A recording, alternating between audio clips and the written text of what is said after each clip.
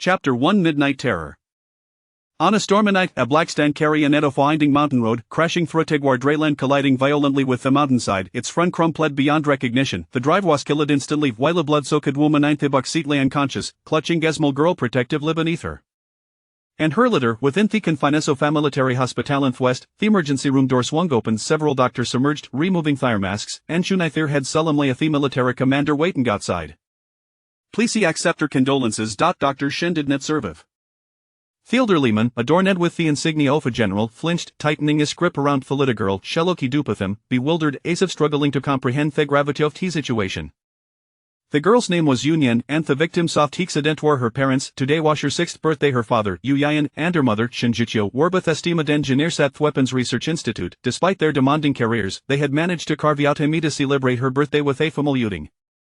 However, en route, they received an urgent notification about a critical issue with their project. ASCII developers, they had not quite but a rush back overnight. In the car, they were still discussing plans to make it up to her for this birthday, with her mother reassuring her that they would spend more time together in the future. Nian, once this project is completed, you'll step back to focus on my precious own, okay? Her mother's words lingered in the air, and it seemed she had to then hit Thich and to respond. Then, in a sudden twist of fate, the car skidded out of control and crashed into the mountainside. Her father died on the spot, and now her mother was beyond saving. How could she be left alone? Yunin possessed an astonishing IQ of 180, though young Shuner stood far more than most children. Harriage. General gazed at her, his expression a mix of sympathy and sorrow. Child, come with Medosayo your parents. Nian remained expressionless, and General aside, feeling deep sense of compassion for the girl had watched grow up. He wished to give her timido process the tragedy, but the situation was pressing. The identities of Huo Yan and Shinsekiao Warito was sensitive at the abruptness of the incident left them little to manage a aftermath. They were top-tier mechanical engineers, having successfully improved numerous military facilities, and their contributions to the military were invaluable. The heavy weapon remodification project they were overseeing had generated significant external interest, and the revelation of their deaths would have catastrophic repercussions. Thus, the matter had to be handled discreetly, with their remains cremated swiftly. Their ashes could not be interred in the martyr cemetery, and ever na gravestone uasutofte question. The suddenness of this tragedy was to bear for every one involved, including generally, understood the immeasurable loss to the entire research institute. Heklo satisfies briefly, cradling Yunayanishes to pedenside. There lay Yuyan and Shinjichio, peaceful iatrist, their blood-stained shaving been meticulously cleared away, making them appear as if they were really sleeping. The little girl trembled as Hirachidao, brushing her fingers against Shinzikio's face. At that moment, the quiet to death of the den looked Nian shattered, and she burst into inconsolable tears. The onlookers felt up and arctic at this child wise by and harriers had always understood her parents' work, never demanding their constant attention, displaying maturity thought belied her age. Now, alas, this child. General the thought to himself it was good for her to cry, good for her to release her grief. Until now, her silence had been unnervingly profound, and heffeltasmal measure relief. No mount of coaxing or comforter old suffice. Nian cried until exhaustion overtook her, eventually falling asleep in General's arms. Huo then took her home. During this time she temporarily resided with General, appearing to have a regained some semblance of normalcy, yet she had grown withdrawn. Rarely speaking, she nestled with Thesmali after her parent shade assembled for her, retreating to her room for hours, emerging only when called for meals. Although Nian was exceptionally intelligent, she had not inherited her parents' mechanical prowess. Instead, she displayed a profound interest in computers, showcasing remarkable talent from an engaged, growing youth in a military environment. She was surrounded by individuals as skilled in this field, who, recognizing her enthusiasm, encouraged her to engage with them. Despite her parents' affiliation with Weapons Research Institute, Nian spent most of her time in the cybersecurity office. The top experts there, recognizing her exceptional aptitude in the journalist to learn, began to mentor her as a potential successor. They spent more time with her than her own parent Shad. Though Nian was small, she had her own convictions and declined General's suggestion to enroll in school, opting instead to study the Cybersecurity Institute. Over the years, she had worked within the military cybersecurity domain. Her own talent in this field astonishing everyone, coupled with an ability to endure solitude while studying. Her mentors, having been passed by her, had moved on to Colin Jetham Selvis in various military districts, as top talents in this area or typically recruited to serve the nation. Despite being unlit Nian had already established herself as an unrivaled force within the military district cybersecurity realm. Following the tragedy, fiancé vivacious Nian had become reticent, as if her enjoy lay in her studies and training. As she pulled herself from her thoughts, she realized her birthday was approaching. Over the years, it seemed she had naturally celebrated her birthday. Others assumed her reluctance stemmed from the past. But in truth, she had long since moved on. It was imply a habit that had become ingrained in her. Je preferred solitude to bustling gatherings, choosing the compagnie faire computer over social interactions. Contemplating Harrison Layasan Etiscope establishing a cybersecurity department in Kyoto. She acknowledged the increasing importance of network security in recent years. The security systems in Kyoto had previously been maintained by the military cybersecurity office. Now, the higher-ups intended to separate this division to form a national cybersecurity agency, with her appointed as the head, disposed Nicolange for her, a situation array of expertise, having been seconded to several new military districts to assist in establishing cybersecurity departments. She was well versed in the process. In Ruth, Union felt indifferent to boot where she lived despite the various military districts vying for her dominance. She remained steadfast and unyielding. Her continued presence in her current location was merely amateurofobit, devoid of any deeper significance. Another thought crossed her mind, one thought left her feeling somewhat troubled. How should she decline? Chapter 2 Turning 20. Deep within the military compound, in a modest building guarded by armed sentinels, elderly Mr. Lee, wearing reading glasses, set aside his newspaper. Had her net to Union, how was seated on the sofa, engrossed in her laptop, her fingers flying over the keyboard. Stubborn girl, have you given any thought? Today marked Unian's official entry into adulthood. It was her 20th birthday, and Mr. Lee had summoned her for a meal before her departure to Kyoto. The little girl of yesterday had blossomed into a graceful young woman, her striking appearance perfect blend of her parents' genes, yet their temperament had grown increasingly solitary. Mr. Lee sighed, pondering whether he had made the right decision in quitting her down thispathy, aside from her passion for computers. She was exceedingly lazy in all other respects. If it weren't for their constant prodding and arranging for her tender physical training, her health would likely worse than his thighs advanced left of her own devices. She would spend the very whole of today in front of her computer, except for sleep. Alas, the old man couldn't lure her to alarming her into action. Her profession was perilous. Would she retract unwanted attention? She would lack the means to defend herself. Thus, they had arranged rigorous training for her, keeping a vigilant watch. Despite her efforts, Unian still managed to find ways to slack off. After years of training, her marksmanship had become exceptional. The more Mr. Lee thought about it, the angrier he became, his beard bristling with frustration. Finally, Unian lifted head, looking at Mr. Lee with exasperation. Calm down, old man. If I already our anger jathibitur of you, how will care for ya? You must go to Kyoto. There is no escaping these. Ya re-establishing Gano cybersecurity department there, and did see your assignment, the higher-up shave specifically requested. Mr. Lee was being insistent, thought he old men had their own motives, not Solella for Unian's sake. She was indeed the most suitable candidate. I accept the assignment, but what's this about going to university? What am I supposed to learn there? These old men were retroly adept at finding trouble for her. She had plenty in her plate already. Besides, she had already mastered what she needed to know. Attending university would be sheer waste of time. Child, you're really 20. Can't you cultivate some of your interests? You should experience life outside of your computer. University offers a chance to meet new people and explore a different way of living. At just 20 years old, she led life devoid of fatiguements, with no single friend in sight. Her interests had limited footy. Now the respects of life, she merely settled for what was necessary. Way to shame for such a beautifully undulated to dress in such a manner or style was of endless fashionable than his. Unian say it she trollited not ni at it. Grandpolly, please don't worry about him. Quite content with my current state. Alas, this is me fault for not insisting you attend school when I younger, depriving you of a normal childhood. I simply want the auto experience shall live your restily on the rest time. Don't wait until it's too late to regretty and then blamethus oldman. What knows if he'll still be round within? Listening to Mr. Lee's incessant tremblings, she felt exasperate. He always resorted to his line of reasoning whenever there was anasu, growing increasingly unreasonable with age. What even bully. School, haven't you heard of camus violence? Mr. Lee paused, thinking, can you really babbled, while Unian typically appeared quiet and unassuming if provoked. She would not hesitate toward laity fiercely. She was not need to lace like scown punished. Countless individuals should learn at this lesson over theirs. Kyoto is under old Lin's jurisdiction. With him around, how dull dare ball you? Thuff Heinward scoffed. Mr. Lee's words were still comforting. Well, child, how many years do old man have left? While we're still her, wouldn't it be better for you to enjoy your youth? The sentiment struck a bittersweet chord, leaving Unian momentarily speechless. She understood Mr. Lee's intention should genuine liked for her. Her journey had not been easy since her parents passed away, and she had never experienced a day of ordinary life. Study, training, and work had defined her existence. Mr. Lee was trying to grant her a few years of leisure, allowing her to savor life. Ash observed Unian deep in thought, hesitatingly recognizing the dilemma had placed herein. Going to Kyoto was not just for her benefit, it was for something greater. This position is crucial, yet he could not bring himself to to stay. Thus, they were redoing theory at most to compensate her. After all, if she remained in the military district, even when the Waragon, she would have the freedom to live as she wished. He will go. Seeing thessedness in Mr. Lee's expression, Nian relented. She had a good idea of what was thinking thighs was her choice. Besides, university life would be lenient, and Javen Haruna Questus should not be confined in Takampu's life. Should merely check into us their worries whether she tended classes afterward would be entirely up to her.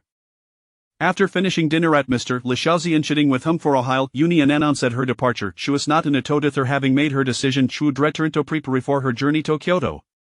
Before she left, Mr. Le reminded her, Ansio arrivi in Kyoto, don't forget of his Shen family. Nian's flickered. The Shen family was her maternal side of her mother, Shinjichio, was the eldest daughter of Shen family in Kyoto. She had Mathemanlians when she was 11, after her parents had successfully complete a significant project that had impacted the terrain lurking threats. It wasn't that their parents' identity is were revealed to the public and they moved into Smedery. At the time, her maternal grandparents and uncle had come from Kyoto. They had proposed to take her back to Kyoto, but she had declined and she had not seen them since. Contact that been sparse, with only Harunke occasionally calling her. Recalling the information she had read about Shen family, Shek knew they were a second-tier power in Kyoto. The family patriarch had 3 sons and 2 daughters. Sharmother, Shinjichio, waist 4th child, with her older brothers, an older sister, and a younger brother. Currently, her uncle was in charge of the family. If she remembered correctly, her grandmother had never been particularly fond of her. Her father had been an orphan, and when her mother wished to marry him, the Shen family had disapproved. They had arranged a more suitable match for her mother, and in could say her mother had eloped with her father. It was in life after her parents' careers began to flourish that their relationship with Shen family had improved somewhat. However, her mother had been busy with work, and before she passed away she had not returned to Shen family for a long time, at least in her memory. The first time she met Shen family was when she was 11. The thought of facing some relative essence Shen family made Nian's expression remain impassive, while internally she felt overwhelmed and anxious. Understood.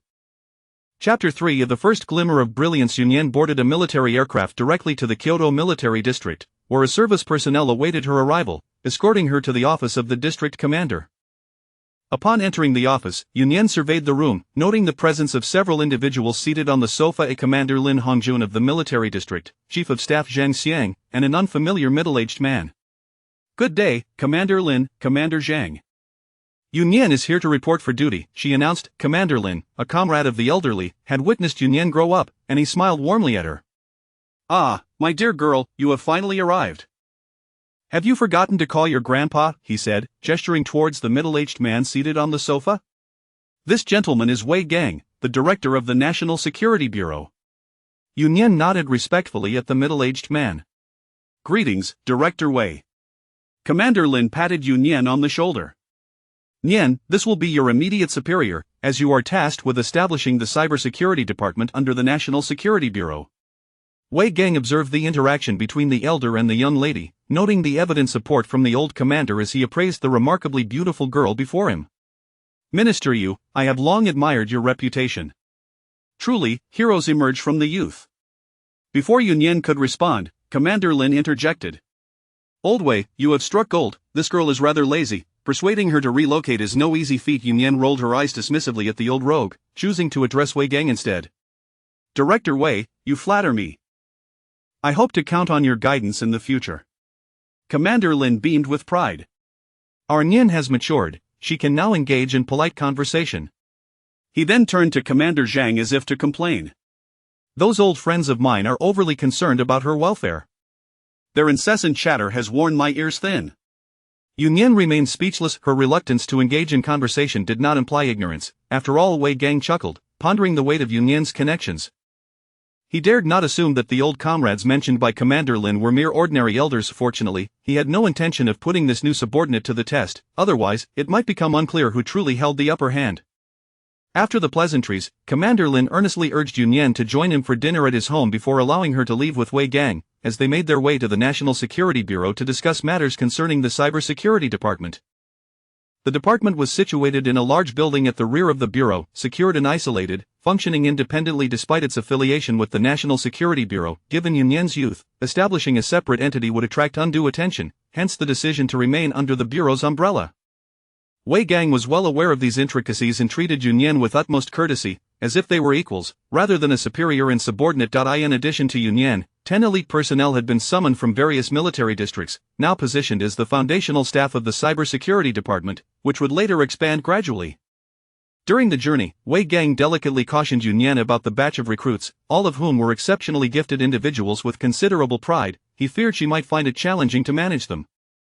Upon arrival, however, Wei Gang realized he had overestimated the situation. The recruits looked at Yan with the adoration reserved for idols, treating her with utmost reverence. Indeed, while geniuses are often proud, such arrogance pales in comparison to undeniable strength.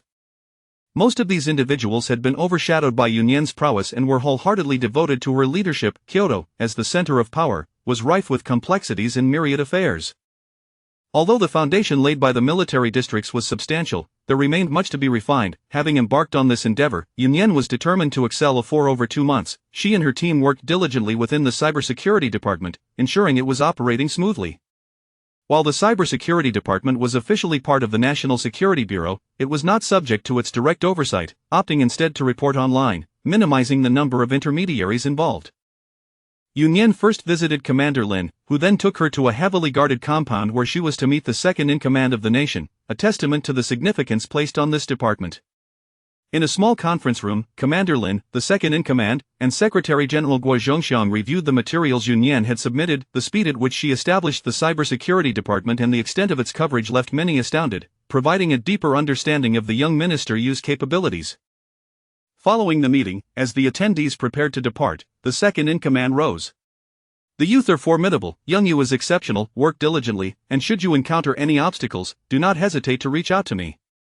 He instructed his guard to exchange contact information with Yan. Commander Lin and Guo Zhongxiang exchanged knowing glances, comprehending the implications. If all went as expected, the second-in-command was poised to become the next successor, and his interest in Yan suggested a desire to cultivate her as a core asset. Yan's elevation to this position at such a young age was not solely due to her capabilities, it also served to maintain balance. A crucial factor was her military district origins, which rendered her unaffiliated with any particular faction, allowing her to navigate various power dynamics with impartiality.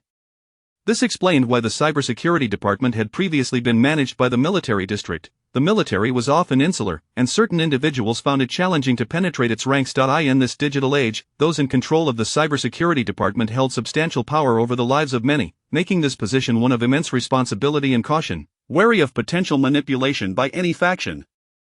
Yan's identity was classified at a high level, and her absence from the cybersecurity department made it difficult for various factions to locate her. While Yan's impressive performance, coupled with the attention of the second-in-command, solidified her hold on this position. As the group departed the second-in-command's residence, Commander Lin accompanied Yan back. "My dear girl, even without the endorsement of us old fellows, your position is secure." Commander Lin felt a surge of emotion, realizing their previous concerns were unwarranted. Yan had excelled. "Rest assured," she replied, determined to safeguard her achievements. "The matters here have been addressed, perhaps it's time to focus on my studies?" Observing the crack in Yan's otherwise composed demeanor, Commander Lin found amusement in her reaction. A spark of youthful vitality was finally emerging. The normally serious young woman ought to experience the vibrancy of university life. "You need not remind me, the semester has yet to commence, and I will attend." Her words carried a hint of irritation, prompting suspicion that the old man was intentionally provoking her.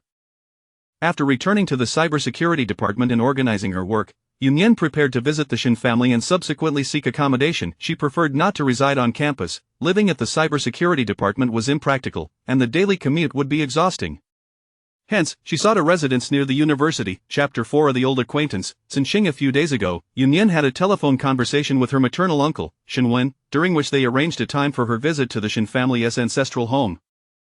The members of the Shin family do not reside together. The eldest, Shin Wen, and the second son, Shin Wu, each have their own residences, while the youngest son, Shin Xiao, has been living abroad. During festive seasons, the Shin family gathers at the old residence, but on ordinary days, it is just the elderly couple. Upon learning of Yan's arrival in Kyoto, her uncle offered to arrange her accommodations and meals, but Yan graciously declined, stating that she had made her own arrangements and merely confirmed the time for her visit.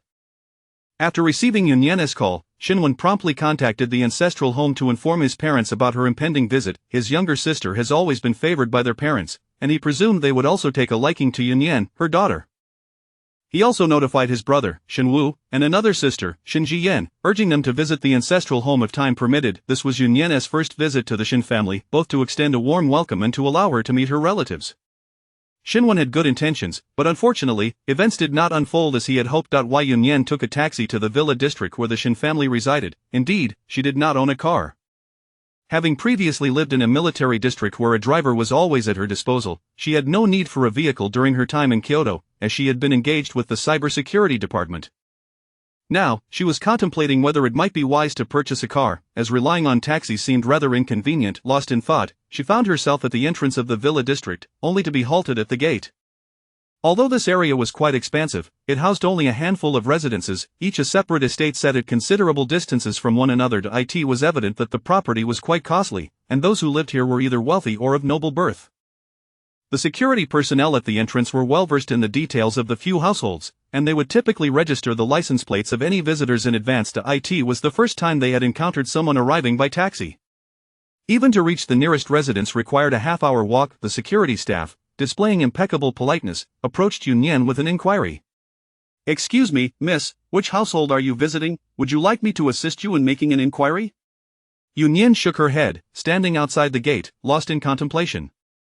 Though she had previously arranged her visit with Xinwen, no one was there to greet her. It seemed they intended to test her resolve, though she wondered whose arrangement it was. Just as she considered whether to return or call Xinwen, a luxury car arrived, and the automatic gate opened, revealing a resident of the area. As the vehicle passed Huo Yan, it suddenly came to a stop.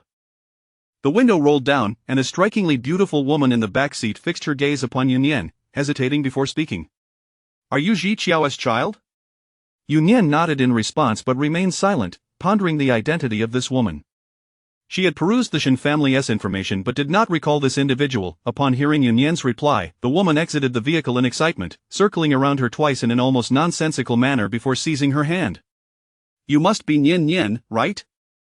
Your resemblance to your mother is remarkable. Why are you standing here at the gate? What is the matter with the Shin family? Why haven't they come out to greet you?" Huo Yan, confronted with the woman's rapid-fire questions, recalled a certain individual and tentatively responded, "Antson?"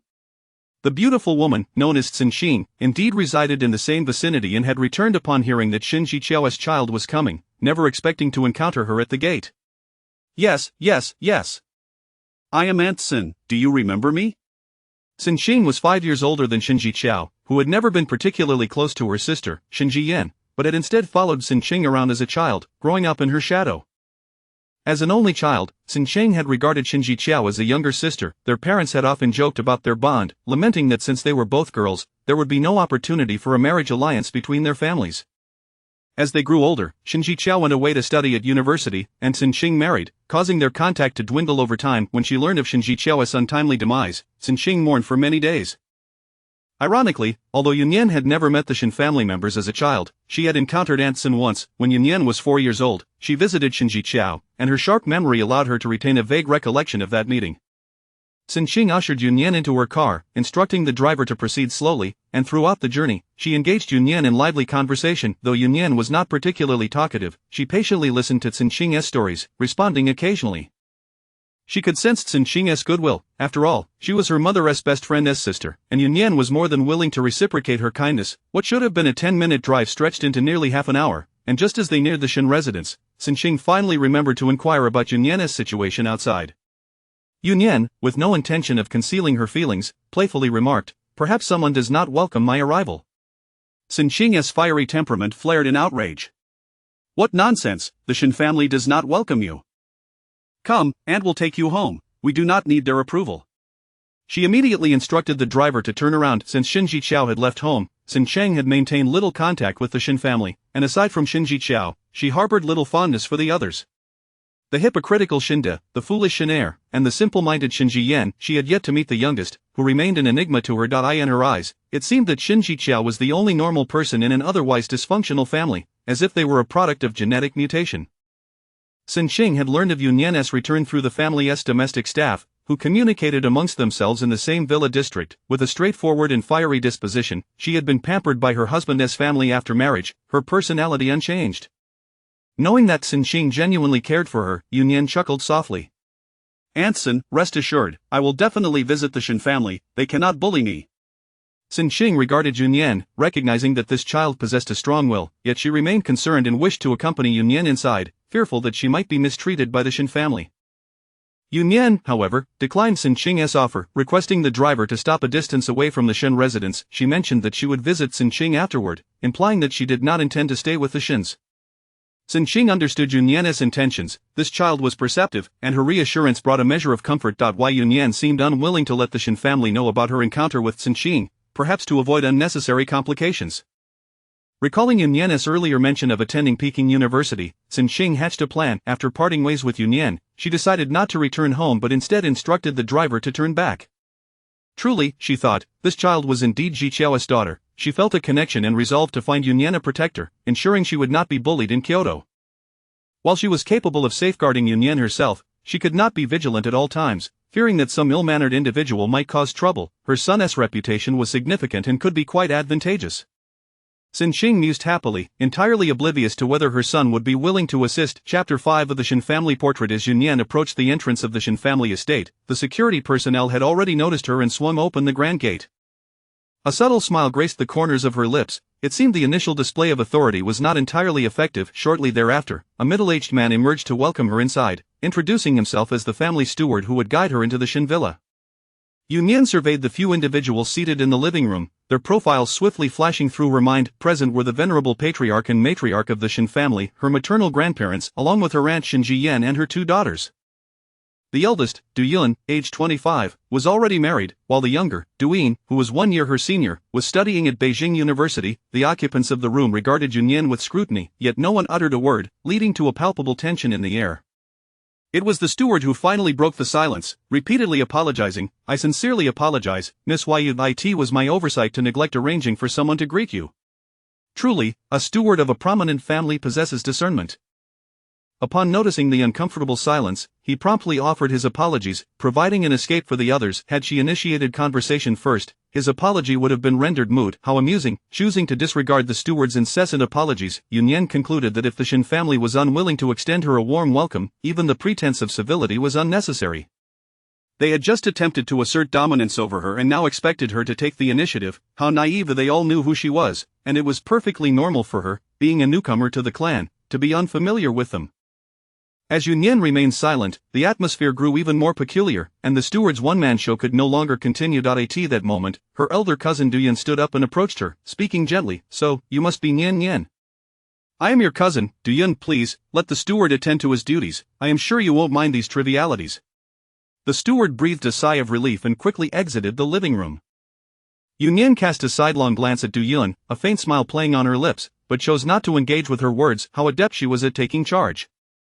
Du Yun's expression stiffened. Typically, one should respond graciously, yet Nian's refusal left her momentarily awkward. Observing the expressions of those present, Nian noted the evident displeasure on the faces of her grandparents, the mocking glint in Du Yun's eyes, and the disapproval emanating from Shen Jiyan for not showing her daughter the respect she felt was due. Just as the tension reached a breaking point, the sound of a car approaching from the courtyard broke the silence, and moments later, several individuals entered. Nian raised her gaze, recognizing her uncle and his family. Uncle Shenwan and Aunt Guan, accompanied by their 3 sons, had all arrived, signaling their regard for Nian. Upon entering, they were momentarily taken aback by the bizarre atmosphere and the expressions of those already inside. Only when the elderly grandparents saw their 3 grandsons did faint smiles begin to appear on their faces. After exchanging greetings, Aunt Guan approached Nian, taking her hand with a warm smile. "Nian, my, how you've grown! The last time I saw you, you were just a small child." At last, Nian spoke, albeit with a tone lacking warmth. "Auntie." Unfazed, Guan produced a small box and presented it to Nian. "A little something for you. I hope you like it."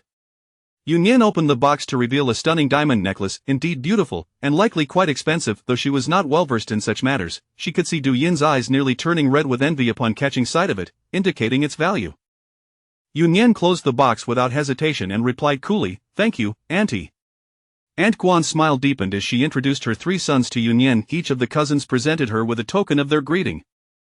The eldest, Shen Xiujin, the general manager of the Shen group, gifted her a check, which Nian noted was rather generous. The second son, Shen Xionian, a doctor, offered her a glittering mini anatomical model, which she examined with surprise. Quite extravagant, indeed.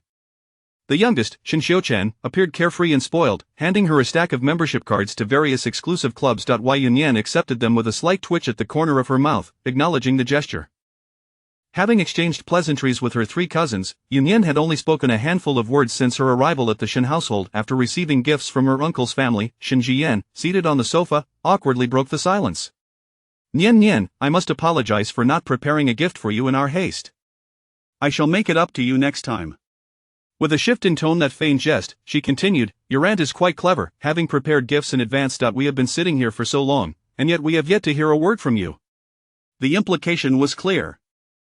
Nian's silence was deemed impolite and materialistic. The three cousins frowned, recognizing their aunt's usual lack of decorum. Her comments were out of place. Nian turned her gaze toward Shen Jiyan, delivering a pointed response, and you are. Her words rendered Shen Jiyan's complexion a tumultuous mix of green and red. Nian truly did not know who she was, yet her tone suggested she felt insulted. Shen Xiuqian nearly burst into laughter, marveling at the artistry of language. He would have to learn a thing or two from his younger cousin. Shen Xiujin and Shen Xiunian exchanged glances, realizing that this little cousin was not easily intimidated. How unfortunate that your aunt did not clarify matters. I shall ensure she prepares a proper gift for you next time. Shen Jiyan feigned sincerity, emphasizing the word gift. Before Nian could respond, Duyin, sitting nearby, interjected with a hint of disdain, Mom, she has already received so many gifts. She certainly doesn't need your trifles. Isn't that right, cousin? Unable to contain herself, the youngest cousin of the Shen family finally spoke out against Shen Jiyan and her daughter.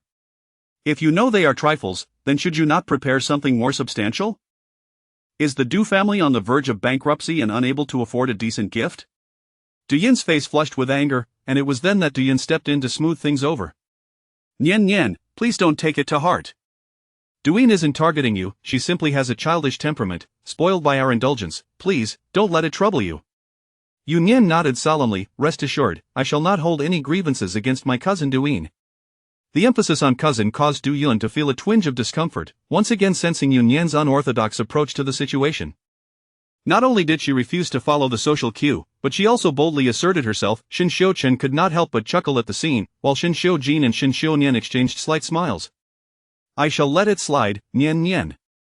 Your grandparents have been waiting for you at home all morning. You haven't even greeted them, alas. Having been publicly slighted, Shen Jiyan felt compelled to reclaim her dignity. Nian's late arrival had kept the elderly couple waiting, and her failure to acknowledge them was deemed disrespectful. Shen Wen, overhearing this, also felt a twinge of displeasure. Had she really not greeted her grandparents upon entering? Aunt Guanizhen intervened, preventing him from speaking out. She believed the situation was not as Shen Jiyan had portrayed. Despite Nian's apparent coolness, she had shown due courtesy. My apologies, it took me a while to arrive, Nian replied calmly, her tone steady. Whether she was oblivious or indifferent, the members of the Shen family present exchanged incredulous glances toward the elderly couple. What was the purpose of all this? Were they attempting to assert dominance over Nian? Chapter 6, The disdained Nian. No one was preoccupied with whether Nian had been polite or not anymore. Given the way they had intimidated her, it was already commendable that she had made it to the Shen family. Shen Wen found himself perplexed. His parents had always been fond of his younger sister Qiao, so why did they harbor such disdain for Nian? Even if they did not favor her, this treatment seemed excessive. It was unbecoming to put a child in such a difficult position. Guanizhen, however, understood the underlying dynamics. It was likely instigated by her sister-in-law, who had a penchant for stirring trouble, even against her own sister, Shen Jiqiao, out of jealousy. Having entered the Shen household earlier, Guanizhen was privy to many things that eluded the rest. She simply did not wish to meddle. Nian was the sole daughter of Shen Jiqiao, and Shen Jiyan feared that her return might jeopardize her daughter's inheritance. Aside from the second branch, which had one daughter, these two granddaughters were all that the Shens had, and the elderly couple had always been fond of them. With Nian now in the mix, how could they not feel anxious? At present, it was evident that Nian was entirely unlike her mother. Shen Jiyan was unable to gain any advantage from her. Guanizhen relished the unfolding drama. Grandfather, grandmother, I apologize for Nian's rudeness, Nian said lightly, for despite their shortcomings, they were still her mother's kin, and this would be the only time she offered such courtesy. Upon hearing this, the three Shen brothers exchanged glances filled with complexity and sighed. Nian was not at fault. It was not she who had acted inappropriately, yet they found themselves at a loss for words, as the indiscreet behavior had originated from their grandparents and aunt. Shenwen felt somewhat reassured. Nian was a good child, one who understood the bigger picture. Duyun's face flushed with anger. After chastising them, now they were pretending to be the good ones, leaving her and her sister as the villains. Cousin Nian, was it really necessary to make such a fuss just because we forgot to send someone to pick you up? Duyin expressed her dissatisfaction, feeling that Nian was both playing the victim and the aggressor. Nian ignored her. This foolish girl was digging her own grave by bringing this issue to light, stripping away the elder's veneer of propriety. The old man's expression soured, casting an irritated glance at Duyin, while Duyin discreetly pinched Duyin, signaling her to cease her remarks.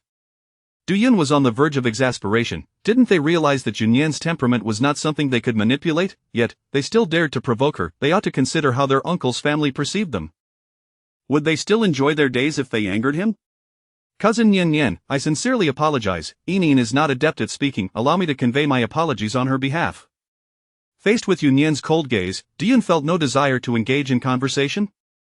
However, with their uncle's family remaining silent, and her mother and sister's unpredictable tendencies, she had no choice but to force her way through. If you cannot speak properly, then do not speak at all, Shin Xiuqian interjected with a huff. The elderly patriarch coughed uncomfortably, interrupting the exchange as a subtle acknowledgement of Nian. Nian is new here. Nian, you are her elder sisters, so do take good care of her. The distinction in their address revealed the closeness or distance between them. Duyin immediately responded softly, understood, grandfather. I will take good care of my cousin Nian. Duyin shot a provocative glance at Nian, gloating over the perceived favoritism from their grandfather, while Nian remained expressionless, her indifference apparent. Xinwen engaged the old man in a brief discussion about the company, deftly steering the conversation away from Nian. Throughout the ordeal, the elderly matriarch remained silent, merely seated with her eyes closed in contemplation, while Duyin moved beside her, gently massaging her arm. Nian suddenly found herself growing weary of the situation, contemplating whether to leave and avoid wasting time with such disparate minds. Clearly, her grandparents were not fond of her, her aunt radiated malice, her uncle exhibited only a modicum of familial warmth, and her other uncles were absent. After all, what kinship could she possibly feel for strangers? She approached her visit as merely a task to fulfill. This was perhaps for the best. She had no desire to entangle herself with them. She considered visiting Aunt Sin instead. Human emotions were indeed peculiar. Despite being someone who cherished solitude, she felt an inexplicable affinity for the vivacious Aunt Cen. As she pondered these thoughts, the butler entered to announce that dinner was ready, interrupting the chaotic moods of the gathering. Perhaps it was best to eat before departing. The group took their seats in the dining room, where the Shin family had no custom of silence during meals. The Shin brothers deliberately separated Nian from the Du sisters to maintain some semblance of peace during dinner. Shin Xiuqian turned to Nian. Little cousin, at your age, you should be attending university, correct? Nian paused before replying, I will be going to school in a few days. She cursed herself for forgetting to mention her impending university enrollment, her expression darkening at the thought. Duyin's heart leaped with joy upon seeing Nian's change in demeanor. Her current state suggested she was not attending a prestigious institution. Clearing her throat, she inquired, which university will you be attending, cousin Nian? What was your score on the college entrance exam? I could offer some advice. Duyin chimed in, yes, Nian is also in university. You are of similar age and must have much to discuss. Nian regarded the incessant duo with exasperation, questioning the source of their animosity. I did not take the college entrance exam. Unaware of the weight of her words, Nian continued to eat nonchalantly. The dining room fell into a momentary silence, and Duyin's lips twitched in disbelief. Cousin Nian, please do not jest. Did you not just say you were going to university? Yes, the school I am attending does not consider scores. They are willing to accept me, so I will go, Nian replied indifferently, as if the matter were trivial. Only those second-rate institutions would admit students based on financial contributions. Shin Xiuqian's gaze turned remorseful, as if regretting the topic had been broached. Though he was considered a spoiled youth, he bore no ill intentions and was perhaps the most innocent of the Shin family. Nian, would you like your uncle to help you find a school? Or do you wish to retake the entrance exam? Guanizhen regarded Nian with concern. Why? Nian shook her head, no need. The elderly matriarch wore a complex expression, revealing no clear emotion, while the old man slammed the table in anger. What nonsense is this? I do not care what you have learned outside. Now that you are in the Shin household, you must adhere to our rules and abandon your bad habits. Eldest son, find a school for Nian to retake her studies. We cannot afford the shame of her attending some unscrupulous institution. The old man's words were rather harsh. Aside from the secretly pleased Du sisters, the others cast worried glances at Nian. Chapter 7. My surname is Yu. A violent confrontation. Nian's expression turned icy as she spoke. My surname is Yu. I cannot bring shame to the Shin family. Upon hearing Nian's words, the elder's anger intensified, and even the matriarch's face showed signs of fury. Nian, despite your age, what have you learned out there? Do you not comprehend the most basic of etiquette? The eldest uncle interjected, attempting to mediate. Nian, this is your grandfather, he gestured, urging Nian to soften her stance and avoid further provoking the elder. Shen Jiyan busied herself with eye drops nearby. Mom and Dad, do not be angry, this child's stubbornness must come from her father. In time, she will surely be taught better. The elder Shen's demeanor calmed slightly, yet his sharp gaze remained fixed on Nian. From now on, you will reside here. I shall find you a tutor, you will leave only when you have mastered your lessons. His words implied that Nian was to be confined within the Shen ancestral home. Amused by the self-righteousness surrounding her, Nian rose from her seat. It seems this meal is not meant to be. I have come to pay my respects on behalf of my mother, so I shall take my leave. The elder Shen's simmering anger flared anew, as he thumped his chest in disbelief. Grandmother Guiyizhen stood abruptly, rushing to Nian's side, whispering urgently, Nian, just appease your grandfather, this is also your home, where do you think you can go? Shen Jiyan, aware that the matriarch had never held Nian's father in high regard, muttered under her breath, dragons beget dragons, phoenixes beget phoenixes. A mouse's offspring will dig holes, truly, one's lineage speaks volumes. Nian halted her intention to leave, turning to Shen Jiyan with a frosty glare. The latter felt a shiver down her spine, forcing herself to speak. Why do you look at me like that? Do you wish to strike your aunt? Nian's lips curled into a cold smile. Of course not, after all, you are an elder. In a swift motion, she delivered a resounding slap to Du Yin's face, leaving not only the struck Duyin bewildered but also the entire assembly in shock. As Du Yin regained her senses and shrieked, lunging at Nian to retaliate, Nian effortlessly kicked her away, the result of years of compelled training evident in her prowess. Unable to suppress her amusement at the stunned onlookers, she cast a menacing glance at Shen Jiyan. Dear aunt, are you capable of speaking now? Should I hear another disparaging remark about my father, the consequences will not be trivial. Shen Jiyan finally snapped back to reality, gasping as she rushed to assist Du Yin, who was now wailing, her mother and daughter clinging to each other in despair. Mom and Dad, I fear I can never return home again. Take care of yourselves. Shin Xiuchen murmured softly, isn't it because you were the one who spoke so carelessly? He was promptly silenced by a slap from his older brother, though his eyes sparkled with admiration for Nian. How incredibly cool, the elder and matriarch observed the chaotic scene before them, trembling with indignation, while the matriarch muttered incessantly, the misfortune of the family, the misfortune of the family. Elder Shin pointed a trembling finger at Nian, get out. The Shin family does not, father. Elder Shin's words were abruptly cut off by Shin Wen's interjection. Please, calm down, he urged, then turned to Nian. Before he could continue, Nian shrugged nonchalantly. If the eldest uncle wishes to educate me, I would prefer to forego it. Rest assured, I had no intention of becoming a member of the Shin family, any disgrace will not befall you. Upon hearing Nian's words of severance from the Shin family, Shin Wen frowned. Nian, what are you saying?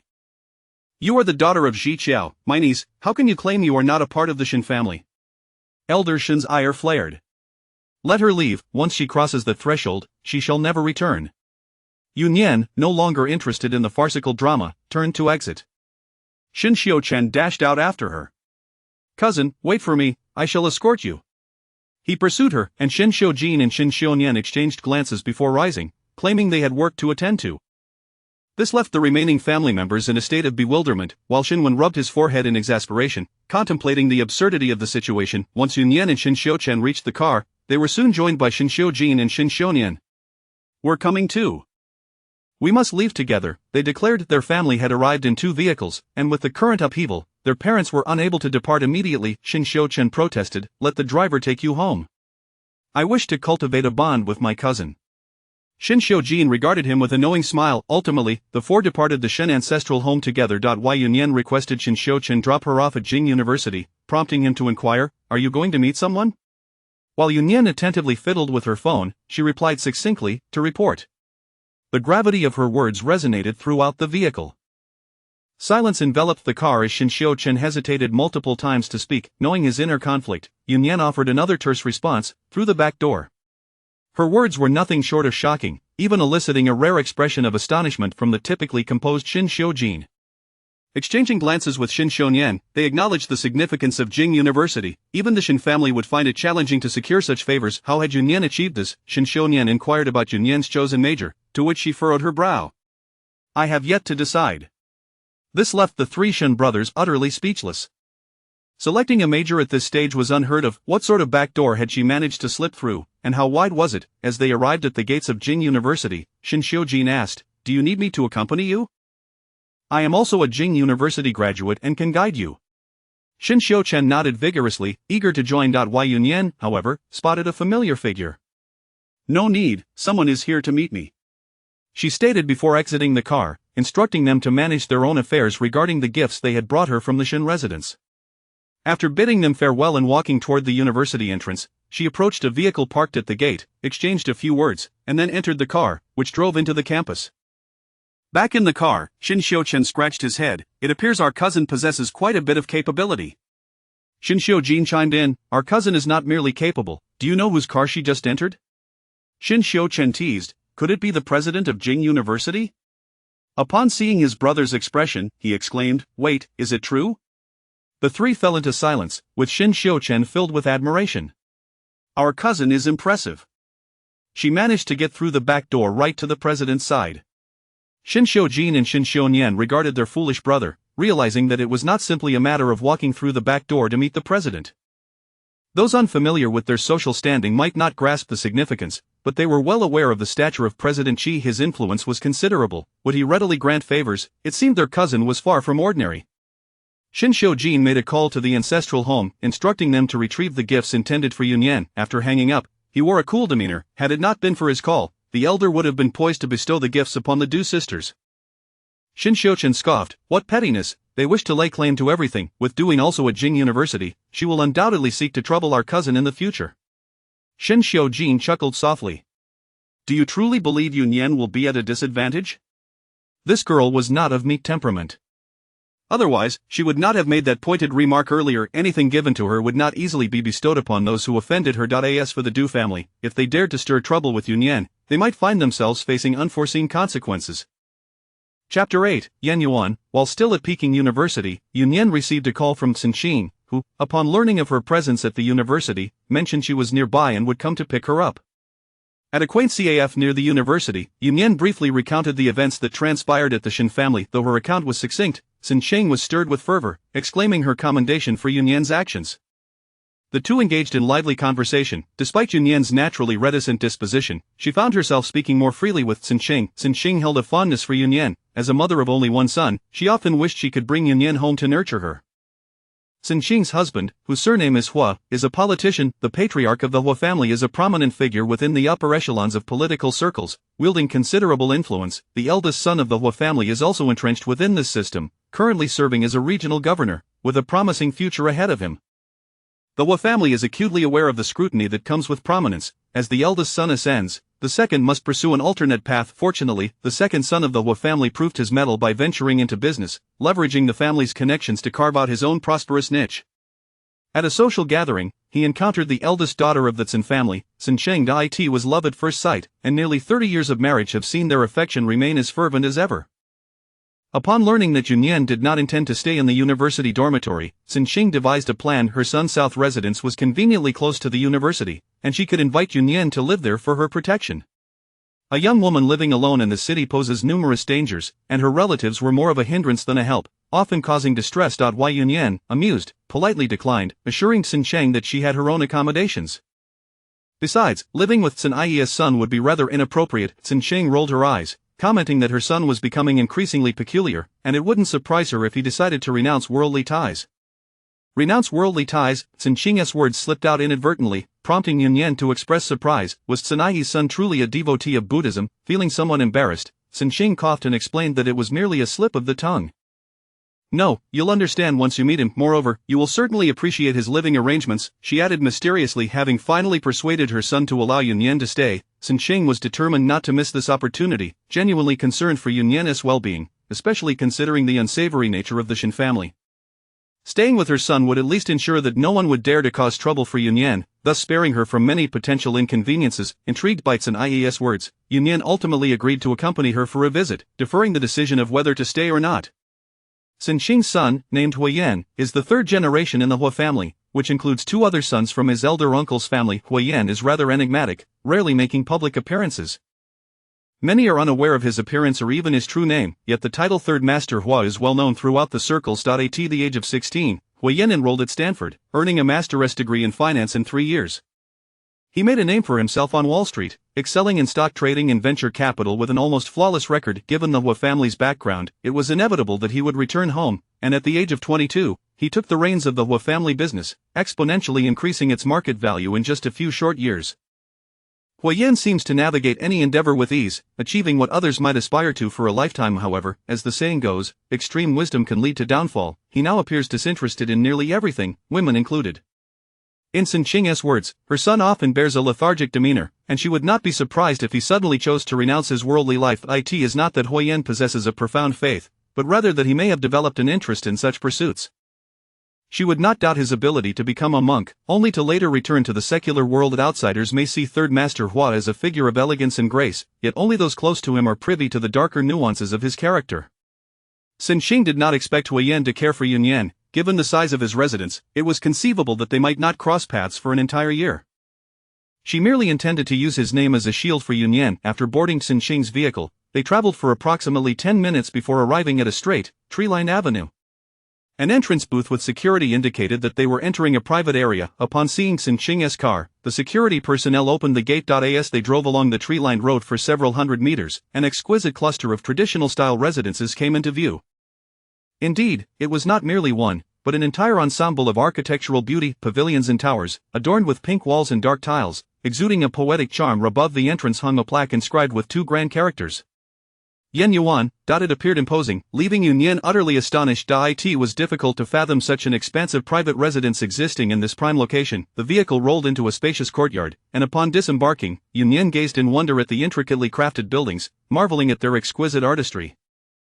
A middle-aged man awaited them in the courtyard, discreetly assessing Nian before offering a slight bow at Sinqing. "Good day, madam." Sinqing introduced the two. Old he, this is Nian. Old he is the steward here, having watched over Huo Yan as he grew up. When Huo Yan moved out, Old he followed him, so you may call him Uncle he.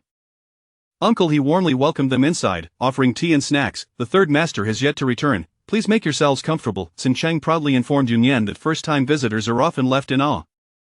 Indeed, few come here. Aside from family, only a handful of Huo Yan's friends ever visit. Isn't this place lovely? Huo Yan designed and built it himself, she remarked. Why Nian was genuinely surprised. Individuals of significance in the capital are often documented, and her initial glance at the information had been cursory. She had not anticipated that the illustrious Third Master Huo possessed such refined taste. Upon entering the house, Nian discovered that while the exterior exuded a classic charm, the interior was equipped with modern conveniences, a striking contrast that blended harmoniously, such as the life of the affluent. Maintaining such an extensive estate incurs astronomical costs each year. The household staff and the ever-present security personnel suggested that Huo Yan could easily sustain an entire security company on his own. Seated on the sofa, Nian mused to herself about the sheer extravagance of occupying such a vast residence alone. Do you like it here, Nian? Sinqing inquired, pulling Nian from her reverie.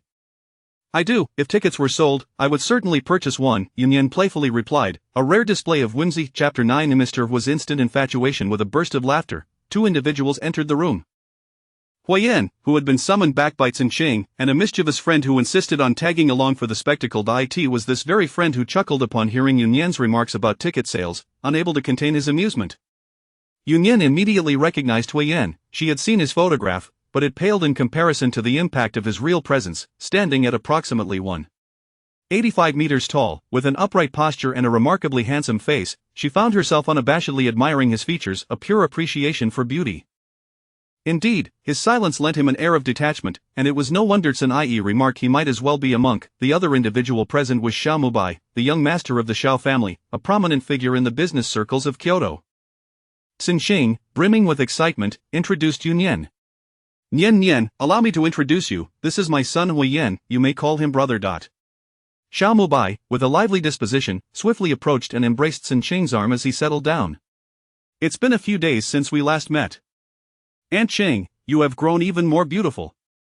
"You rascal, you never know when to be serious," Sinqing laughed, playfully chiding him, revealing their close relationship. Without needing further introduction, Xiao Mubai turned to Nian, grinning. "This must be you Mei, right? I'm Xiao Mubai, you can call me brother Bai." He had overheard Sinqing's phone call, which mentioned placing this beautiful sister in Huo Yan's care. Huo Yan, seated on the sofa opposite Nian, was engrossed in his phone, seemingly attending to some matters. Only when he finished did Nian finally speak. "Mr. Huo, I apologize for the intrusion. Huo Yan's expression remained impassive as he regarded Nian, a flicker of something crossing his eyes before he replied coolly, "No trouble at all." After the introductions, Xin Sheng was eager to rise. Nian, you mentioned you liked this place. Let me accompany you, however. Her sentence was abruptly interrupted by Huo Yan. Mom, Dad is looking for you. Xin Sheng, puzzled, glanced at her son. Why would he not call her directly but instead seek her out through Huo Yan? Huo Yan calmly explained, "It seems urgent, you should head to the room and return his call." Though somewhat bewildered, Xin Sheng instructed Nian to wait a moment as she took her phone to a nearby tea room to make the call.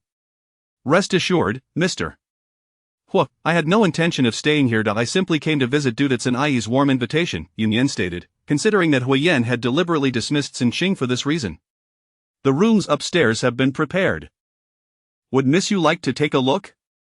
Xiao Mubai's eyes nearly bulged out of their sockets. Just earlier, he had been the one suggesting to casually toss her into any courtyard, and now Huo Yan was offering her a room right next to him? Huo Yan possessed a strong sense of territoriality. The second floor was his private domain. Typically, he only occupied the guest rooms on the first floor, yet now he was allowing her to stay next door? Nian was equally surprised. What was Huo Yan's intention? He surely must not favor having outsiders reside in his home. Did he presume she would be staying overnight, hence the prepared guest room? Regardless of his motives, Nian took a deep breath.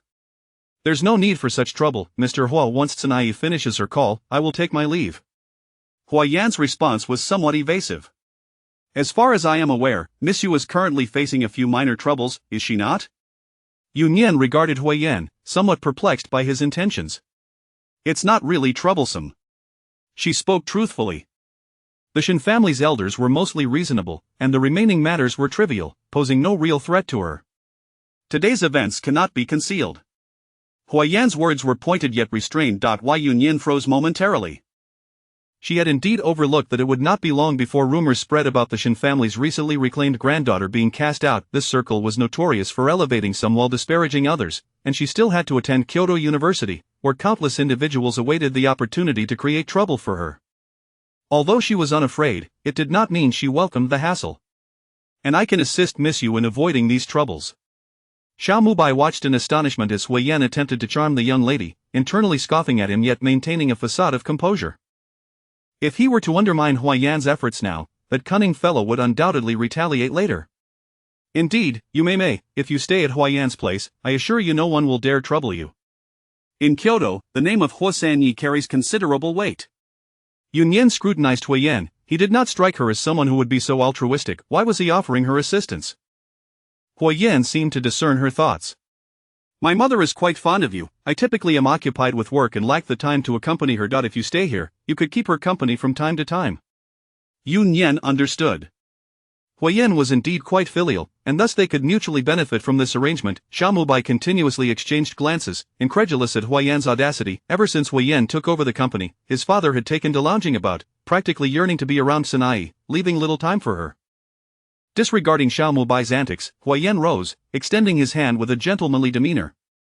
Miss Yu, allow me to show you to your room. Xiao Mubai was left in shock. They were already holding hands. How scandalous. She was still so young. After Huo Yan withdrew his hand, maintaining a comfortable social distance, he led Nian towards the staircase.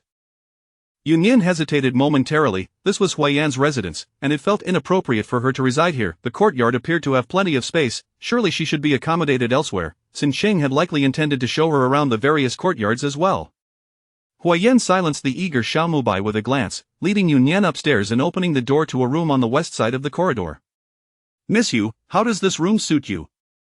Nian surveyed the space. It was a small suite, complete with a separate dressing room, bathroom, and even a small living area. The room is lovely, but will it disturb Mr. Huo? Nian hinted, suggesting she could stay further away. Huo Yan gestured towards a room on the east side of the corridor. That is my room, rest assured, Miss Yu, the soundproofing here is quite good. With that, Nian observed the distance between the two rooms and nodded in agreement. The two descended the stairs one after the other, and just as they seated themselves, Xin Sheng emerged from her phone call. Upon learning Nian had decided to stay, she hurriedly instructed Huo Yan to take good care of her before dashing out to board the car sent by Huo's father. No doubt, this was orchestrated by Huo Yan, who had likely threatened his father that if he did not manage his mother, he could expect a return to work at the Huo Corporation. Xiao Mubai gave Huo Yan a thumbs up. Utterly impressed, Huo Yan glanced at Xiao Mubai, bemused as to why he had yet to leave. He turned to Nian with a gentle demeanor. Miss Yu, since I happen to be free today, do you need assistance returning to gather your belongings? Xiao Mubai's jaw dropped. She had just decided to stay at Huo Yan's home, and now he was eagerly trying to whisk her away. Wai Yan, however, felt no discomfort with the idea. Since she had chosen to stay, a day more or less made little difference. Nonetheless, she had previously been residing at the cybersecurity department, and it seemed inappropriate for Huo Yan to escort her there, especially since she would need to return later. There's no need for Mr.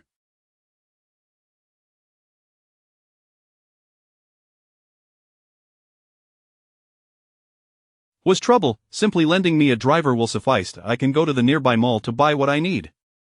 Huo Yan's gaze darkened slightly. It appeared this young lady had other plans. He did not press the matter further, instructing Uncle He to arrange for a driver to take her to the nearby shopping center. Chapter 10 Gradual developments. After Yan departed, Xiao Mubai spoke with a tone laced with sarcasm. Oh dear, it seems our Lord Hua has developed. Why aren't you following Yume to carry her bag? Huo Yan cast a glance at him, regarding the fool with disdain. The young lady had brought nothing with her. Certainly, there were items she would prefer he did not accompany her to procure. Indeed, he had taken a liking to Yan. From the moment he laid eyes on her, it was as if a world-weary soul had discovered a captivating light. The instant he took her hand to assist her up, he felt an unprecedented urgency of desire. The issue was that the young lady clearly did not share such sentiments, and if he pursued her too ardently, it might provoke her aversion. Do not refer to her as sister in the future, he declared. Xiao Mubai's eyes widened. Elder brother, you haven't even courted her yet, rather, you are merely harboring a one-sided affection. TSK, old Hua seems to have lost his senses. It appears he has bloomed like an iron tree in full flower. He added playfully, while she resides here, she is not for sale. Disregarding him, Huo Yan ascended the stairs to inspect whether anything was lacking in Yan's room, leaving Xiao Mubai lingering in the living room. Xiao Mubai continued his incessant chatter. Uncle He, do you think Huo Yan has taken leave of his senses? Uncle He smiled kindly, his tone somewhat approving. Isn't it rather delightful? This way, the young master appears more personable. Xiao Mubai crossed his arms, recalling a Klitsch line. Uncle He, your next remark won't be that the young master hasn't smiled like this in ages, will it? Young master Bai, please make yourself comfortable. I shall go upstairs to check if the young master requires any assistance. With that, Uncle He departed, leaving Xiao Mubai alone and placed. A shiver ran down his. He pulled out his phone and quietly created a group chat, to which 3 bewildered individuals were added. Xiao Mubai began to fervently tag the 3 in the group, feeling as though the secrets of Huo Yan were suffocating him. Fujingi, don't we already have a group? Why create another? Han Zhang, is it to isolate Huo Yan? Wenren, that's you, the most charming. Bye. Do you wish to hear the gossip about Huo San? You, the most charming. Bye. Hurry and beg me. I shall tell you. Fujingi, screenshot taken. You, the most charming. Bye. Can't you handle it? I shan't divulge the matter of Huo San's hidden beauty. Han Zhang, do elaborate. Seeing someone engage, Xiao Mubai's desire to share surged, and he embellished the tale of how Huo Yan, the cunning old fox, had ensnared the young lady. The others grew curious about the person who had captured Huo Yan's heart. Over the years, many had aspired to pluck this lofty flower, of all types, yet none had garnered even a glance from him. There had even been bold attempts to pursue him directly, which Huo Yan had decisively quelled on several occasions. When Ren, are they still there? I wish to take a look. Han Zhang, are they still there? I wish to take a look. Fujingi, are they still there? I wish to take a look. You, the most charming. Bye. Hey, as I share this gossip, do not let me down. Our Lord Hua has personally gone to prepare the room for her. You, the most charming. Bye. You may went shopping. I shall sneak a photo when she returns. Han Zhang, you, the most charming. Bye. That shameless Huo Yan 1T. Let me call her sister. If I can't call her sister, shall I call her older sister? When Ren, how old? You, the most charming. Bye. I believe she is around 18 or 19, just entered university this year. The group fell silent. Indeed, Huo Yan was one to be silent until the moment he astonished all.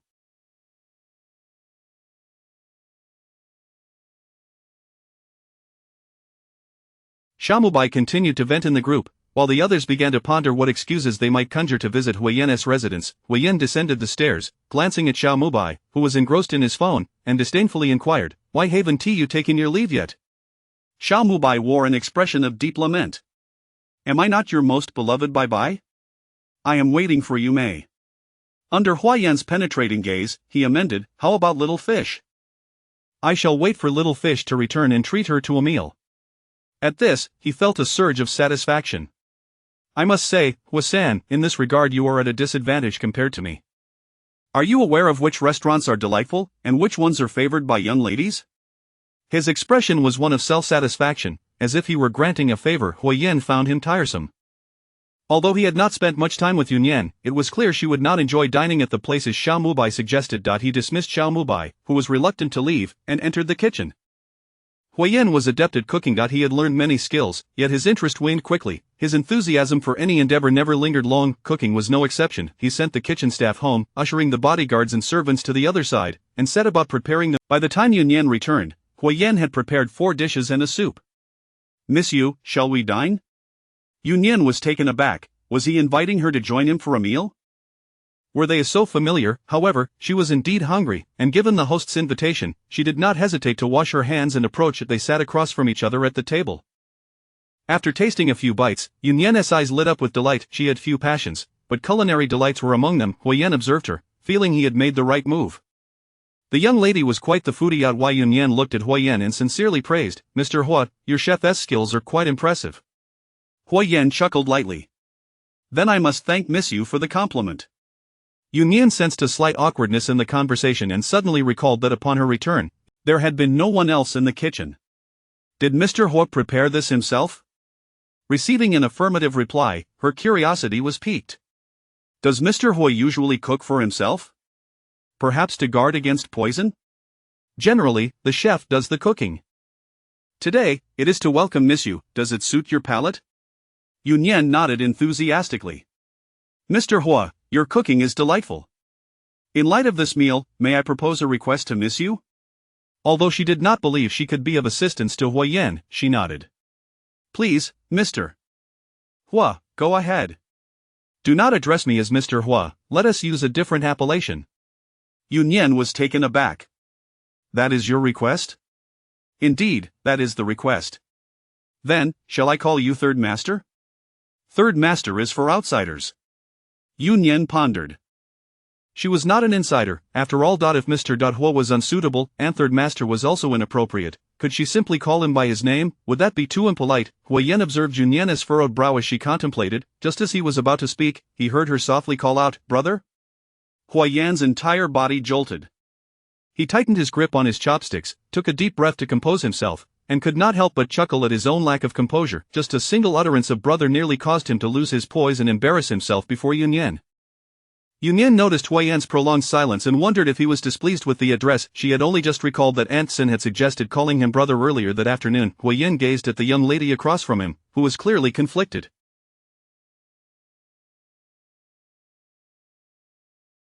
It was not that he was dissatisfied, but rather he was exceedingly pleased. However, he wished for her to call him brother in other contexts. Taking a deep breath, he resolved not to dwell on it further.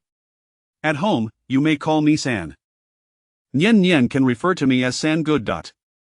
Nian found it somewhat peculiar. Why did he call her Nian? Were they that familiar, or had she simply addressed him thus? San Gu. Huo Yan was satisfied. Nian, you don't mind if I call you that, do you?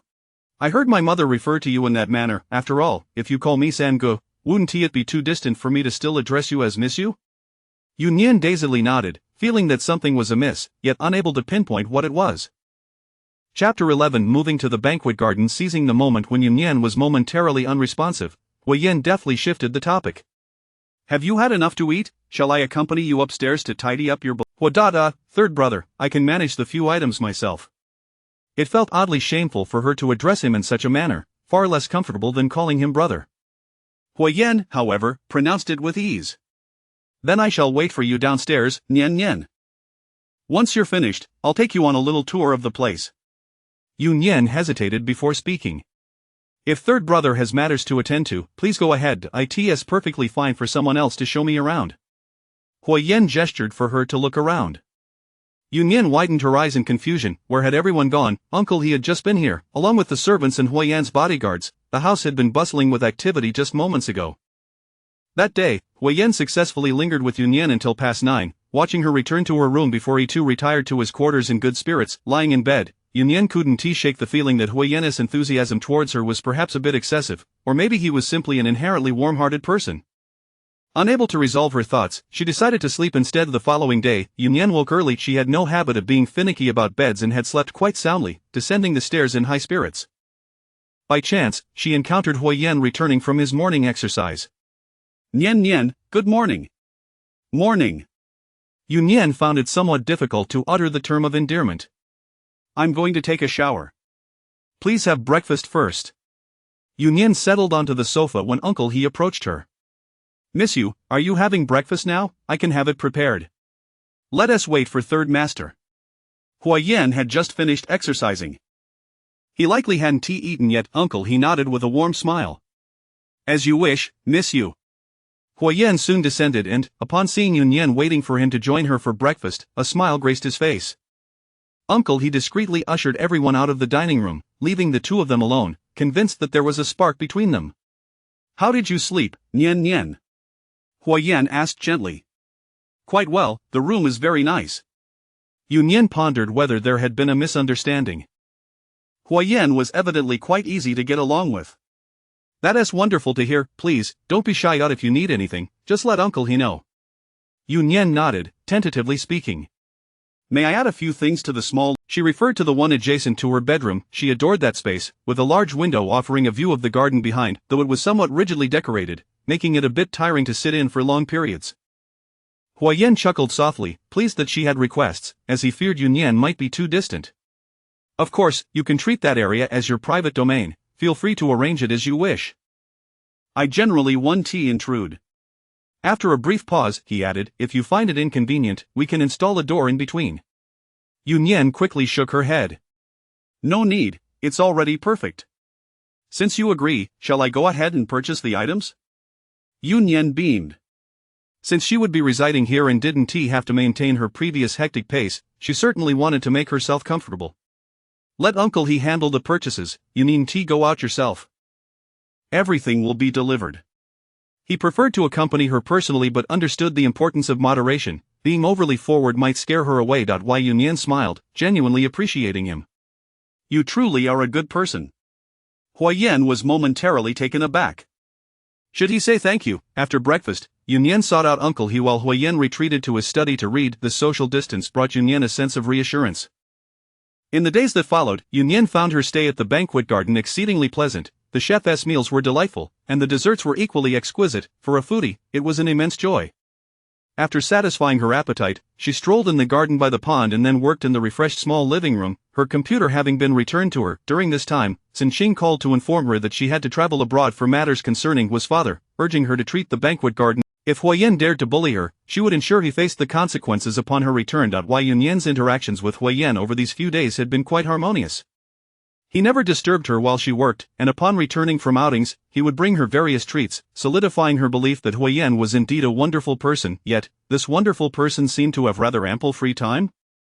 Managing such a vast corporation shouldn't afford him so much leisure, so how did he have so much time at home? During lunch, Nian inquired about this, prompting a light chuckle from Huo Yan. The annual salary of several executive vice presidents at Huo Corporation rivals that of a small enterprise. Nian. Well, she understood now. It seemed she had been narrow-minded. True capitalists could simply lie back and count their money. Huo Yan regarded her earnestly. I also have 3 capable assistants. One overseas. I'll introduce you to them in the future. These assistants were all from the Huo family. The family invested heavily in supporting orphans, nurturing those with exceptional potential in Kyoto, and placing them with the Huo family members in need. Huo Yan's 3 assistants were graduates of prestigious business schools, undoubtedly loyal and highly skilled. They had accompanied Huo Yan since their studies abroad, having been with him for over a decade, akin to siblings. Nian felt a bit overwhelmed and casually asked if Huo Yan was divulging too much information, wondering if such matters were appropriate to share. Huo Yan lowered his gaze, concealing the emotions and determination in his eyes. He was subtly ensnaring Nian, making it impossible for her to escape. With a light expression, he redirected the conversation. Isn't it almost time for you to start school, Nian? Nian nodded, feeling a bit downcast. My good days are coming to an end. Huo Yan found her sudden change in demeanor amusing. Do you dislike school that much? Nian irritably poked at the small cake Huo Yan had brought her. Just the thought of dealing with so many people makes me feel suffocated. Why must I go to school? It's a waste of time. Throughout their time together, Huo Yan had discerned that this young lady was quite remarkable. He intended to pry into Nian's privacy, yet she seemed to have lowered her guard around him, often revealing snippets of her. Huo Yan sighed, deciding to subtly remind her not to share everything with others, lest she be taken advantage of. However, he soon realized he had overthought the matter. Nian was indeed quite perceptive. She could accurately sense the emotions of those around her, and she had categorized him as one of her own, hence her unguarded demeanor. Huo Yan felt a mix of emotions. He was pleased that Nian trusted him, yet concerned that she viewed him merely as an older brother. The path ahead was still long and arduous, and he had much to endure. Chapter 12 of the mountain villa above the clouds. Time passed swiftly, and apart from the occasional uninvited visits from Xiao Bai, Nian had hardly encountered anyone else at Huo Yan's residence, particularly not any women. In recent days, Xiao Bai had successfully ingratiated himself with Nian, thanks to his brazen personality. Nian reclined languidly on the sofa, casually sketching lines in a drawing pad. Enrolled in the fine arts department, she had astonished many esteemed figures. As a top-tier talent in computer science had chosen to pursue painting, it left them bewildered as to her motivations. With a tinge of exasperation, Nian pondered her situation. She truly had no particular thoughts on the matter. The computer science department had little left to teach her, and having perused the various disciplines, she found only a flicker of interest in art. In truth, Nian possessed considerable talent in drawing, particularly in sketching. She had never undergone formal training but had dabbled in drawing during previous missions that required her to create illustrations.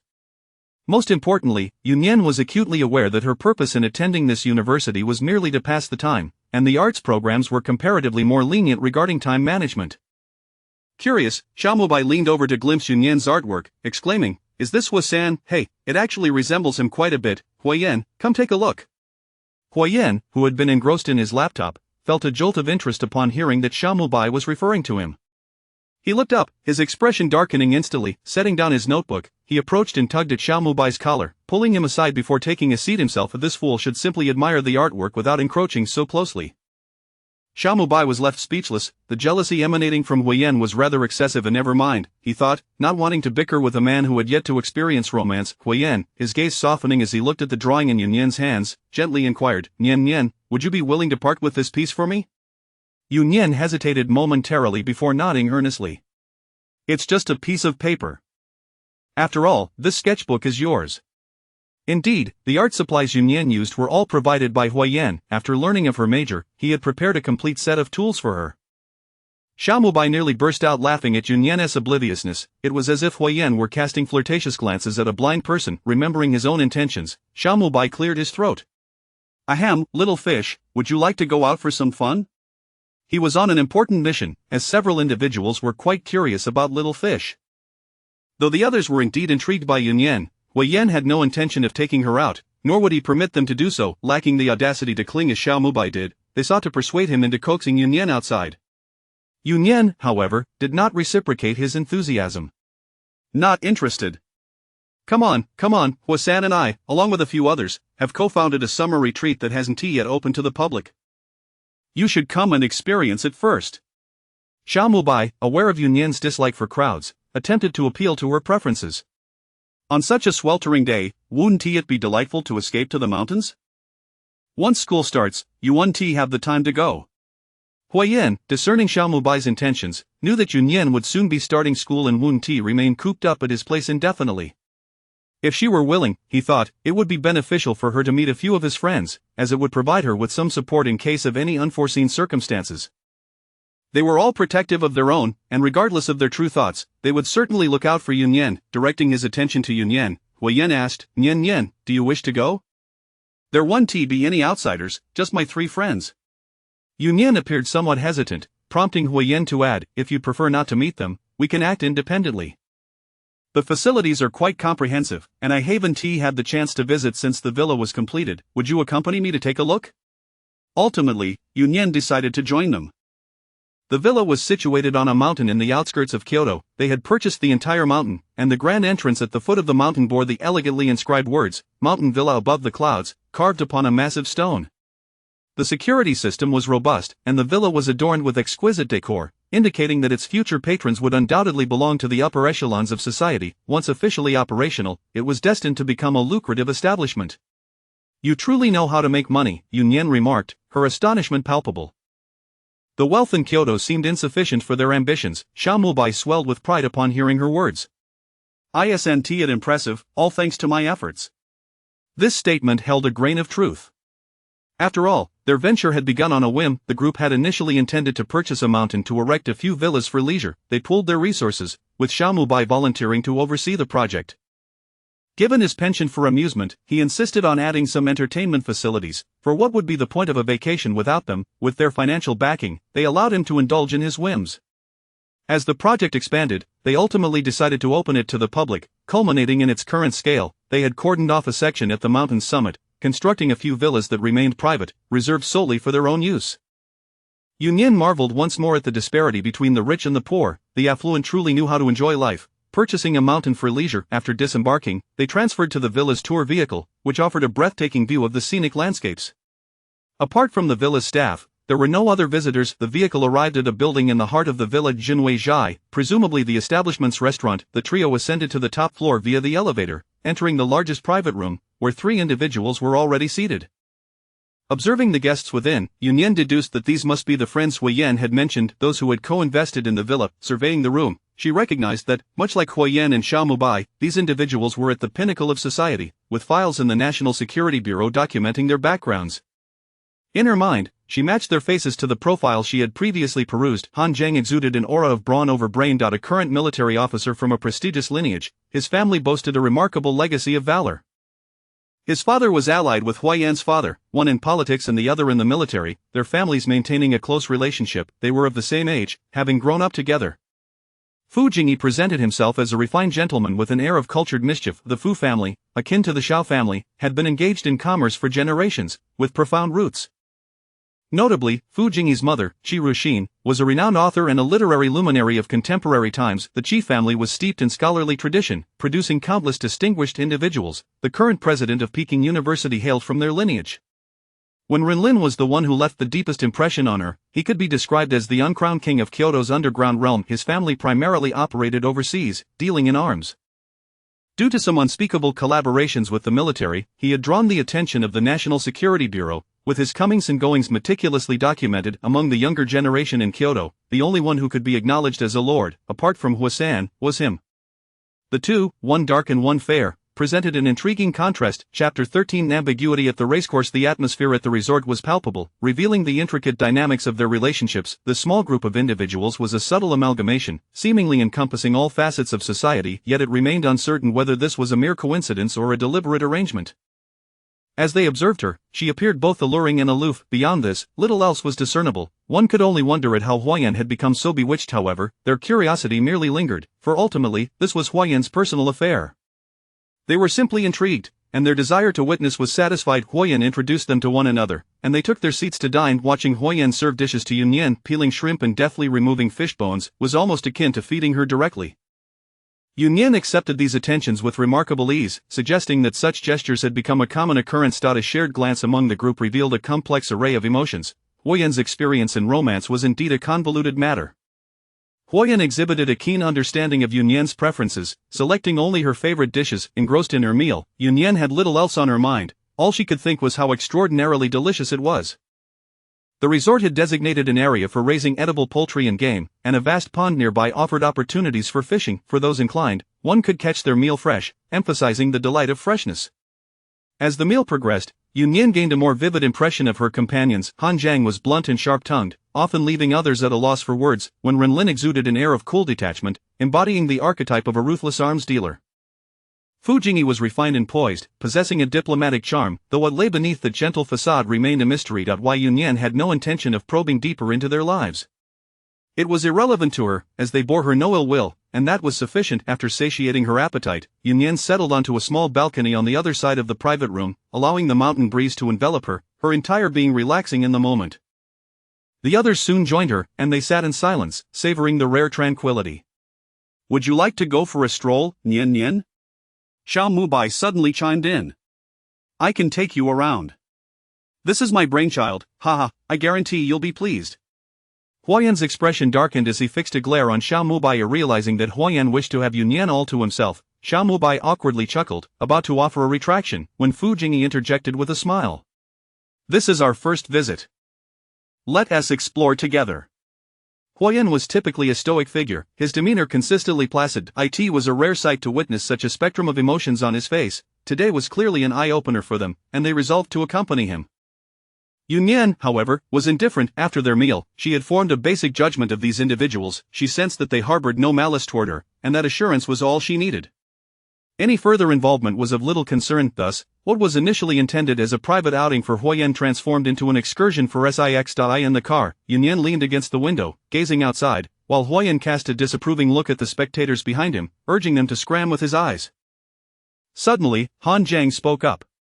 "What do you think of this place, Miss Yu?" At his words, Nian turned, and Huo Yan's expression shifted abruptly, leaving the others in awe. An Oscar-worthy performance indeed. "The scenery is lovely, and the food is delicious," Nian replied candidly, sharing her current impressions. Xiao Mubai perked up. "I told you it was good. We're almost at the racecourse. Shall we go and have some fun?" "I don't know how to ride a horse," Nian admitted, revealing her inexperience. Though she could operate various vehicles, even helicopters, horses were uncharted territory for her. Xiao Mubai became even more animated. "Huo Yan can teach you, let him show you how." His suggestion seemed to redeem his earlier faux pas, presenting Huo Yan with an excellent opportunity. The thought of the two of them sharing a horse, holding hands and embracing, made Xiao Mubai chuckle to himself, his expression growing increasingly peculiar. Beside him, Han Zhang smacked Xiao Mubai's face, suppressing his lewd expression, while Fu Jingyi spoke gently. "My apologies, Miss Yu. He hasn't taken his medication." Xiao Mubai attempted to brush aside Han Zhang's hand, ready to retort, but was swiftly subdued by the others observing their playful banter. Nian noted that their camaraderie seemed genuine. The car came to a stop before the racecourse, and Huo Yan regarded Nian, who appeared eager. "Disregard them? Shall I teach you to ride?" Nian nodded and took Huo Yan's hand as they exited the vehicle, drawing a smile from him as he felt her grip on his sleeve. The others, feeling somewhat awkward, refrained from intruding, recognizing the need for discretion should they persist. Huo Yan might grow resentful, his vengeful nature was not to be underestimated. As the group prepared for the horse race, they exchanged pleasantries before heading off to change into riding attire. Nian inquired of Huo Yan, "Aren't we supposed to change clothes?" Huo Yan chuckled lightly. "No need, we can take our time." The final statement seemed to suggest both riding and something more. Huo Yan had no intention of genuinely teaching Nian to ride. It was merely a jest, for once she mastered it, the excuse would no longer hold. The staff at the racecourse, following Huo Yan's request, brought forth a docile horse. Huo Yan helped Nian mount, then swiftly followed, situating himself closely behind her. As they sat atop the horse, their bodies were intimately aligned, and Nian could almost feel Huo Yan's heartbeat against her back. Slightly uncomfortable, she leaned forward. Suddenly, she felt a tightening around her waist as Huo Yan's arm encircled her, drawing them even closer together. "Hold on tight, Nian, and don't sway," Huo Yan murmured softly in her ear, his gaze fixed on the tips of her ears, which were turning a shade of crimson. A wave of desire surged within him, an impulse to taste her. His warm breath brushed against her neck, causing Nian to shiver. Was such proximity truly necessary while riding? She began to question her decision to mount a horse. Huo Yan urged the horse into a gentle trot, one hand on the reins, while the other remained securely around her waist, ostensibly for safety. Of the others, now clad in their riding gear, watched in amazement. Huo Yan, in the throes of romance, seemed to have abandoned all pretense. After a couple of laps, Huo Yan halted the horse. Nian, not having changed clothes, realized that continuing would lead to discomfort from friction. Moreover, he had perhaps overestimated his own composure. Once dismounted, Huo Yan excused himself to the restroom, while Nian stepped aside to exhale deeply. Just moments ago, she had hardly dared to breathe while on the horse. Chapter 14. The subtle schemes of Huo Yan. Upon emerging, Huo Yan beckoned for Nian to join him. Nian, puzzled, inquired, "Aren't we waiting for them?" "They'll be occupied for a while longer. Let us return and rest," he replied. As they settled into the car, Nian's earlier enthusiasm waned, and she leaned against the seat, feeling drowsy. The vehicle hit a bump, jolting her awake. She glanced outside, realizing that they were not descending the mountain but rather ascending it. Huo Yan, seated opposite her, either meditated with his eyes closed or had succumbed to slumber, remaining unresponsive. Nian hesitated to disturb him, opting instead to gaze out the window, reassured that her interests were secure. The car arrived at the entrance of a quaint villa complex perched atop the mountain. Nian peered inside. The area was modest, with 5 villas nestled amidst the landscape, presumably their accommodations. As she turned to call out to Huo Yan, she noticed he had already opened his eyes. Before she could speak, Huo Yan offered an apologetic glance. "Apologies, I must have dozed off," he said, surveying the surroundings. "Let us disembark." Huo Yan guided Nian toward their designated villa, turning to her with a suggestion. Take some time to rest. We can greet them later before heading back. Nian responded with a soft acknowledgement. Huo Yan, uncertain of her mood, deftly shifted the blame. The driver was arranged by Mubai to it's not easy for us all to gather, and they've been clamoring for drinks. Unbeknownst to him, Mubai was unwittingly shouldering the burden of Huo Yan's excuse. Nian accepted Huo Yan's words without skepticism, well aware of Mubai's penchant for revelry. As they conversed, they reached the villa entrance. Once inside, Huo Yan inquired if Nian wished to take a shower. Indeed, she yearned for a cleansing, having worked up a sticky sweat, yet, lacking a change of clothes, she deemed it preferable to endure until they returned home rather than donning soiled garments. Huo Yan seemed to sense her reluctance. I'll have someone bring you fresh clothes. There's a mall belonging to the Xiao family nearby. He procured the contact information for the mall's manager from Mubai and connected Nian with the women's department, facilitating the swift delivery of a complete outfit, including nightwear. Meanwhile, Mubai, fresh from horseback riding, received Huo Yan's request with confusion, turning to his companions. Huo-san is asking for the mall manager's number. He then spun in excitement. Could it be he is actually pursuing Xiao Yu again? Fu Jingyi chuckled. If you're so curious, why not just call him? Mubai bristled. Why don't you make the call? If I interrupt his plans, Huo Yan might kill me. Han Jiang rolled his eyes at Mubai's navet. Just call the mall manager. Realization dawned on Mubai, and he made the call, only to emerge more bewildered than before. Huo-san is buying clothes for Xiao Yu? Truly scandalous. Fu Jingyi, exasperated, replied, You're overthinking it. Han Jiang scoffed. Huo Yan has no official claim, what progress could he possibly make? Change of clothes, when Renlin stated plainly, dragging the still puzzled Mubai toward the changing room. After they had switched outfits, the group wasted no time, boarding a vehicle bound for the mountaintop villa. Meanwhile, Huo Yan remained with Nian until the clothes arrived, escorting her to a bedroom on the second floor. He opened the door, gesturing for her to enter. Nian, you can freshen up and rest here, I'll head over to Mubai's to shower. The villa boasted numerous rooms, so Nian wondered why he needed to go to Mubai's. However, her curiosity was not particularly piqued, and upon Huo Yan's departure, she prepared to wash up. The bedroom was spacious yet sparsely furnished, containing only a bed and a small sofa, with other furnishings yet to be arranged. After her shower, Nian descended to the living room to await Huo Yan's return. Approximately half an hour later, she heard the sound of the door opening. Huo Yan entered, spotting Nian lounging on the sofa, her gaze fixed on him. Have you been waiting long? They just returned and exchanged a few words. Nian shook her head. I just came down myself. They wish to dine together before heading back tonight, would you like to join us?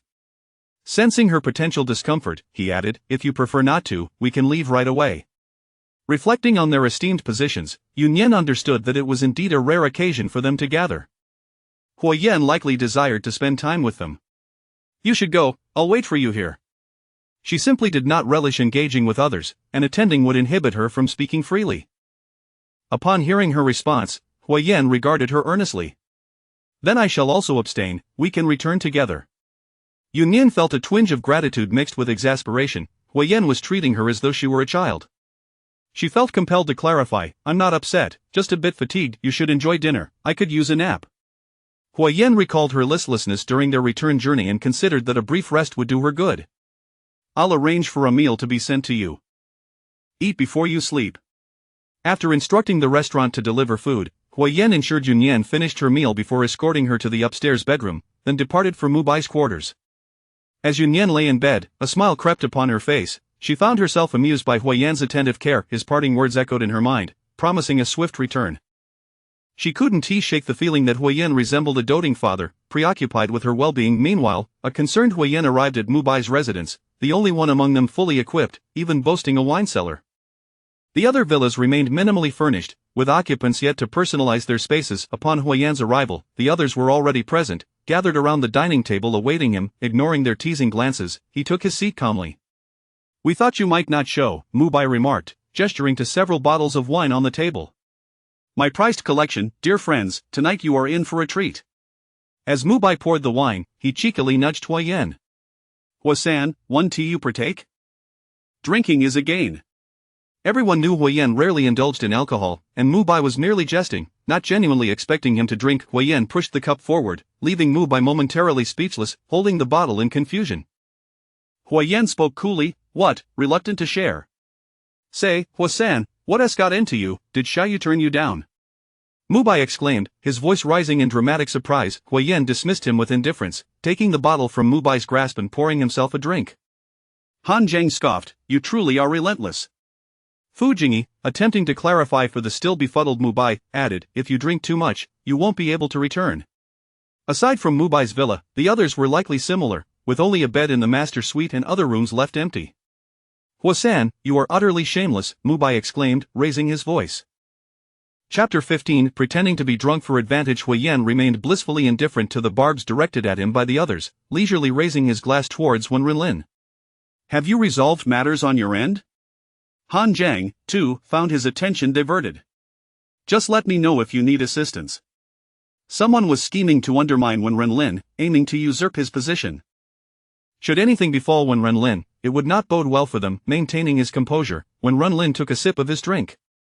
"A minor issue." Han Zhang, however, was not as optimistic. "Be cautious. If that hat were to be placed upon your head, it would be difficult to remove." There were whispers attempting to tarnish Wen Renlin's reputation by labeling him a spy due to his connections abroad. If such an accusation were to take root, while Wen Renlin himself might remain unscathed, he would certainly be unable to stay within the country. Since you intend to establish yourself domestically, you ought to navigate this path carefully. There seems to be an opportunity at hand." The others shared a tacit understanding of the opportunity Huo Yan mentioned and raised their glasses in unison. "You should also exercise caution." When Renlin cast a meaningful glance at Huo Yan, hoping he wouldn't be ensnared by any misstep. Huo Yan was no more pristine abroad than he was here. Although Huo-san had long been stationed there, given the recent murmurs he had heard, it was wise to remain vigilant. Huo Yan raised an eyebrow. "A trivial matter." When Renlin chuckled lightly, opting to steer clear of further discussion on the topic, they were all aware of the complexities involved and preferred to avoid delving too deeply. After some idle chatter and a few more rounds of drinks, Huo Yan stood to take his leave, prompting Xiao Mubai's astonishment. "Huo-san, you're leaving already?" "He is just eager to return and curry favor," Huo Yan replied with a light laugh. "You singletons won't understand." When Renlin, with a straight face, made a cutting remark. "It's the first time I've heard of someone unilaterally becoming single." As Huo Yan reached the door, he paused momentarily before stepping outside, evidently stung by the comment. Xiao Mubai raised his thumb in admiration. "Ringu, you're the best. Aren't you afraid this little petty person will retaliate against you?" "Our Huo-san is likely preoccupied with other matters for the time being." Fu Jingyi swirled his glass. Xiao Mubai seemed to ponder something, hesitating to voice it.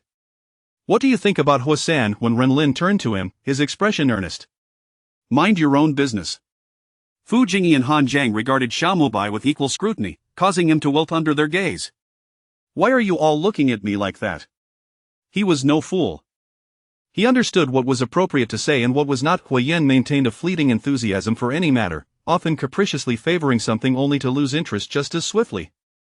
It was uncertain whether Miss Yu was an exception to this pattern. Upon returning to his residence, Huo Yan found Nian awake, reclining on the bed with her phone, perusing a document sent by the cybersecurity department.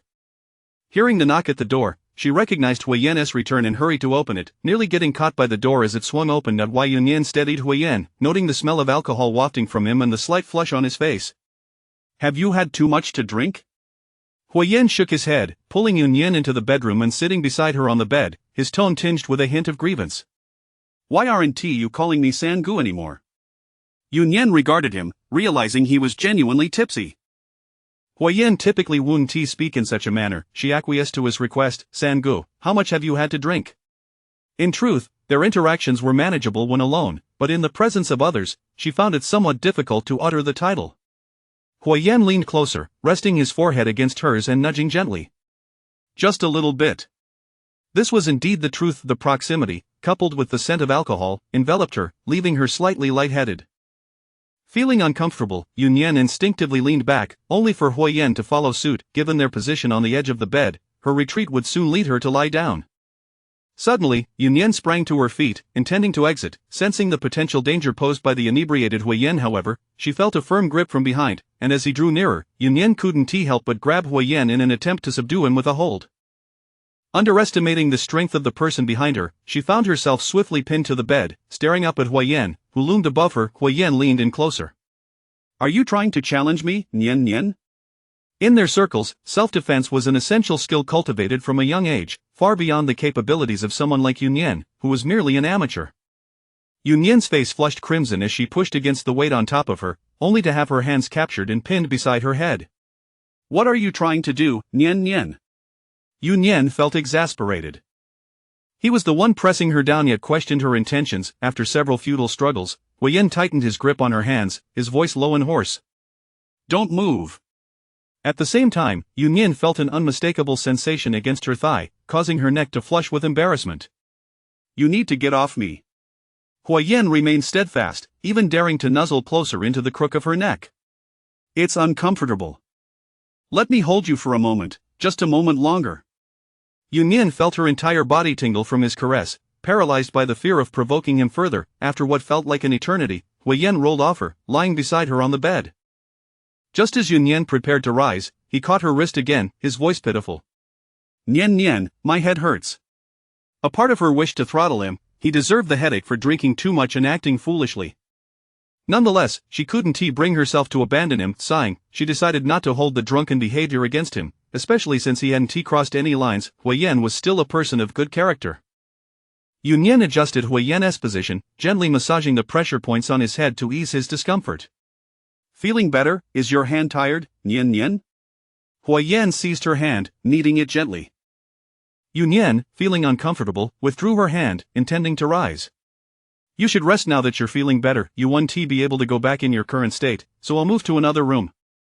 Huo Yan grasped her hand firmly. This is the only room with a bed. Nian's eyes widened in disbelief, prompting Huo Yan to explain further.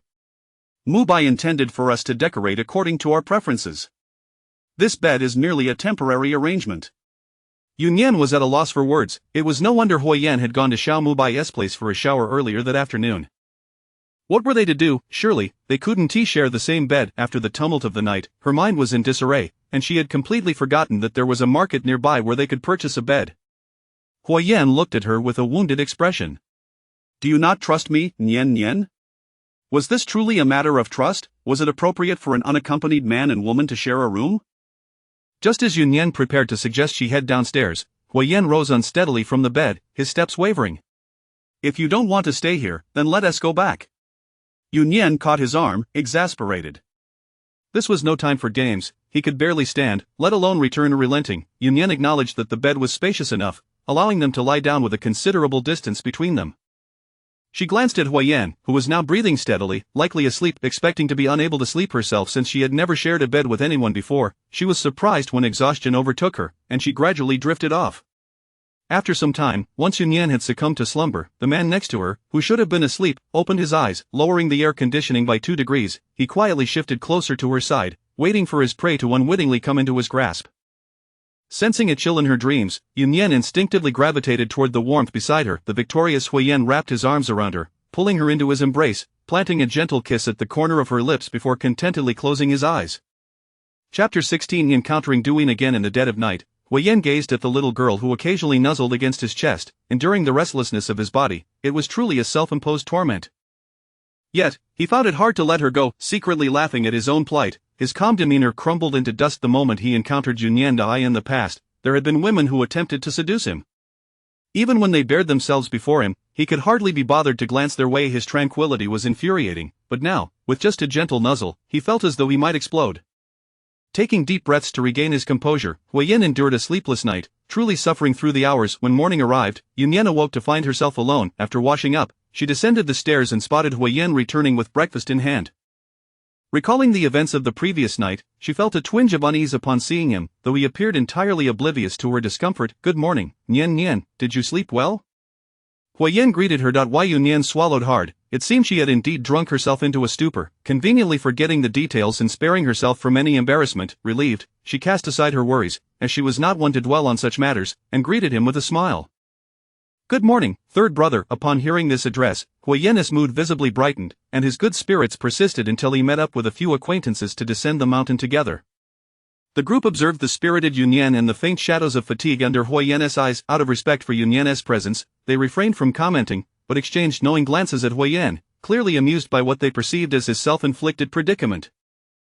Upon reaching the parking lot at the foot of the mountain, they each went to their vehicles to head home. Xiaomubai had intended to cling stubbornly to Huo Yan's car, but Han Zhang swiftly intervened, dragging him away.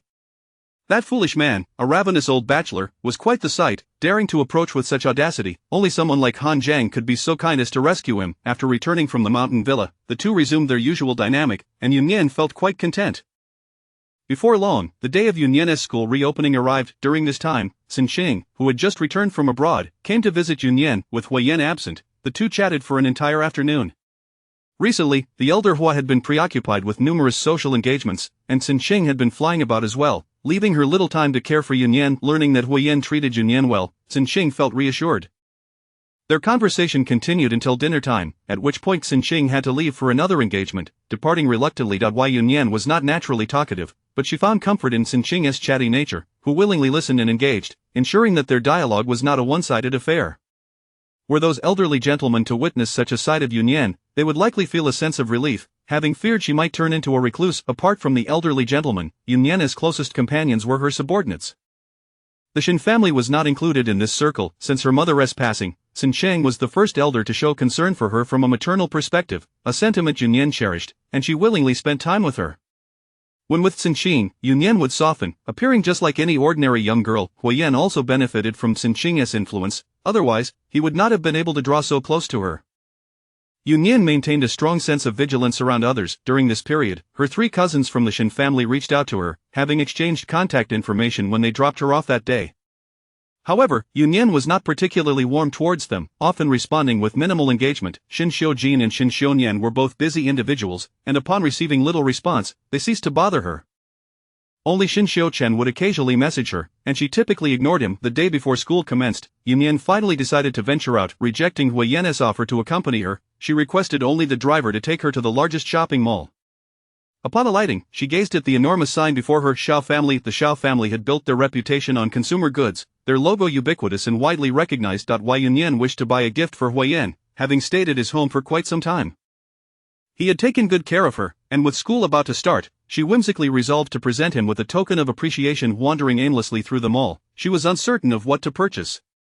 As she passed by a high-end store, a pair of black sapphire cufflinks caught her eye. Huo Yan rarely wore suits, yet she felt inexplicably that these cufflinks would complement his aura perfectly. Stepping into the store, she requested the clerk to present the cufflinks. The sales associate, undeterred by her ordinary attire, warmly introduced the item. "Miss, your taste is impeccable. These cufflinks just arrived today, and there is only this one pair." Of course, the price was equally stunning, 7 figures. Nian felt increasingly convinced that they were meant for her. She was uncertain of her wealth, but purchasing these cufflinks would be more than manageable. Her parents had left her a substantial inheritance, and she had also earned a fair amount herself, all managed by professionals. Previously, she had rarely spent money, typically carrying just one card for everyday expenses. Just as she was about to ask the sales associate to wrap the cufflinks, an outstretched hand interrupted her. "Let me see that." Nian turned to see Duin accompanied by 2 girls, all adorned in designer labels. It was Duin who had spoken, as if she had only just noticed Nian. "Isn't this my cousin who was kicked out of the family? My apologies for not seeing you earlier." "I like this too, would you mind letting me have it?" One of the girls chimed in. "What nonsense are you spouting, Nian? You've been kicked out. How could you afford it? I suppose you're just here to broaden your horizons, you country bumpkin." The other 2 girls clearly deferred to Duin, who, despite her family's struggles, still wielded enough influence as a granddaughter of the Shin family to attract such sycophants. Nian watched them with an amused expression, noting how Duin dared to speak without even checking the price, or perhaps she was simply certain that Nian could not afford something so expensive. The Shin family was currently under Shin Wen's authority. He likely wouldn't support raising another family's daughter. As for the Du family, managing to allocate a few thousand for Duin's clothing was commendable enough, let alone spending millions.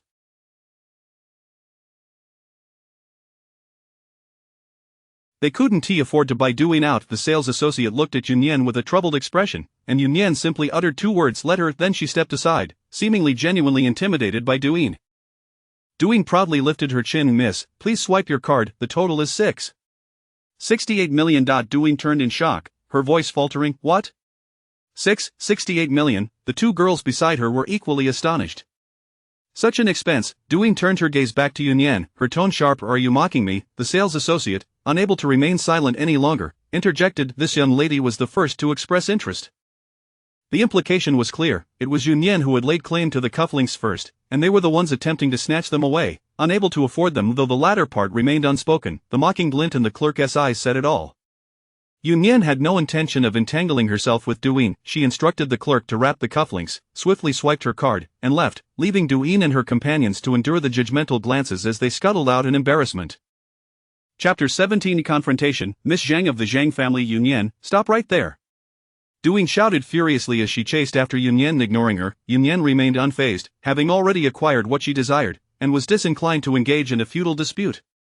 Seeing Nian dismiss her, Duyin's anger intensified. This was the territory of the Xiao family, and despite her ire, she understood the necessity of maintaining decorum. The Xiao family would not extend her any leniency. Should she be thrown out, her reputation would be irreparably tarnished. Reluctantly, she hastened to position herself in front of Nian, obstructing her path. Come with me, Duin insisted, reaching out in an attempt to drag Nian to a more secluded area. Nian deftly sidestepped her grasp, instead choosing to settle at a table outside a nearby CAF, unwilling to be the subject of ridicule. It appeared that Duin was not easily dissuaded, and she could not resort to physical confrontation in a public setting. This realization likely emboldened Duin to persist in her pursuit. Disposing of a couple of lackeys, she sat down opposite Nian and huffed coldly. What is with your attitude towards your cousin? Their maternal uncle had advised her to maintain a good relationship with Nian and to look after her, but she found that utterly preposterous. It seems Miss Du has a poor memory.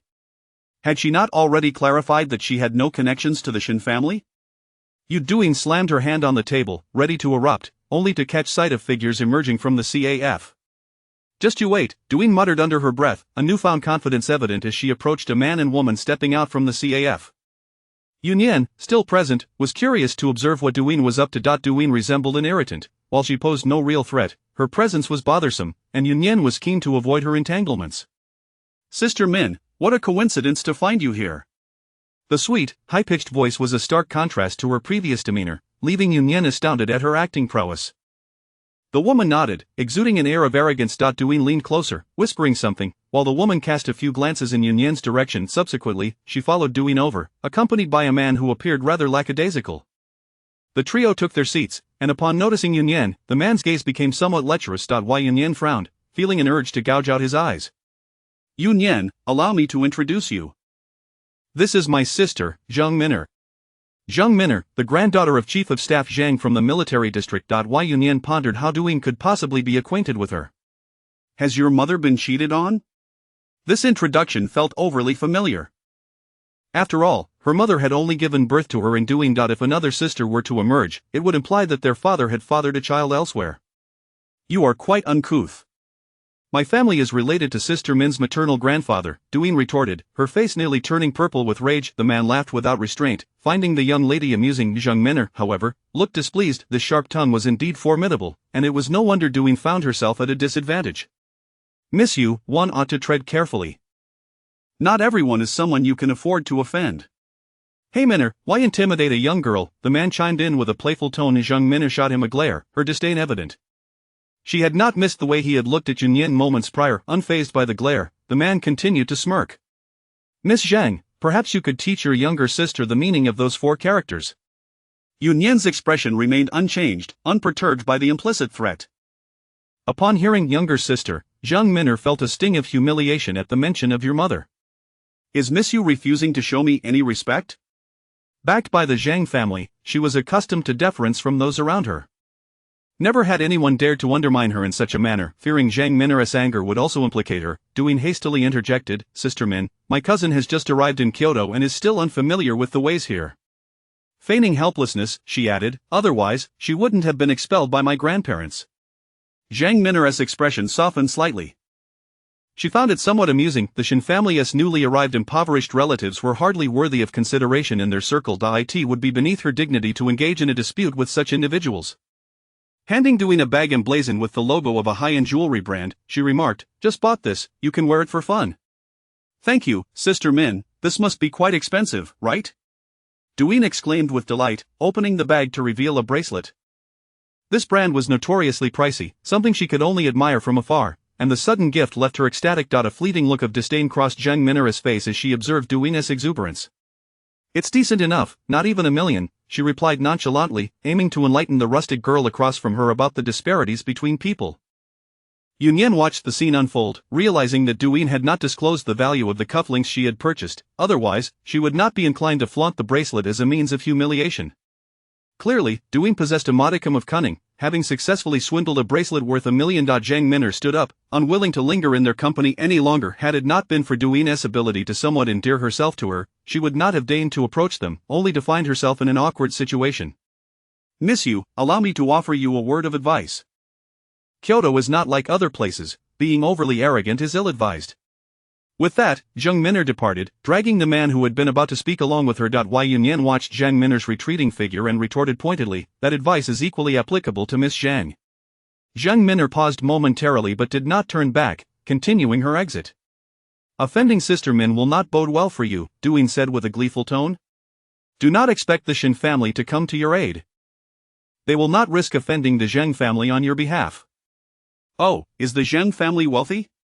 "The Zhang family is not just wealthy, they are influential, far beyond our capacity to offend," Duin said, gesturing upward with a smirk, relishing the opportunity to see Yunyan's reaction of fear. "Without wealth, how could they afford to gift you something so valuable?" Yunyan replied, feigning curiosity. "They're affluent on her mother's side and are generous with their spending."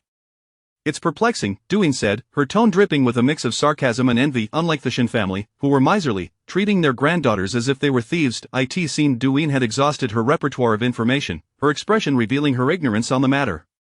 "Not even a thank you?" Yunyan gestured toward the bracelet in Duin's possession, reminding her that had it not been for her, Zheng Miner would not have offered such an extravagant gift. Duin hesitated, and having received the bracelet, she was in no mood to quarrel with Yunyan. Grabbing her bag, she departed to flaunt her new acquisition to her friends. Once Duin had left, Yunyan remained deep in thought, her fingers lightly tapping the table. Did the Zhang family know that Zhang Miner was spending money so frivolously? If they were unaware, it was only reasonable to inform Chief of Staff Zhang. If they did know, then the situation would become significantly more intriguing. Chapter 18 Unilateral Singlehood. This minor episode did not affect Yunyan. Upon returning to the banquet hall, she discovered two individuals in the living room engaged in conversation with Huo Yan. Huo Yan beckoned Yunyan over to introduce her. "My assistants, Huo Yi and Huo Er." Yunyan thought to herself, is that name so casually chosen? "Miss Yu," the two greeted her, their demeanor nothing short of cordial, for she was to be the future mistress of the house. "Hello," Yunyan nodded in response. Huo Er, the one responsible for external affairs, was affable and smiled as he spoke. "We are known by our full names externally, the third master prefers to call us this way." Yunyan fell silent, realizing that such a name was rather undignified for individuals of their standing. Huo Yi, Huo Er. Well, it seemed that Huo Yi and Huo Er was indeed an expedient designation. Huo Yan turned to Yunyan. "If I am unavailable in the future, I will have them escort you to school." Huo Yi and Huo Er exchanged glances, somewhat bemused. Had they been summoned back just to drive Miss Yu to school, Huo San managed Huo Yan's overseas enterprises and was rarely in the country, otherwise, he would have been roped into this as well.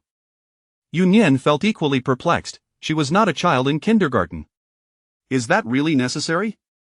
Just think of them as your chauffeurs, I have complete confidence in them. She was merely attending school, not heading off to battle, and given the proximity, what was there to be concerned about? Besides, having these two serve as drivers seemed a bit of an overkill. Despite her reservations, Yunyan extended the bag she was holding, and Huo Yan raised an eyebrow. "Is this for me?" Yunyan nodded. "Just something I picked up. I'll head upstairs first." Huo Yan observed the two individuals, their necks craned in anticipation, as he leisurely opened the box to reveal a pair of notably expensive cufflinks. Huo Yi clicked his tongue. "Miss Yu, it seems you are quite the affluent lady." UVE struck gold. Huo Yan snapped the box shut and regarded the two before him. "Aren't you two leaving?" They took the hint and departed, as they had their own quarters within the residence, often residing there whenever they were in Kyoto. Once they were gone, Huo Yan reopened the box, delicately caressing the cufflinks, the first gift that Nian had given him. The following day, Huo Yan donned formal attire in the cufflinks gifted by Yunyan, waiting by the car for her arrival. Yunyan was taken aback to see Huo Yan dressed so formally. "If you have matters to attend to, you needn't accompany me." Huo Yan remained unfazed. No rush, I will take you to school first. Huo Yan, tasked with driving, muttered under his breath. What matters? He just wants to show off those cufflinks. After watching Nian enter the prestigious university, Huo Yan asked, Third Master, shall we return? The third master had a lunch appointment with several other gentlemen, and it was still early. To the company. Huo Yan was left speechless as he turned the car around towards Huo's enterprise, engaging in friendly discussions with several executive directors.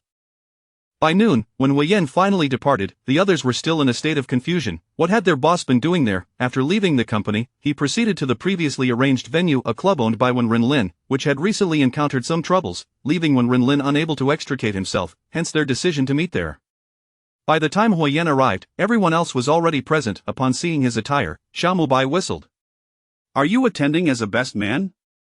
After all, the groom was not likely to be ready anytime soon, and such flamboyant attire was rare sight. Fu Jingyi scrutinized Huo Yan closely, quickly honing in on the focal point. Those cufflinks are a gift from Miss Yu, aren't they? Huo Yan patted Fu Jingyi on the shoulder. You have a discerning eye. Meanwhile, Han Zhang, who had paused his game of pool with Wen Renlin, offered a succinct assessment. You're rather repressed. Han Zhang set aside his cue. Huo Yan, you now resemble a peacock courting a mate. Wen Renlin added, displaying your plumage everywhere. Xiao Mubai burst into laughter at this. Though they teased him, there was an underlying joy. It had been a long time since they had seen Huo Yan appear so genuinely vibrant. Previously, he wore a faiate, a mask of pretense. Since the arrival of this Miss Yu, Huo Yan had become more authentic, not only towards Nian but to them as well. In a good mood, Huo Yan did not take their jests to heart. After lunch, as they engaged in light banter, Huo Yan remained glued to his phone, continuously messaging Nian. Have you had lunch? What did you eat? Let me know when school is over, and I will come pick you up. On the other side, Nian felt somewhat exasperated. Having never attended school before, she wondered if everyone behaved like this. Huo Yan, doesn't it bother you to be so clingy? Observing his behavior, the usually gentle Fu Jingyi couldn't help but interject with a sharp tongue. Are you, a single dog, instructing me on romance? Compared to Fu Jingyi's barbs, Huo Yan was equally unfazed. Meanwhile, the three other single gentlemen felt unjustly attacked. Does Miss Yu even know she is in a relationship with you? Naturally, when hurt, one must retaliate. Better than you lot, who lack even a target. The verbal sparring continued, with Xiao Mubai chiming in. Speaking of which, little fish started university today, right? With so many young men around, aren't you worried, Huo-san? Huo Yan raised an eyebrow slowly. Am I not comparable to those young rascals? Was there even a basis for comparison? They are youthful. Wen Renlin's observation was astutely piercing. Seeing Huo Yan's face grow cold brought him delight. What could Miss Yu possibly see in you, wealth and power, or are you merely a pretty face? Fu Jingyi gestured towards Huo Yan's cufflinks, suggesting that being able to gift such items indicated Miss Yu was not in want of money. As Fu Jingyi spoke, the others pondered, realizing that Miss Yu seemed to be quite extraordinary. When they encountered her, she had reacted rather calmly, but it wasn't self-absorption, it was simply a matter of status. Nian likes my face. Huo Yan expressed without a hint of shame regarding being a pretty face. Rather, he was pleased to attract Nian's attention. Though she had not explicitly stated it, he could sense it. Does Miss Yu appreciate your face, or merely a handsome face? Han Zhang's words were laden with meaning, for there were plenty of handsome faces at the university. Xiao Mubai relished the unfolding drama, feeling that Huo-san had drawn the ire of many, and was being ganged up on by his fellow single companions. The banter was interrupted by Huo Yan's phone ringing, prompting him to rise. I must take my leave. As he answered the call and walked outside, his voice softened considerably. Nian, are you done with school? The others inside cringed at the sweetness of his tone. Once Huo Yan had exited, Xiao Mubai mimicked him with a playful lilt. Nian, are you done with school? Doesn't that sound like picking up a daughter from school? The remaining three looked at Xiao Mubai with a knowing glance that made him uneasy. Why are you looking at me like that? I was just joking, I can't actually treat her like a daughter, can I? Fu Jingyi remarked, isn't Miss Yu an orphan? Xiao Mubai appeared bewildered. And then? Han Zhang chimed in, given Huo Yan's demeanor, Miss Yu might just end up treating him like a father. Xiao Mubai pondered their usual interactions and realized that indeed, Huo Yan seemed to be raising Nian as if she were his daughter. Was this a new and peculiar game? Oh dear, he thought. He couldn't dwell on it. The bizarre world was beyond his understanding. Chapter 19. The dread of learning. As Nian stepped out of the school gates with her backpack slung over her shoulder, she immediately spotted Huo Yan's car idling at the entrance. Huo Yan preferred to use a modest vehicle for picking up and dropping off Nian, ensuring that he attracted little attention. "How was your first day at school?" he inquired. Nian, feeling utterly dispirited, leaned against the back seat and gazed out the window, wearing an expression of profound disillusionment. "Not great, it's too noisy," she replied. After attending the opening ceremony and familiarizing herself with the campus, she longed to leave. Otherwise, she feared she would lose her sanity. She simply could not acclimate to the clamor of the crowd. Her gaze fell, as an unrelenting irritability surged from within her. Huo Yan leaned closer, gently grasping her chin to turn her face toward him, wishing to discern what troubled her. Following his lead, Nian turned, inadvertently resting her head on him. This sudden intimacy sent Huo Yan's heart racing. He wrapped his arms around her waist and effortlessly lifted her onto his lap. The two individuals in front of them widened their eyes in disbelief. What on earth was Third Master doing? Not daring to look any longer, they quickly raised the partition, muttering apologies. Nian offered no resistance. She nestled comfortably in Huo Yan's embrace, too lethargic to move. Unlike their previous encounter at the villa, this time it was Nian who willingly sought his comfort, filling Huo Yan with an overwhelming sense of satisfaction. He gently patted her back, soothing her troubled spirit. It was a rare moment to witness Nian so reliant on him, and he silently wished that time would slow down, lingering just a little longer. The car came to a halt in front of the main building, and Huo Yan glanced up at the driver with visible displeasure. The driver, equally exasperated, regretted impeding Third Master's intentions. The route was short, and despite his slow driving, they had taken nearly an hour to cover what typically took just over 10 minutes. Observing the now slumbering figure in his arms, Huo Yan signaled for the bodyguard to open the rear door. Without rousing Nian, he cradled her as he exited the vehicle. The movement stirred her awake, but Huo Yan reassured her with a gentle pat, encouraging her to drift back to sleep. Ignoring the shocked expression of Huo Yi, who had come to report, he ascended the stairs with Nian still in his arms. Uncle He, perceptive as ever, quickly rushed upstairs to open the door. Typically, few ventured into Nian's room apart from the cleaning maids, so Uncle He directly opened Huo Yan's door. Huo Yan placed Nian gently on the bed, and Uncle He quietly shut the door behind them, discreetly dragging away Huo Yi, who had been eavesdropping, in a seamless motion. Inside the room, Nian lay on Huo Yan's bed. In truth, she had awoken when he carried her in but chose to remain silent, allowing him to take her upstairs. Feeling apathetic about the room's arrangement, she simply desired peace. Huo Yan respected her need for solitude, pouring her a glass of water and placing it on the bedside before heading downstairs. Upon seeing Huo Yan descend, the group waiting below erupted with Huo Yi exclaiming, "So soon? Huo Yi, go to the old residence and deliver some tea to the old master." "Third Master, I was wrong. I have urgent matters to discuss with you." Each time they visited the old residence, they were invariably caught by the other brothers, who claimed it was for sparring, but it was merely a one-sided beating. He was a man of words. How could he compare to those guarding the old master? Being thrashed and then mocked for being weak was a dual blow to his psyche. Whenever Third Master went to the old residence, they all fled at the first opportunity, and Huo Yi felt this was blatant revenge against him. With tears in his eyes, he wished to slap himself for his loose tongue. "We'll talk about it later." Huo Yan waved his hand dismissively, ignoring Huo Yi's protests as he sent him on his way. Huo Yan intended to cook for Nian, knowing she had a fondness for his culinary skills. Given her current mood, he wished to brighten her spirits. As he busied himself in the kitchen, Bai dragged a suitcase through the door. "Hey, I'm here to seek refuge with you," he declared, looking forlorn. "What brings you here?" Huo Yan frowned. Bai lamented, "My mother has gone mad, insisting I go on blind dates." "What does that have to do with me?" Huo Yan replied bluntly. "Come on, we grew up together, can you really bear to watch me fall into despair?" Huo Yan was about to have him thrown out but paused, recalling that Nian was feeling down today. Perhaps having the light-hearted Bai around could lift her spirits, or at least provide a source of amusement. Unbeknownst to him, Bai had unwittingly become a pawn in his scheme and ventured into the kitchen. "Wow, are you personally cooking to welcome me? How embarrassing." As he reached out, Huo Yan swatted his hand away. "Just watch him," Huo Yan said, turning to head upstairs. Immediately, someone escorted Bai out. Bai wailed about Huo Yan's mistreatment, while Uncle He chuckled, "Master Mubai, just wait a moment. Third Master is cooking for Miss Yu. Where's little fish? I must complain, is this how you treat guests? Miss Yu is feeling unwell and is resting upstairs."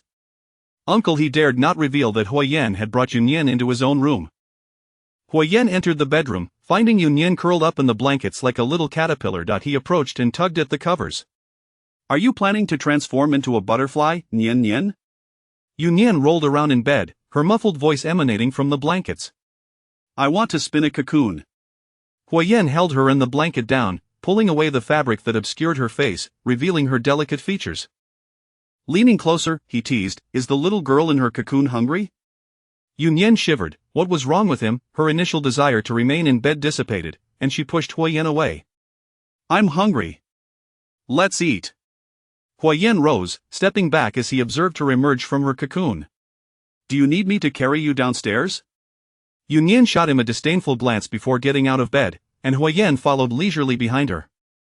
As they reached the lower level, they spotted Xiao Mubai lounging on the sofa.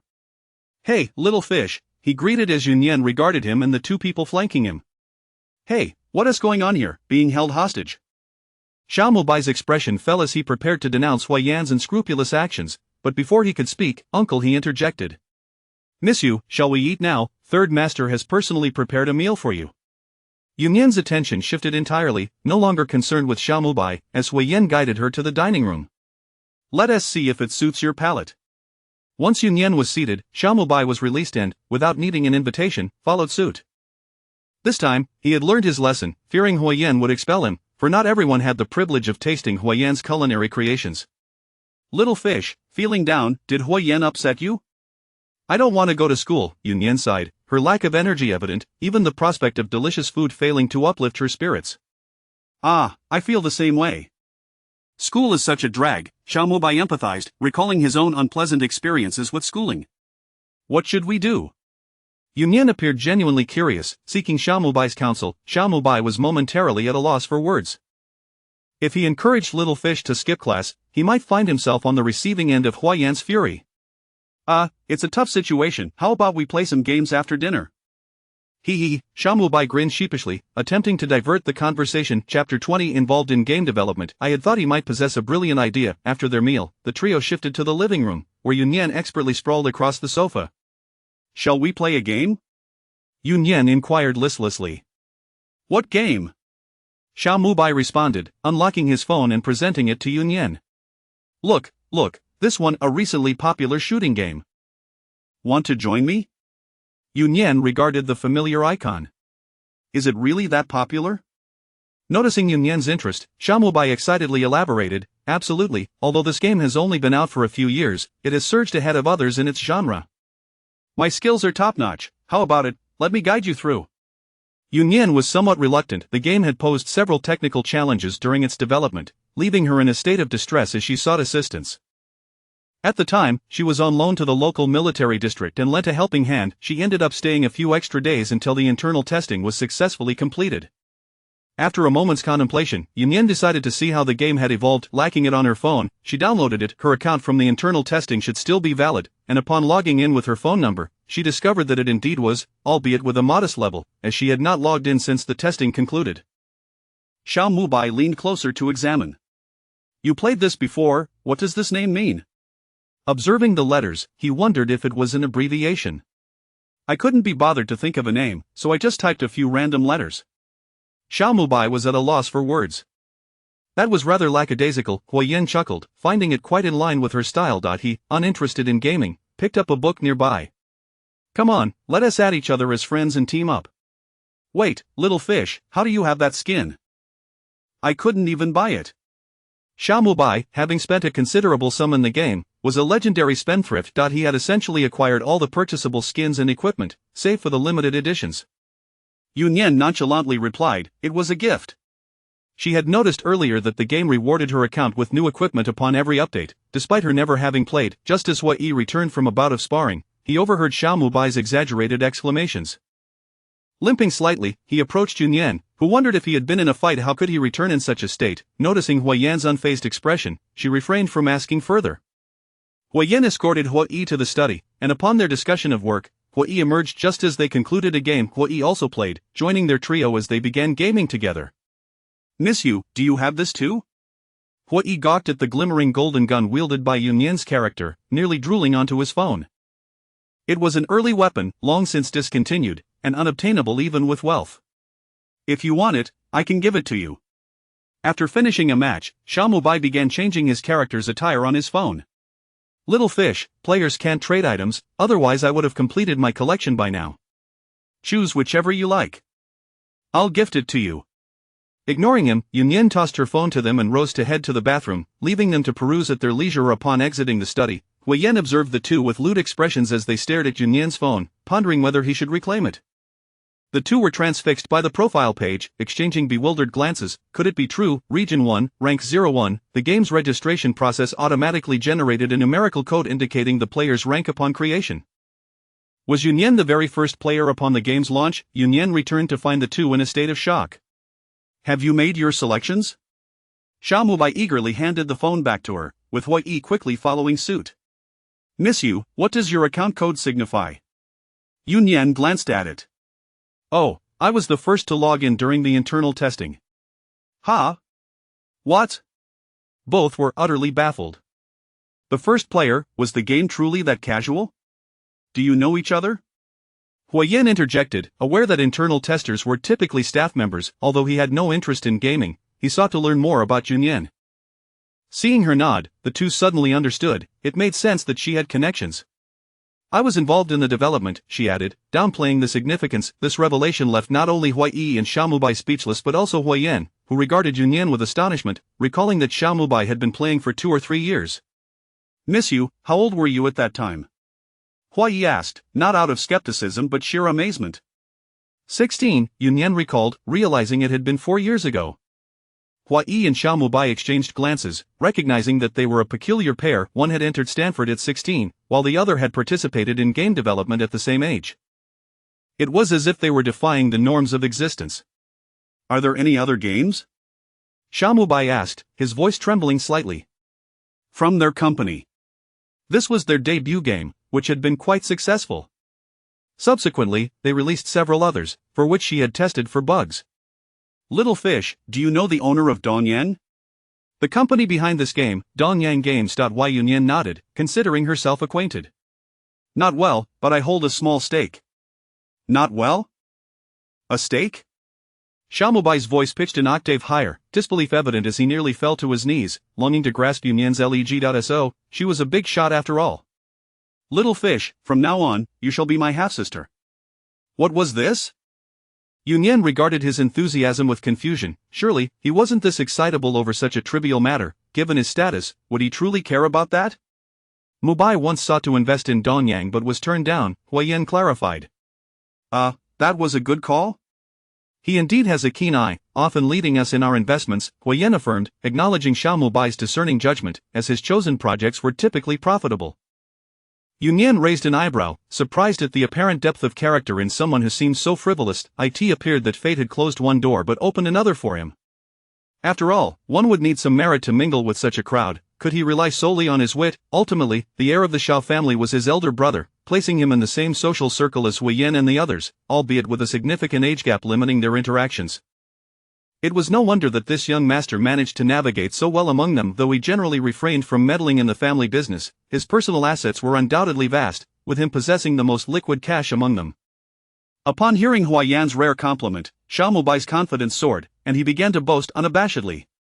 Little fish, from now on, I'll lead you to great wealth. I'll support you. Before he could finish, Huo Yi swiftly covered his mouth, manually silencing him. For heaven's sake, shut up, ancestor. He dared to say anything. While he was unafraid of the third masteress' wrath, they were wary of any potential backlash. Miss Yu, you just mentioned a gift for me, he. Huo Yi displayed a silly grin akin to Xiaomubai's, attempting to change the subject. Xiaomubai soon caught on, nudging Huo Yi's hand aside. Indeed, Little Fish had just offered them the chance to select gifts, and they eagerly awaited Nian's response. Observing their obsequious demeanor, Huo Yan sighed, exasperated by the antics of these two embarrassing fools. Choose, Nian said, somewhat unable to bear the sight, turning her head away, feeling her eyes burn. The gaming session concluded with Xiaomubai and Huo Yi leaving with a bounty of rewards. Chapter 21. Privileged Xiaomubai and Huo Yi were still engrossed in their gaming downstairs when Nian ascended the stairs, followed closely by Huo Yan. Upon reaching the door of her room, Nian turned to Huo Yan. Do you have any questions? He had trailed her to her door yet remained silent. Huo Yan shook his head with a light chuckle. Rest well. Nian was in a rather foul mood today, and he was in no rush. It seemed that Nian was gradually lowering her defenses around him. Although she had not divulged many things, she had not intentionally concealed them either, naturally presenting herself before him. Moreover, her inquiry suggested that she might indeed care about him, didn't it? Having successfully navigated his own inner landscape, Huo Yan completely disregarded the presence of the other two individuals today. Nian now resembled a book fluttering in the wind, revealing its content only upon turning to a new page, a sensation that stirred his blood.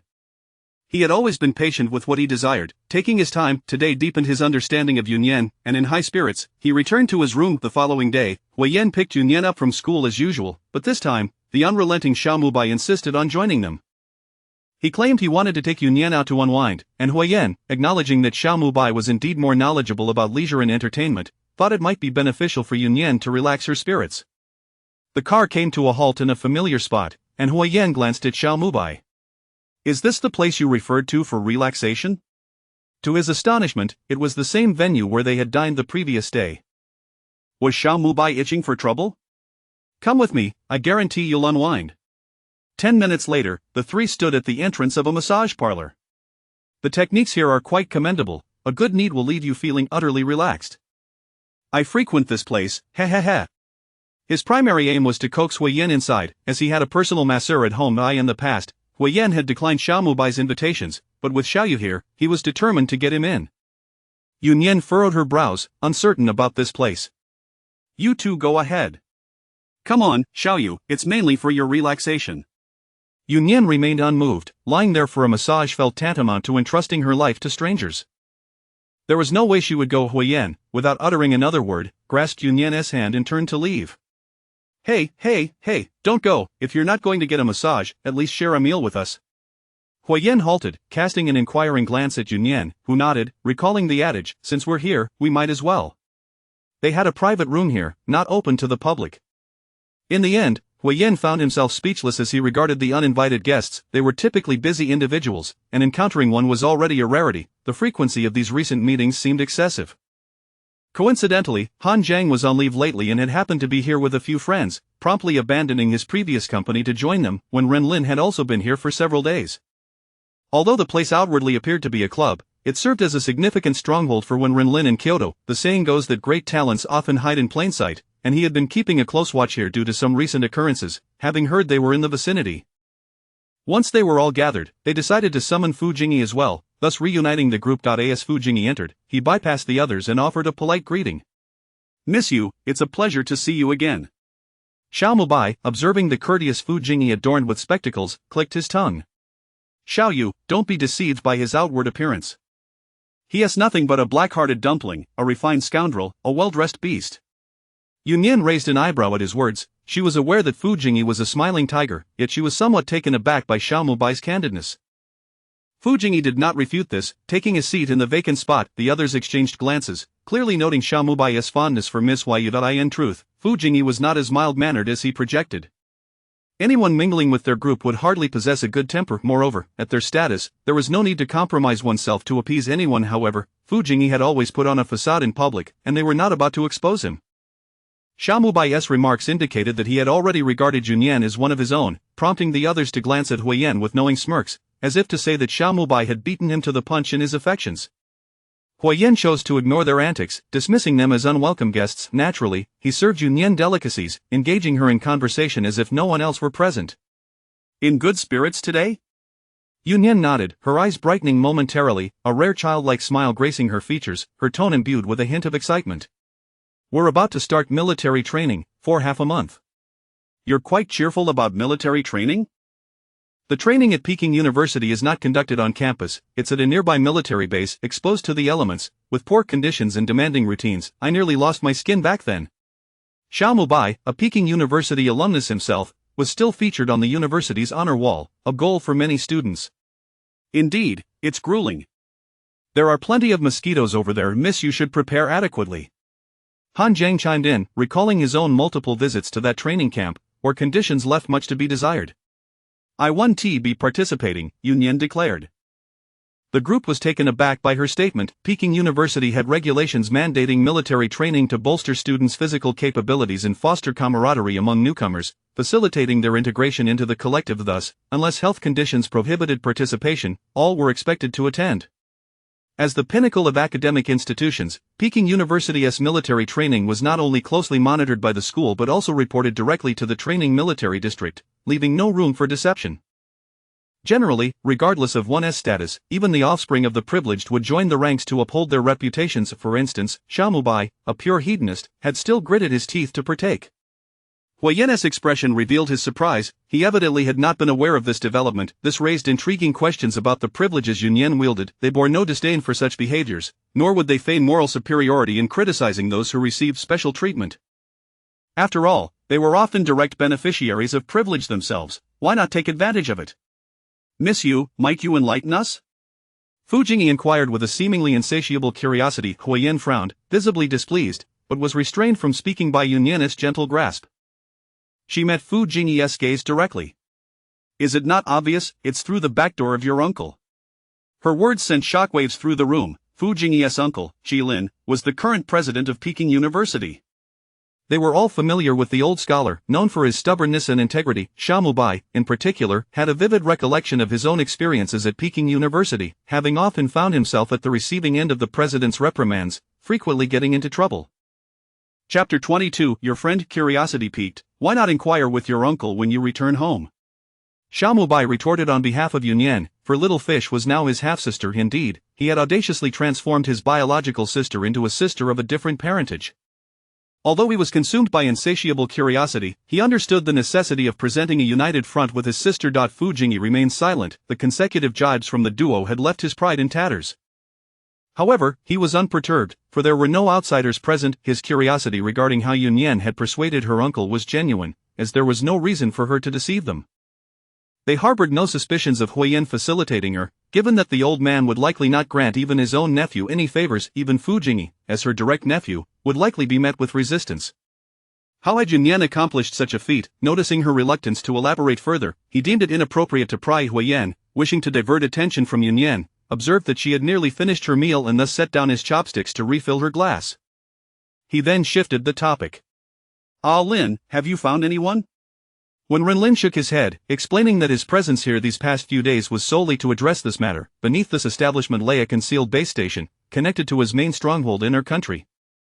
Typically, signals were jammed, only activated during transactions. The base station's underground location ensured its discretion. 3 days prior, while attempting to establish contact, their communications had been intercepted, and for the past few days, he had been striving to breach their network. His men were retaliating, endeavoring to ascertain the adversary's location. Currently, both sides were at an impasse, with the stakes being critically high due to involvement in arms trafficking. Most of his personnel were absent, and he could not afford to risk bringing in outsiders.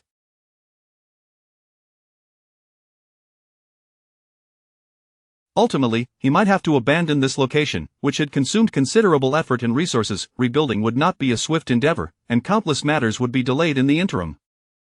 When Relin's expression darkened, he vowed not to let the perpetrator escape his grasp. Should he succeed, that individual would undoubtedly regret their very existence. At that moment, Bai cast a hesitant glance at Yan. Surely, little fish could assist him. Huo Yan shot him a warning look, urging him not to speak out of turn. He was aware of Yan's capabilities but did not wish for her to become embroiled in this dangerous affair. Not that he lacked concern for his brother, when Renlin's predicament was perilous, and he wanted to shield Yan from involvement. Though Yan was not one to meddle in others' affairs, Bai had always shown her a protective demeanor. Observing his unease and considering Renlin's identity, she surmised some underlying truth. Furthermore, given that Renlin and Huo Yan shared a close bond, her own identity remained strictly confidential. Those who needed to know would eventually be informed. Among them, it was certain that they would be privy to the truth. She wished to avoid any potential rift between Huo Yan and Renlin over this issue. Although Yan's emotional intelligence may not rival her intellect, she could sense Huo Yan's intentions towards her. Initially, she had assumed his attentiveness stemmed from his regard for Nian. However, after spending time together, she realized that Huo Yan had never concealed his affections for her. With downcast eyes, Yan found it difficult to articulate her feelings towards Huo Yan, yet she did not reject his proximity.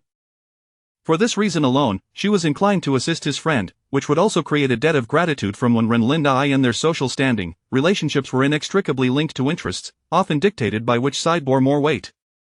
Leaning closer, Nian gently whispered in Huo Yan's ear, "He is your friend." Huo Yan trembled slightly, a tingling sensation coursing through him. An unexpected tension arose. What did Nian mean by that? However, it was evidently not the appropriate time for such discussions. He firmly grasped Nian's hand, attempting to quell his racing heart. Ah Lin, do you trust me?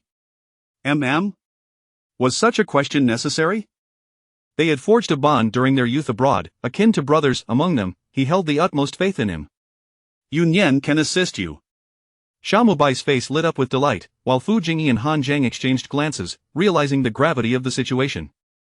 Yet, Huo Yan was not one to make light of such matters. He would not just regarding this. Since he had spoken, it seemed that Miss Yu indeed possessed the ability to help. Moreover, Xiaomubai's expression indicated he was privy to certain knowledge. They exchanged a knowing glance, preparing for whatever might come next. When Renlin wasted no time, he did not ask questions but instead summoned a computer from below, succinctly briefing Nian on the situation. As Nian took the computer, the group huddled around her, staring at the dizzying array of codes filling the screen. After several minutes, their eyes began to blur, and they surrendered, retreating to the side in silence. They waited quietly, not disturbing Nian as she worked externally composed. Internally, they were a flurry of anxious thoughts, uncertain if success was within reach. Approximately 20 minutes later, Nian halted her typing, turning the computer towards Renlin, enlarging the map to indicate a small red dot. The coordinates of the adversary. The group's eyes widened in astonishment. Although Huo Yan had claimed Nian could assist, hearing the results was nothing short of shocking. After all, when Renlin's team consisted of skilled individuals who had been unable to resolve this issue for days, yet she had achieved it in such a short span? When Renlin, too, felt a rush of gratitude towards Huo Yan, having trusted Nian's capabilities, never expecting such a significant breakthrough. He sprang to his feet, scrutinizing the map, squinting as realization dawned upon him. Miss Yu, thank you. His casual expression belied the weight of his gratitude, devoid of any mention of rewards. Yet, those present could sense the profound acknowledgement contained within. This was a stark departure from previously viewing her merely as Huo Yan's acquaintance. It signified respect for her as an individual, not merely an appendage. Nian waved her hand dismissively. There are vulnerabilities in the firewall, artificially created. When Renlin grasped the implication immediately, his gaze hardened. Someone had tampered with it. He had a traitor in his ranks. Without further ado, when Renlin departed, intent on finding allies and subsequently addressing the internal betrayal, Xiaomubai reclined comfortably on the sofa, observing Nian as she fortified the firewall on Renlin's behalf. Brother Lin has certainly turned misfortune into fortune. Unlike his earlier shock at discovering Nian's connections through back channels, which stemmed from her external identity, this was a revelation of her genuine prowess. A capable person could stand firm regardless of their circumstances. Their perceptions were shifting. She was no longer merely an extension of Huo Yan, but rather Nian in her own right. In truth, Nian had her own motives. The undercurrents of power in the capital would not stir under Renlin's watch, significantly alleviating her workload. For both personal and professional reasons, she wished to safeguard Renlin from harm. Nian had begun to carve her niche within the upper echelons of the capital's elite circle. These individuals were fiercely protective, and even without any particular identity or background, she possessed enough influence to navigate the complexities of the capital with confidence. Chapter 23 The initial confession of Third Master. After Renlin departed with his entourage, they did not linger, as it was time for Renlin to address internal matters that were no longer suitable for them to witness. Upon returning to the banquet garden, Nian retreated to her room, while Huo Yan found himself in a rare state of inner turmoil. He yearned to inquire about Nian's true feelings, yet he feared the possibility of receiving a negative response. Leaning against the sofa, he idly toyed with his phone, listening somewhat distractedly to Xiaomubai's chatter. "I say, Huo Yan, are you even listening to me? At least acknowledge my presence." Xiaomubai exclaimed in frustration, just as Huo Yan's phone chimed with a notification. It was a message from Nian.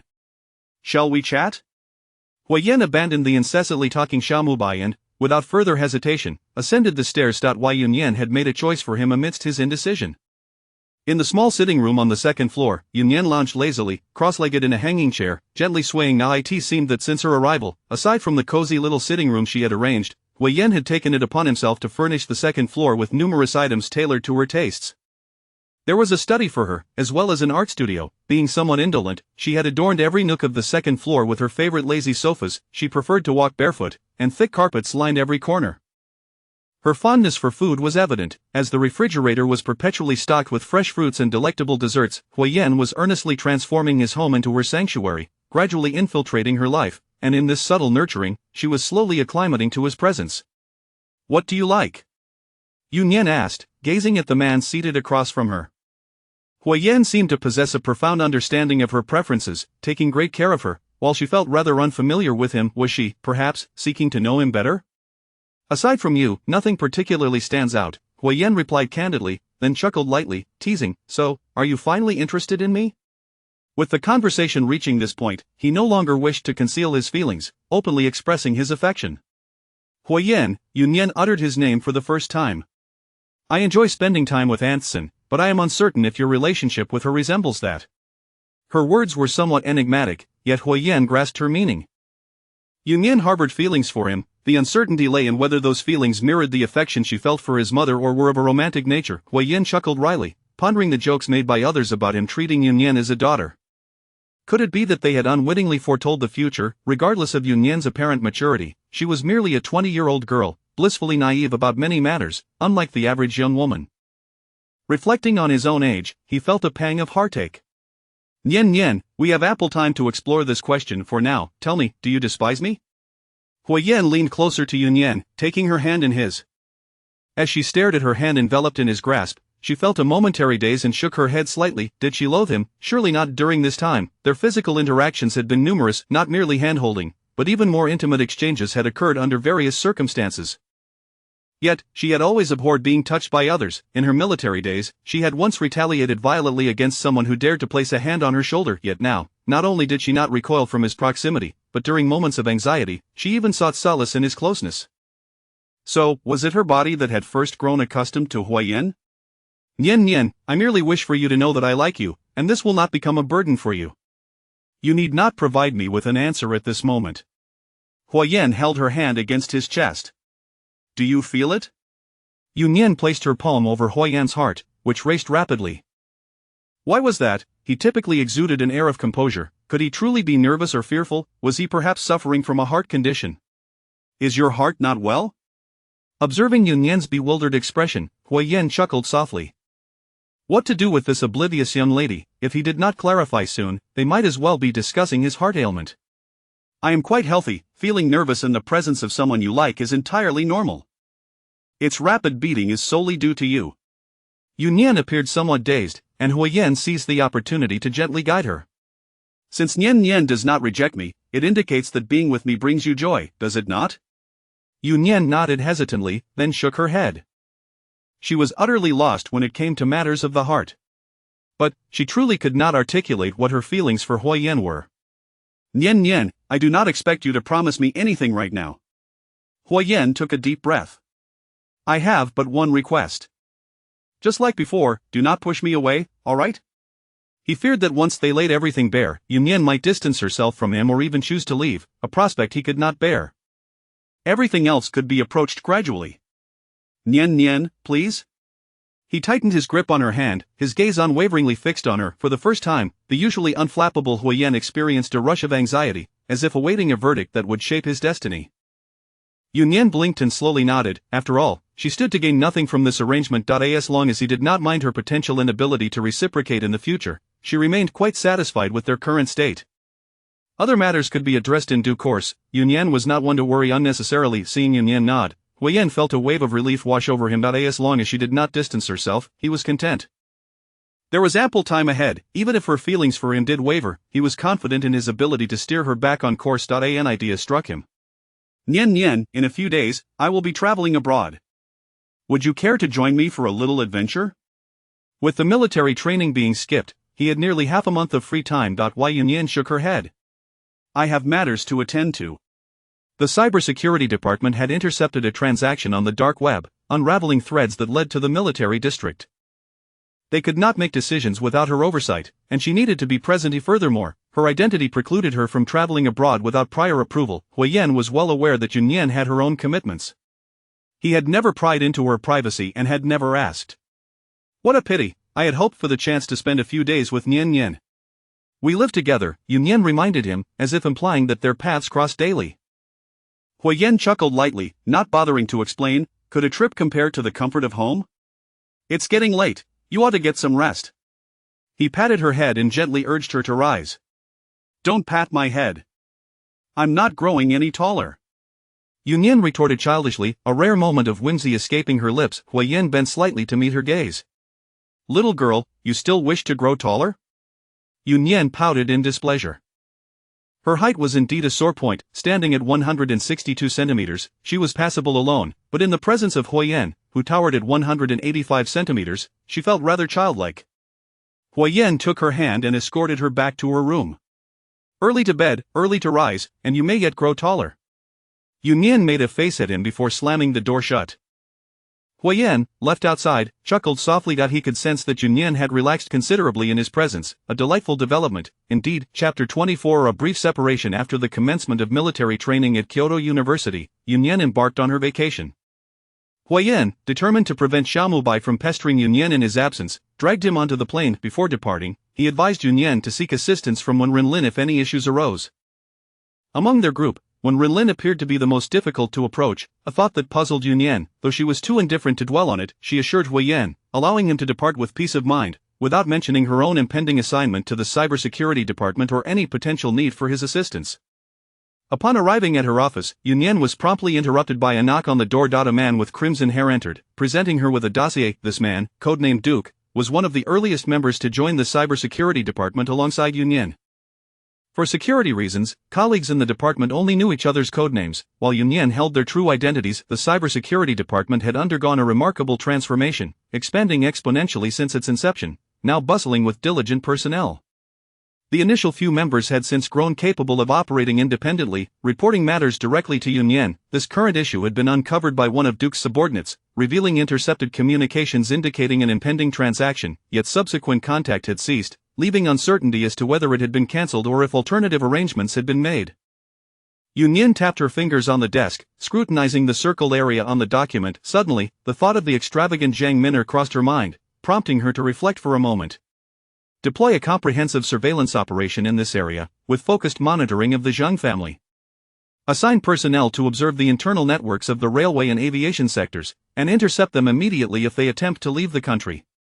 Boss, regarding the military district, there was concern about the potential misunderstandings that might arise from their abrupt intrusion into military networks. I will negotiate with the military district. You need only ensure the surveillance is executed effectively. Although she had called for a sweeping operation, Nian suspected that the Zhang family was indeed involved. She felt confident that the elder was uninformed, but the extent of his son's involvement remained uncertain.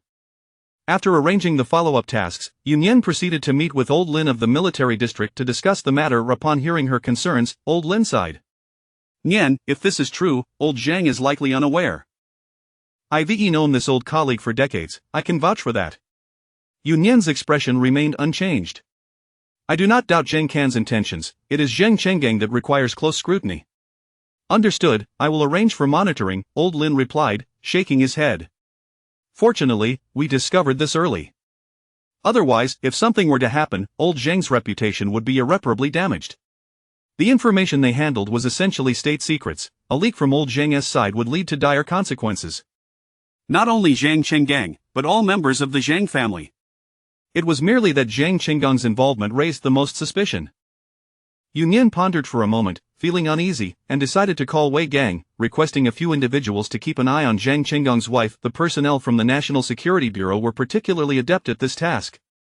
Zhang's wife, Du Lizhan, hailed from a business family, which meant that she had extensive connections, making it challenging to monitor her activities online comprehensively. Old Lin observed Nian with a sense of pride.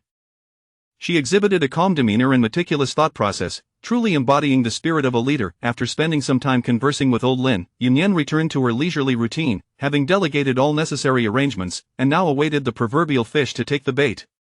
As the saying goes, plans often change rapidly. After a day of careful planning, trouble erupted that night. The phone rang. It was Duke. Nian abruptly sat up. Something was amiss, otherwise, they would have been communicating online, and the urgency of the situation was evident. Indeed, as soon as Nian answered the call, Duke's voice came through.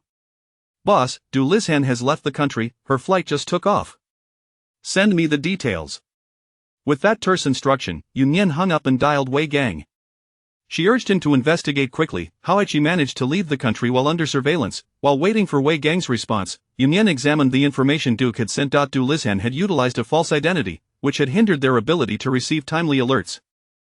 The flight had already been airborne for 40 minutes, en route to the capital of country R, with a journey duration of 5.5 hours. Huo Yan contemplated the situation. Forcing the flight to return would create too much commotion, making it difficult to suppress. Furthermore, as the matter was still under investigation, it could not be escalated. A flicker of realization crossed her mind as she considered a potential solution. Everything would hinge on the concrete information from Wei Gang. At this point, reporting the situation was futile. If it was confirmed that Du Lizhan had indeed fled, immediate action would be imperative. She directly contacted the second-in-command, succinctly outlining the situation regarding the Zhang family. Upon hearing Huo Yan's intention to travel abroad personally, the second-in-command frowned. No, that's far too dangerous. This matter falls under my direct responsibility, and no one understands it better than I do. If it is true, I have an even greater obligation to bring her back. I will send someone to protect you. She is heading to the capital of country R, all I need is a flight route. The second-in-command fell silent, recognizing Huo Yan's point. The state could not intervene, or it would escalate into a diplomatic incident. Moreover, should anything go awry during such a sudden operation, they would undoubtedly be at fault. Prioritize your safety. Take care of yourself. With the situation pressing, there was no time for hesitation. The second-in-command cautioned her to be careful and proceeded to make arrangements. Huo Yan soon received confirmed information from Wei Gang. Du Lizhan was indeed on the plane. It turned out that she had a sister, and both sisters had visited their family home today, executing a clever ruse. Du Lizhan had left the country under her sister's identity, and Wei Gang's team had been monitoring the wrong individual, remaining stationed near the Zhang family's residence. Upon hearing the critical update, Huo Yan interrupted Wei Gang's rambling, instructing him to closely shadow the Du family members and to ensure that no further mistakes occurred. The one traveling abroad was Du Lizhan, not a member of the Zhang family. Moreover, she had visited the Du family prior to her departure, collaborating with her sister in this stratagem. It appeared that the Du family was intricately involved in this affair. They likely remained unaware of the surveillance, demonstrating a commendable level of caution. Wei Gang repeatedly affirmed his understanding, aware of the cybersecurity department's recent inquiries into military activities. When Huo Yan sought personnel from him, he readily obliged. Monitoring a single woman was a trivial task for his team. If this situation proved to be genuine, the credit would undoubtedly be significant, and after its resolution, he could share in the accolades. Even if it turned out to be a false alarm, he would have earned Huo Yan's favor, a win-win situation. However, the emergence of this issue strongly suggested that Du Lizhan was embroiled in something nefarious. The thought of any oversight on his part sent a chill down his spine. He could not afford to be careless. He promptly increased the surveillance on the Du family. Should they allow anyone to escape again, it would surely spell the end of his tenure as the director of the National Security Bureau. Chapter 25 of The Pursuit Abroad. Upon confirming the news, Huo Yan located the phone number for Wen Renlin that Huo Yan had given her and dialed it without hesitation. This is Huo Yan. Miss you? Wen Renlin responded with a hint of surprise upon receiving her call. It was rather unusual for her to call at this hour. Something must have happened. Is this a convenient time? I need your assistance. Of course, miss you, please go ahead. Wen Renlin was not expecting an opportunity to return a favor to arise so swiftly. I need you to keep an eye on someone at the airport in the capital of country R. If possible, I would like to borrow your private plane.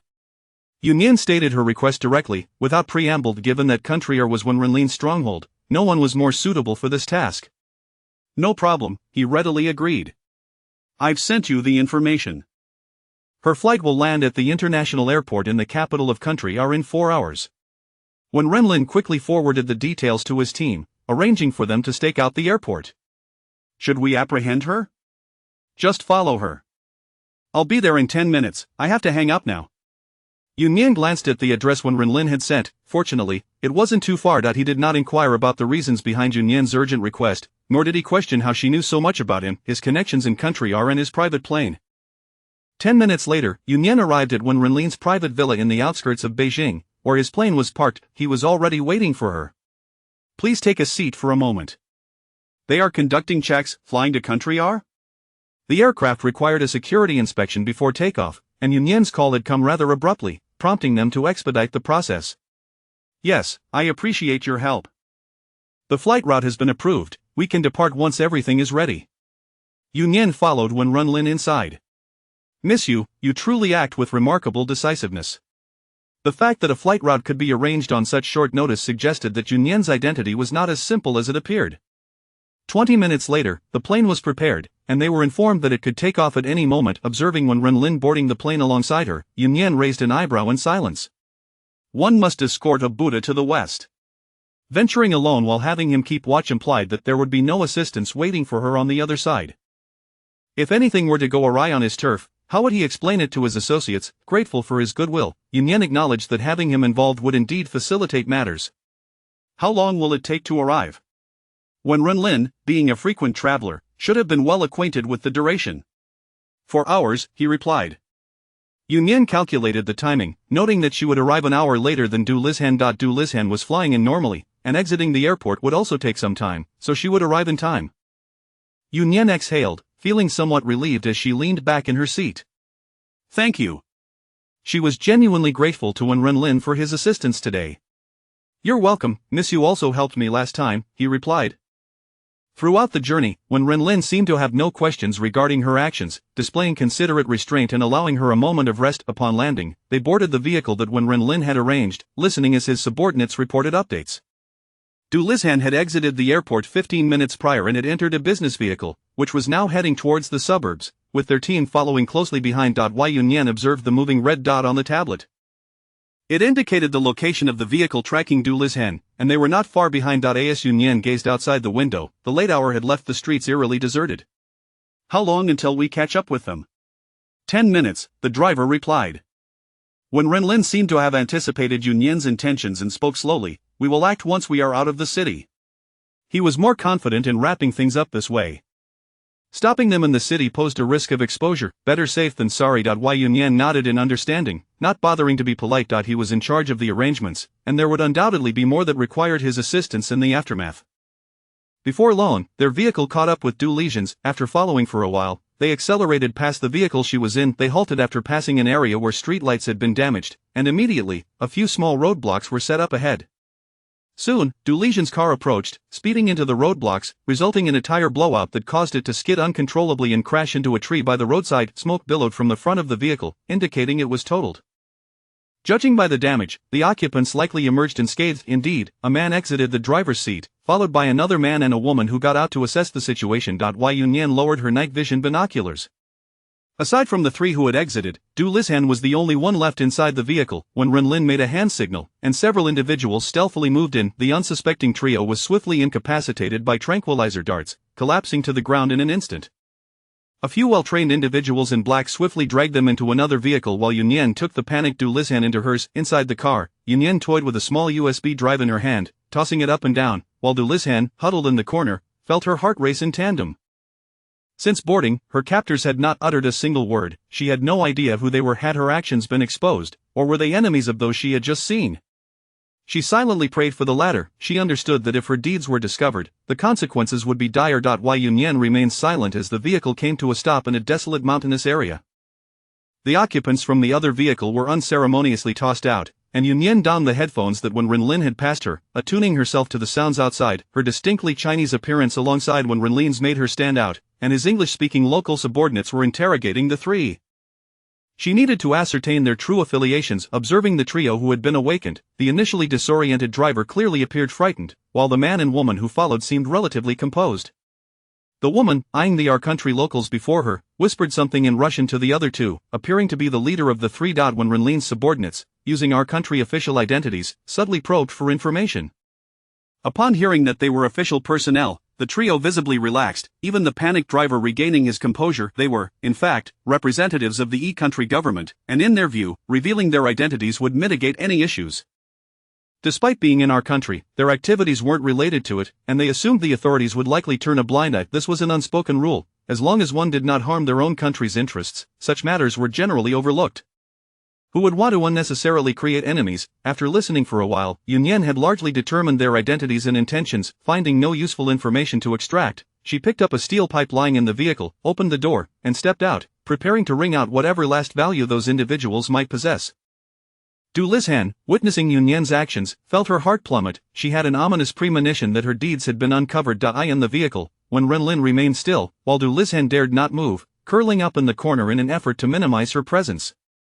Chapter 26. The little pervert. Nian dragged the steel pipe towards a group of people, causing the subordinates of Wen Renlin to step back a few paces to clear a path for her. In English, Nian uttered a command, "Reveal everything you know." The woman wore a disdainful expression, showing no intention of responding, while the other two remained silent. Nian smiled with a hint of bloodlust.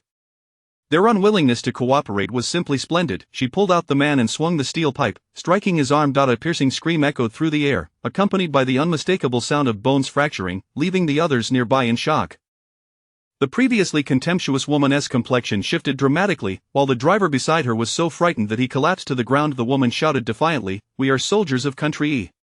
You have no right to torture us. I demand a dialogue with your government." Ignoring her incessant cries, Nian continued to wield the steel pipe, this time targeting his knee. The sound of breaking bones intensified, and the man fell to the ground, wailing, I'll talk. His cries could be heard even without headphones, causing Du Lizhan, curled up in a corner, to tremble uncontrollably, tightly shutting her eyes and hugging herself. "Miss Du, you'd better watch closely, or you may find your eyes are of no use to you." The cold voice sent a shiver down Du Lizhan's spine when Runlin understood Nian's intentions in bringing her along. After all, he often employed similar tactics, and he knew he had to play along. Terrified, Du Lizhan dared not close her eyes again as she was dragged to the car window to witness the brutal scene outside. The man continued to plead for mercy. "Stop, please, I'll tell you anything you want to know." Nian clicked her tongue. "Unfortunately, I have no interest in hearing you now." She gestured for someone to gag him, continuing until all his limbs were broken before finally ceasing. The man, bloodied and unconscious, lay on the ground, prompting Nian to check his carotid artery. Quite resilient, indeed. Fear now etched itself on the woman's face. They had encountered a formidable adversary this time. The individuals before them were not from the country government, and their transaction had gone awry. As Nian approached her, steel pipe stained with blood in hand, the woman's complexion paled. "You cannot do this. We are guests of the Wenrin family." She invoked the name of the Wenrin clan, attempting to intimidate Nian, regardless of their affiliations. Even the government had to show some respect to the Wenrin family here. When Renlin, hearing the woman's words through his earpiece, realized that some members of the family were rather unruly, daring to meddle in such matters. Observing the starkly different Nian outside, a peculiar glint flickered in his eyes as he silently chuckled. Huo Yan was indeed lucky. Nian ordered her men to silence the woman and proceeded to break her limbs in the same manner. The driver, already petrified, suddenly scrambled to his knees at Nian's feet. "I'll tell you everything, I swear." Nian bent down to gaze at him, causing him to shrink back in terror, his mental defenses crumbling. He divulged everything like a bamboo tube spilling beans. The two incapacitated individuals were military personnel from their country, responsible for the dealings with Du Lizhan. He himself had been dispatched by the government to monitor them, as there had always been a rift between the government and the military. His mission was to keep an eye on them and prevent any intelligence from being misappropriated. As for the contents of Du Lizhan's intelligence, they were prohibited from knowing. They had a safe house not far away, provided by the Wenrin family, intended for bringing Du Lizhan there to communicate with their superiors. Having gathered sufficient information, Nian instructed that the individuals be taken back to the car. Upon returning to the vehicle, she accepted the wet wipes handed to her by Renlin and leisurely wiped her fingers. "My clothes are all dirty," though she complained. It was evident that her mood was rather buoyant. When Renlin's smile deepened, it turned out she was quite the little pervert. "I'll have someone deliver a change of clothes for you." "How does Miss you wish to handle them?" "Naturally, we must dispose of the bodies. You're more familiar with this than I am." Nian casually remarked, casting a nonchalant glance at Du Lizhan, who sat trembling on the ground. Having dared to commit such acts, she was now aware of the gravity of her situation. The demonstration had proven effective. When Renlin was not surprised by her words. From the moment Nian had exited the car, he had anticipated that these individuals would not survive. Du Lizhan, now utterly terrified by Nian's demeanor, felt a chill run down her spine, far more fearful than when she had witnessed Nian's cruelty. The mere thought that they were discussing body disposal before her eyes sent her into a panic. She feared she might also be silenced. The moment Nian's gaze met hers, she fainted on the spot. Nian shook her head in disbelief. Such cowardice, yet daring to act as a spy. They returned the three individuals to the site of the car accident, tossing them into the vehicle from earlier. Nian seized Renlin's gun and fired 2 shots at the gas tank, igniting the car in flames. She did not leave until she watched the vehicle burn to ashes. "Miss you is truly disheartening. Do you not trust me?" He commanded his subordinates to snap the necks of those individuals and toss them into the car, yet Nian insisted on witnessing their cremation with her own eyes before she could feel at ease. "The lady from earlier mentioned that the residence you provided was from the Wenrin family." The implication was clear. If your own men are untrustworthy, how can you expect me to have faith? When Renlin was momentarily speechless. "I will handle this matter. Does Huo Yan know of your merciless nature? You did the killing." Nian casually deflected the blame, unafraid of Huo Yan discovering the truth. She pondered whether he might regret it. "Rest assured, this is but a trivial matter. Huo Yan's courage far exceeds your expectations. When Renlin regarded Nian with a knowing look just as they spoke, Huo Yan's video call came through. After a night of turmoil, although dawn had yet to break here, it was already morning back home. Huo Yan called Nian every morning and evening without fail. When Renlin watched her with a teasing expression, curious whether she would answer. Nian remained composed as she accepted the video call. And Nian, Huo Yan began, but paused upon noticing that Nian was not at home, but rather in a car, the lighting dim. Yes, I'm in country. Why Nian had no intention of hiding the truth. She turned the camera to reveal when Renlin beside her. I'm with him. Don't worry. Xiao Mubai, accompanying Huo Yan, leaned in, exclaiming, "Little fish, you went to Brother Lin's house?" The other three individuals on either end of the video call fell silent simultaneously, while Huo Yan pushed Xiao Mubai aside, warning him with a glare to be quiet. As the camera swung around, he spotted an unconscious woman in the corner. Surely, this was what Nian had referred to as business. When Renlin, protect Nian, do not let her come to harm. Cold-hearted, what if I were to be harmed, then you are useless. Huo Yan replied mercilessly. Nian chuckled softly, appreciating Huo Yan's concern. The matter is resolved, I'm preparing to return. Huo Yan said no more, simply instructing her to call in once she was back before hanging up.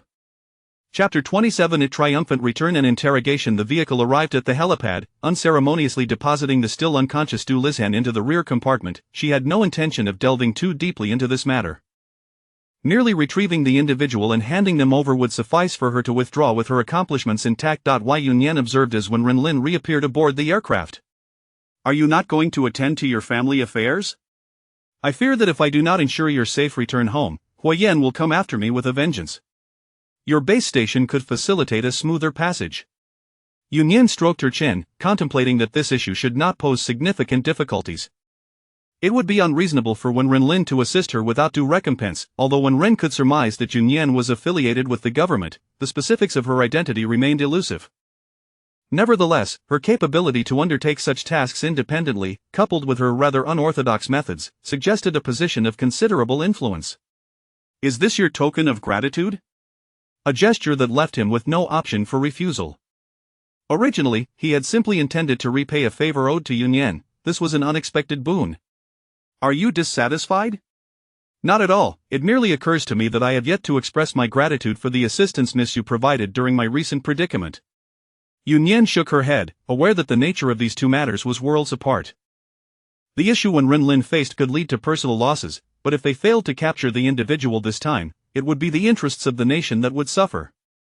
The aircraft descended smoothly onto the helipad, and Nian regarded the transformed demeanor of Renlin, who now exuded an air of aloofness, a stark contrast to the relaxed persona he had adopted in our country. Mr.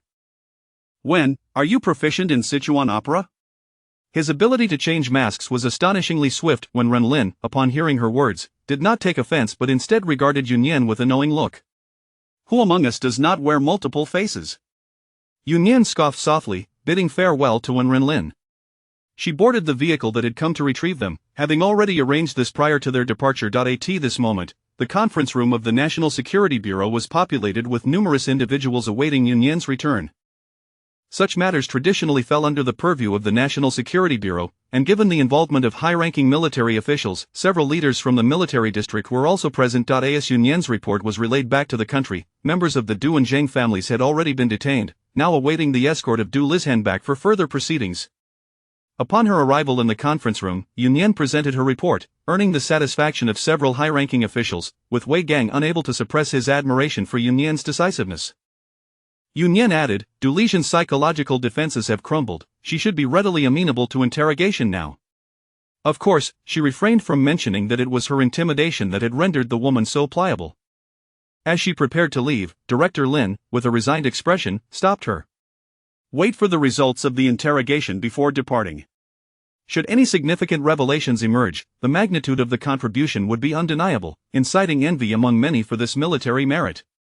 Now that you have just disembarked, do not exert yourself further.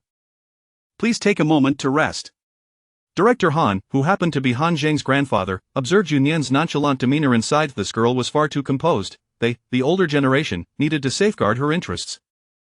An elder across the room snorted disdainfully, unconcerned about bestowing such a monumental achievement solely upon this girl, fearing she might become overwhelmed. This elder, surnamed Pang, was also a veteran revolutionary. Old Lin had no descendants, so it was understandable that he would protect her, yet, the same could not be said for Old Han, given that both families had younger generations pursuing similar paths, all of whom had performed commendably. Dividing the accolades equitably would not pose an issue. Huo Yan, who had initially intended to leave, registered the old man's snort. Understanding his sentiments, she had no intention of being treated as a fool, so she promptly sat down, abandoning her plans to depart. Bored, Nian watched the surveillance footage from the interrogation room alongside the elderly gentleman, awaiting the outcome. With no cellular signal permitted in this space to prevent any potential leaks, she found herself unable to pass the time on her phone. When the results of the interrogation were finally revealed, the Zheng family was exonerated. Huo Yan was not surprised by this outcome, having already discerned the connections to the Du family during her earlier interrogations in her country. Zheng Chenggang was a cautious individual, accepting small favors but never engaging in larger transactions. In this context, the Zheng family relied heavily on the Du family for their economic sustenance, given Zheng Chenggang's prudent nature, which meant that the Du family had never truly benefited from their association, only investing further resources. Even so, they dared not offend the Zheng family, as, despite their inability to assist, they could easily wreak havoc upon them. After all, every businessman has their own skeletons. The country had astutely identified this vulnerability and approached the Du family, indicating that they merely required Du Lizhan to procure certain items from Zheng Chenggang, promising to assist the Du family in expanding their endeavors within country. The Du family, inevitably tempted, convinced Du Lizhan to undertake this task. On one hand, they hoped to leverage this to manipulate Zheng Chenggang, as the items would have originated from him. No matter who acquired them, Zheng Chenggang would not escape culpability. On the other hand, the conditions presented were far too alluring. Even if discovered, they could easily flee abroad and restart their ventures in country. Unfortunately, their grand ambitions were thwarted before they could take flight, resulting in their capture. The group found themselves with mixed feelings toward Zheng Chenggang. Even if he was innocent, his career was effectively over. He was well aware of his family's financial dependence on the Du family, and disentangling himself from this predicament would not be a simple task. It was a pity for old Zhang, who would likely retire prematurely. Fortunately, he had a second son whose prospects were promising. He might be able to assist him before stepping down. Once the interrogation concluded, Chief of Staff Zheng arrived, having remained in the adjoining room to avoid any appearance of impropriety until the results were revealed. Observing his old comrade, who seemed to have aged a decade overnight, the other elders exchanged glances, uncertain of what to say. The consequences of lax family governance were now glaringly evident. Zheng Qinggong's family circumstances were not unknown to old Zheng, yet his failure to intervene had led to this irrevocable situation. Chief of Staff Zheng forced a bitter smile. Who would have thought that after dedicating a lifetime to revolution, I would nearly acquire the label of traitor? Having emerged from the crucible of war, the deepest disdain was reserved for traitors and sellouts. Yet here he found himself. Sigh. You young people are exemplary. It is through your efforts that our nation retains hope. Well done. Old Zhang clapped Nian on the shoulder with considerable force. Nian maintained her composure, indifferent to whether old Zhang was overly exuberant or resentful towards her. She accepted it all without protest. Noticing old Zhang's heightened emotions, Director Lin hurriedly guided him to a nearby chair, concerned that he might direct any ire towards Nian. Although the losses were mitigated, it was undeniable that Nian had played a pivotal role in the downfall of the Zheng family. It was understandable that old Zhang might be struggling to comprehend this reality. Old Lin, rest assured. I have not lost my faculties. I owe this girl my gratitude. Old Zheng covered his face with his hands, recognizing that had Du Lizhan's scheme succeeded, he would have been unable to occupy his current seat. Upon hearing old Zheng's words, the others felt relieved, taking turns to offer him words of comfort. Huo Yan, observing their exchange, felt compelled to interject. This was not the time for idle chatter, as matters remained unresolved. Chapter 28. The gift from Huo Yan. Du Lizhan also entrusted another matter of paramount importance. She had overheard a mention of the Bai family from the other party. If it truly pertains to that Bai family, it would spell tremendous trouble. While it poses no direct impact on individuals within the military, the entanglements with the political and commercial realms of Kyoto are significant. The Bai family, it must be said, lacks considerable power. Their focus on raising daughters has resulted in a large family, reliant on connections. The Bai family's approach to nurturing their daughters is aimed at producing matriarchs of noble houses. The girls they cultivate are predominantly gentle and virtuous, adept at both social gatherings and domestic duties, qualities many families seek in potential daughters-in-law. Their success in marrying off daughters has woven an extensive network of relationships, enabling them to secure a foothold in the intricately woven power dynamics of Kyoto. The Bai family is far too intricate. One must tread carefully to avoid alarming them. This matter is best left to Wei Gang and Yunyan, as the military cannot intervene without evidence. The elder gentlemen have all expressed their willingness to assist should the need arise, assuring that they can act freely, with the understanding that they will bear the consequences if things go awry. Old Peng is similarly inclined. Despite his penchant for scheming, he exhibits unwavering resolve when faced with matters of great import. Restrict their overseas travel. I will apprehend those individuals for questioning, as they are engaged in transactions abroad, Nian contemplated. I will take charge of this aspect. I kindly request Director Wei to deploy more personnel in Kyoto, particularly to monitor recent arrivals from country E. Wei Gang nodded in agreement, displaying no displeasure at being momentarily overshadowed, as he owed a significant favor to this esteemed individual. Du Lizhan had escaped his grasp, and failing to recapture her would result in dire consequences. Once their discussions concluded, the group prepared to depart. Old Zhang had been incessantly pulling at Yunyan's sleeve during their journey, but fortunately, a phone call intervened. Taking her phone to a quieter corner, Yunyan received a call from the second-in-command, who first offered ample praise for the recent operation before encouraging her to proceed with the next steps without hesitation. Hanging up, Yunyan sighed softly. Such matters would typically be formalized through official correspondence, rendering the phone call unnecessary. The sole purpose of this call was to win her over. Upon returning, she informed the group that the cybersecurity department had pressing duties, seizing the opportunity to slip away, as she wished to avoid the incessant chatter of the elderly gentleman. After arranging her tasks, Yunyan stretched her limbs. Since the incident transpired, she had gone a full day and night without rest, her mind remaining in a state of heightened alertness. Now that the tension had subsided, exhaustion washed over her like a tide. Yunyan chuckled softly. She had been rather pampered by Huo Yan lately. In the past, she often endured extended periods of intense work without ever feeling such fatigue. With Du Lizhan's capture, several members of the Du family were confirmed to be involved in the matter and were subsequently apprehended. As the saying goes, when the people depart, the tea grows cold. The vast enterprises of the Du family began to fracture, their assets divided among offshoots before an official declaration of bankruptcy could be made. The Zheng family suffered significant losses, with old Zheng stepping down to preserve his eldest son Zheng Chenggang's position. The affairs of the Du family seemed to have reached their conclusion. While the situation with the Bai family would require a prolonged effort, Yunyan was well prepared for the challenge, possessing ample patience. With matters temporarily settled, Yunyan found herself at leisure once more, resuming her languorous existence. At the banquet hall, as she descended the stairs, the individuals seated in the living room turned their attention toward her upon hearing her approach. Hello, little fish, did you miss me? Huo Yan was disinclined to indulge Xiaomu Bai's antics. Nian, come sit with us. He beckoned. Yunyan sauntered over and reclined languidly. Didn't you say it would take another 2 or 3 days? Oh, come now, isn't it's simply someone longing to return, Xiaomu Bai quipped with a hint of sarcasm, yawning as he retreated to his room. I haven't slept a wink all night.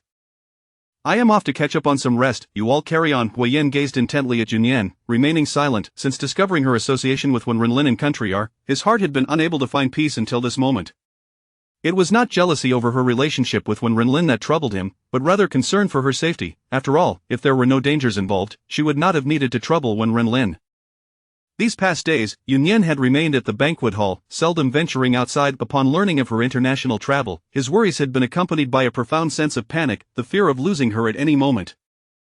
Yet, despite the tumult of her thoughts, she wore a serene expression. Handing Yunyan a box, he said, "This is a gift for you. I hope you like it." Yunyan accepted it without hesitation, opening the box to reveal a dagger, its sleek black surface glinting with a hint of silver. Weighing it in her hand, she raised an eyebrow. This appears to be an antique, does it not? Huo Yan smiled. I spotted it at an auction and thought you would appreciate it. Yunyan found herself quite enamored. I love it, you're truly giving it to me. Given its acquisition from an auction, its value must be considerable. It's for your protection, he emphasized, especially since learning of the perilous tasks Yunyan undertakes, which only intensified this sentiment. Beside them, Hui gaped in astonishment, his expression bordering on the surreal. A dagger worth over 200 million is merely for self-defense. The world of the affluent was indeed beyond his comprehension. Yunyan declined to refuse. She genuinely cherished the dagger and found it necessary for self-defense, as using a firearm domestically would incite chaos. As for accepting such a lavish gift from Huo Yan, she had her own considerations. Firstly, their current relationship status made her feel comfortable accepting it. Secondly, even if they ultimately did not end up together, she would find ways to reciprocate in other forms. Reflecting on his concerns and the purpose behind the dagger, she felt compelled to clarify. This was an unexpected incident. Typically, my work is quite safe and devoid of danger. I believe in your discretion, Nian. Huo Yan responded, a broader smile gracing his face. Yunyan surely harbored feelings for him as well. Otherwise, why would she take the time to explain herself? A perfect self-strategy. Huo Yi observed the seemingly indifferent demeanor of his third master, inwardly lamenting that his eyes had truly been opened. Who would have imagined that the illustrious Huo Yan was so besotted? Why don't you all take a moment to rest now that you're back, Xiao Mubai suggested, having not slept the previous night, and they were likely in a similar state.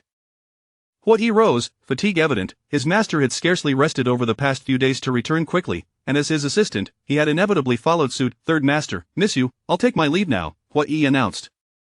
Huo Yan nodded, thank you for your hard work. This time, your bonus will be doubled. Instantly rejuvenated, Huo Yi felt capable of enduring another 3 days and nights. Thank you, third master. Yan regarded Huo Yan, who remained motionless. Aren't you going to rest? I don't wish to. If Nian has no pressing matters, would you mind keeping me company a little longer? Huo Yan expressed, reluctant to leave, having missed Nian dearly over the past few days.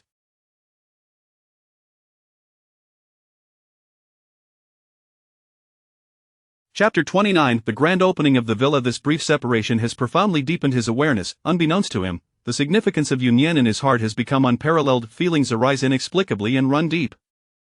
He has always been a person of cold disposition, never realizing that he could harbor such intense emotions. Yan said nothing further, quietly toying with the dagger. Huo Yan leaned back on the sofa, silently observing her. Although they exchanged no words, an extraordinary sense of harmony enveloped them. After a considerable while, having thoroughly examined the dagger, Yan raised her gaze to find Huo Yan, eyes closed, seemingly asleep. She chose not to disturb him, gently leaning over to retrieve a blanket from the side and drape it over him, then seated herself at a distance, picking up her sketchbook to doodle. After all, she was still a student, she could not neglect her major. Huo Yan awoke 2 hours later, opening his eyes to feel the blanket around him, a slight smile gracing his lips. Yan, who had been drawing across from him, immediately turned her attention his way. Awake? Huo Yan, just roused from slumber, appeared in good spirits. Nian has been here keeping me company?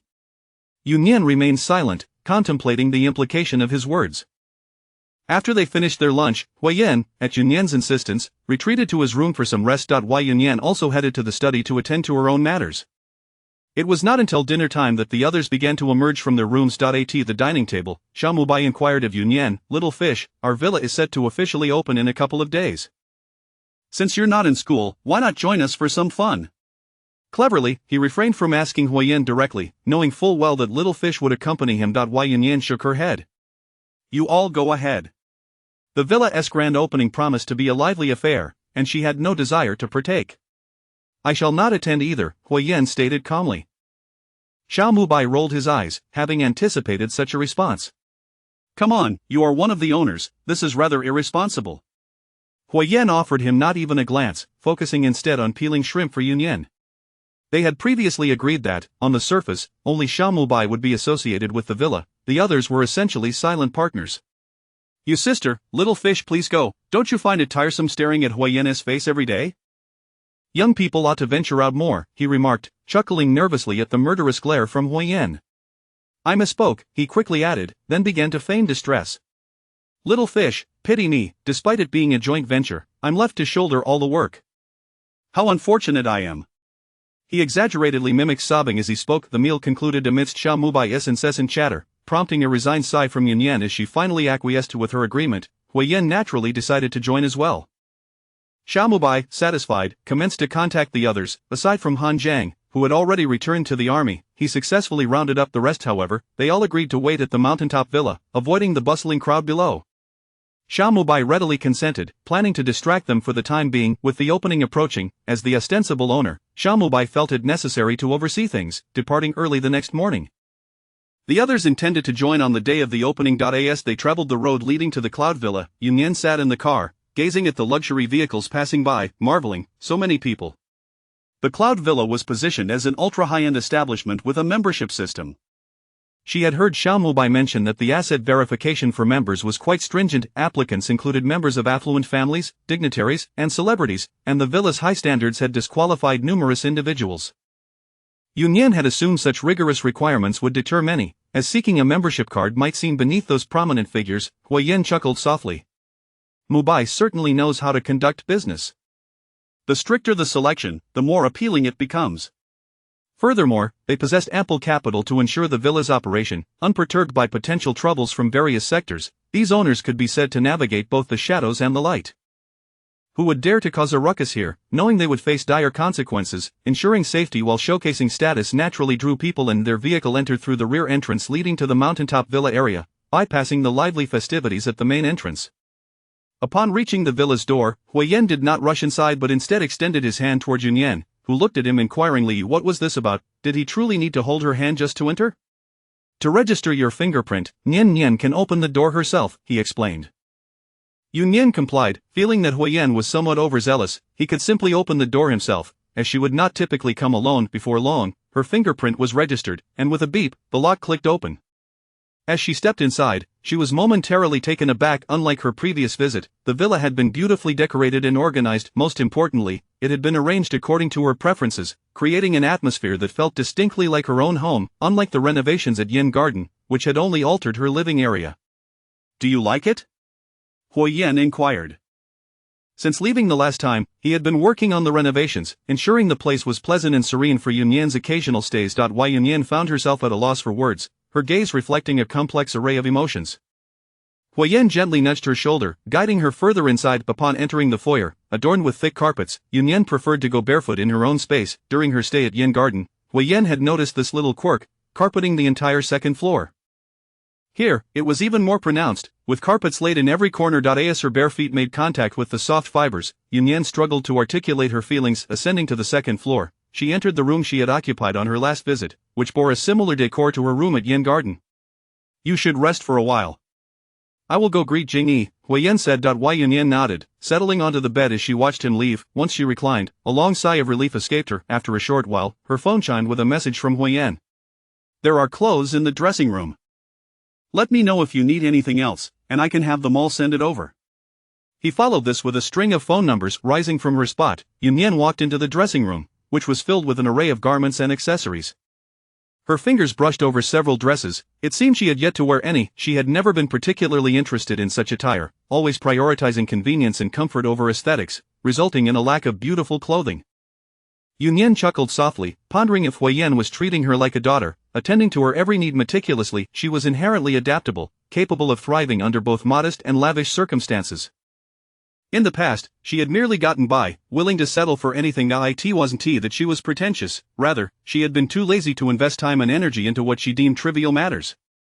Now, with someone willing to put thought into her well-being, she found herself pleased to indulge. No one willingly forsakes a comfortable life for hardship. After all, she would never engage in such self-imposed suffering. Yan accepted Huo Yan's kindness with ease, feeling secure in her position. Regardless of what the future held, she believed she could navigate without feeling indebted to him. Sending him a heart emoji, she was met with an almost instantaneous reply. I'll be back shortly. Yan raised an eyebrow. Was he truly watching his phone the entire time? She recalled that Huo Yan rarely used his phone, aside from making calls. Chapter 30. Have you lost your mind over a relationship? In the villa of Fujingi, Huo Yan couldn't suppress the smile that crept onto his lips after receiving a sticker from Yan. Observing the two individuals across from him, he inquired, do you have any stickers? The incredulous expression on Wen Renlin's face was evident. Was this Huo Yan or Xiao Mubai? Huo Yan, has your pursuit of a romantic interest rendered you senseless? Fujingi ceased to feign his usual gentleness. It's not like I've successfully wooed her yet, when Renlin chimed in with a jab. He had refrained from mentioning the previous incident, and the unspoken understanding between them suggested that some matters were better left for them to clarify themselves. As an outsider, he chose not to interfere. In a buoyant mood, Huo Yan dismissed their banter and stood up to leave. I must be off, Nian is still waiting for me. As he exited, the two exchanged glances, pondering, what was he here for? He had barely sat down, engrossed in his phone rather than engaging in conversation, and now he was leaving? Huo Yan had his own considerations. His visit was a mere facade, a pretext to grant Yan some space to acclimate to his presence. He was wary of overstepping boundaries, fearing that his actions might discomfort her or lead to outright rejection. He had come to understand Yan to a degree. She was a rather aloof individual, somewhat akin to him in essence. It wasn't merely about impressing her with grand gestures. In fact, such attempts could yield the opposite effect. He was cautiously probing her receptiveness, and only upon receiving her message did he feel a sense of relief. Upon returning to his residence, Huo Yan was taken aback to find Yan in the living room, donned in a different outfit. A wave of joy surged within him. Not only had she accepted his gesture, but she had also changed into the attire he had gifted her. Seeing him enter, Yan stood and twirled around, asking, "Do I look good?" The light green dress accentuated her fair complexion and showcased her well-proportioned figure. Huo Yan approached her, swallowing hard. You look stunning. It's the first time I've seen you in a dress, and it suits you perfectly. Nian momentarily lost her focus, the last time she wore a dress being that fateful princess gown stained in blood from years past. It seems my taste is quite commendable. Huo Yan's voice pulled her back from her reverie. Her attention diverted, she asked, did you pick this out? She had assumed it was a gift from the mall, as it included clothing, shoes, and even undergarments. As if reading her thoughts, Huo Yan gently patted her head. The undergarments were purchased by Aunt He, while the clothing is custom-made, just like mine. Nian exhaled in relief, thankful to be spared a fright. She was well aware that Aunt He had always tended to her needs at the banquet, including her wardrobe. Reclining back onto the sofa, she casually swung her legs, visibly relaxed and in high spirits. Huo Yan settled into the seat adjacent to her. Do you like it here, Nian? I love it, I don't even want to leave, she replied without hesitation, clearly pleased with every detail, a testament to Huo Yan's thoughtfulness. Hasn't classmate you forgotten that military training is nearing its end? Huo Yan remarked with a smile, aware that her holiday was soon to conclude. Nian tossed a cushion at him. Must you bring up such a dreary topic in the midst of my joy? Huo Yan caught the cushion with ease. My apologies, dear Nian, for my thoughtlessness. Please forgive me, one to you? Sitting up straight, Nian fixed her serious gaze upon Huo Yan. Then if you promise me one thing, I shall let it go. Aside from taking leave, feel free to bring up any matter. Nian promptly slumped back down. Perhaps I should continue to hold on to my grievances. Huo Yan's smile deepened as he observed her charm.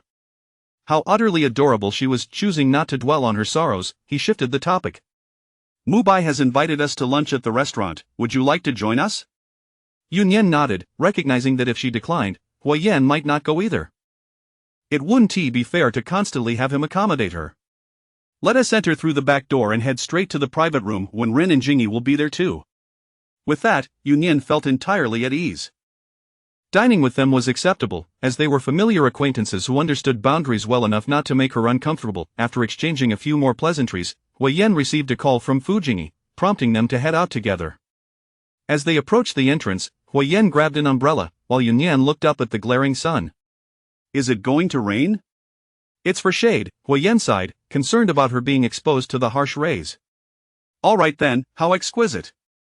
Nian admired his thoughtfulness, impressed by his attention to detail. Huo Yan sighed yet again, having lost count of how many times he had done so. This little ungrateful one even teased him about using an umbrella as a grown man. As they made their way to the entrance of the villa community, the umbrella tilted towards Nian's side. A realization dawned on her. Huo Yan had brought the umbrella for her. Nian opened her mouth to speak but ultimately held her tongue, feeling somewhat unaccustomed to such gestures, having never used one before. Once they entered the car at the entrance, when Renlin and Jingyi were already present, and the vehicle set off towards the mountain resort restaurant. Miss you, it has been a while, greeted Jingyi. Mr. Fu, Nian replied courteously when Renlin remained his usual silent self, nearly nodding in acknowledgement. After a brief exchange, Nian became engrossed in her phone, focused on something. Jingyi turned to Huo Yan. The Zhou siblings have arrived. That is of no concern to me, Huo Yan replied coolly. The Zhou family was a prominent and established clan in Hong Kong, wielding significant influence in both political and business realms. Given the recent thawing of relations across the strait, the Zhou family had been inclined to expand into the mainland, and their ventures were anything but trivial, thus establishing a connection with the group.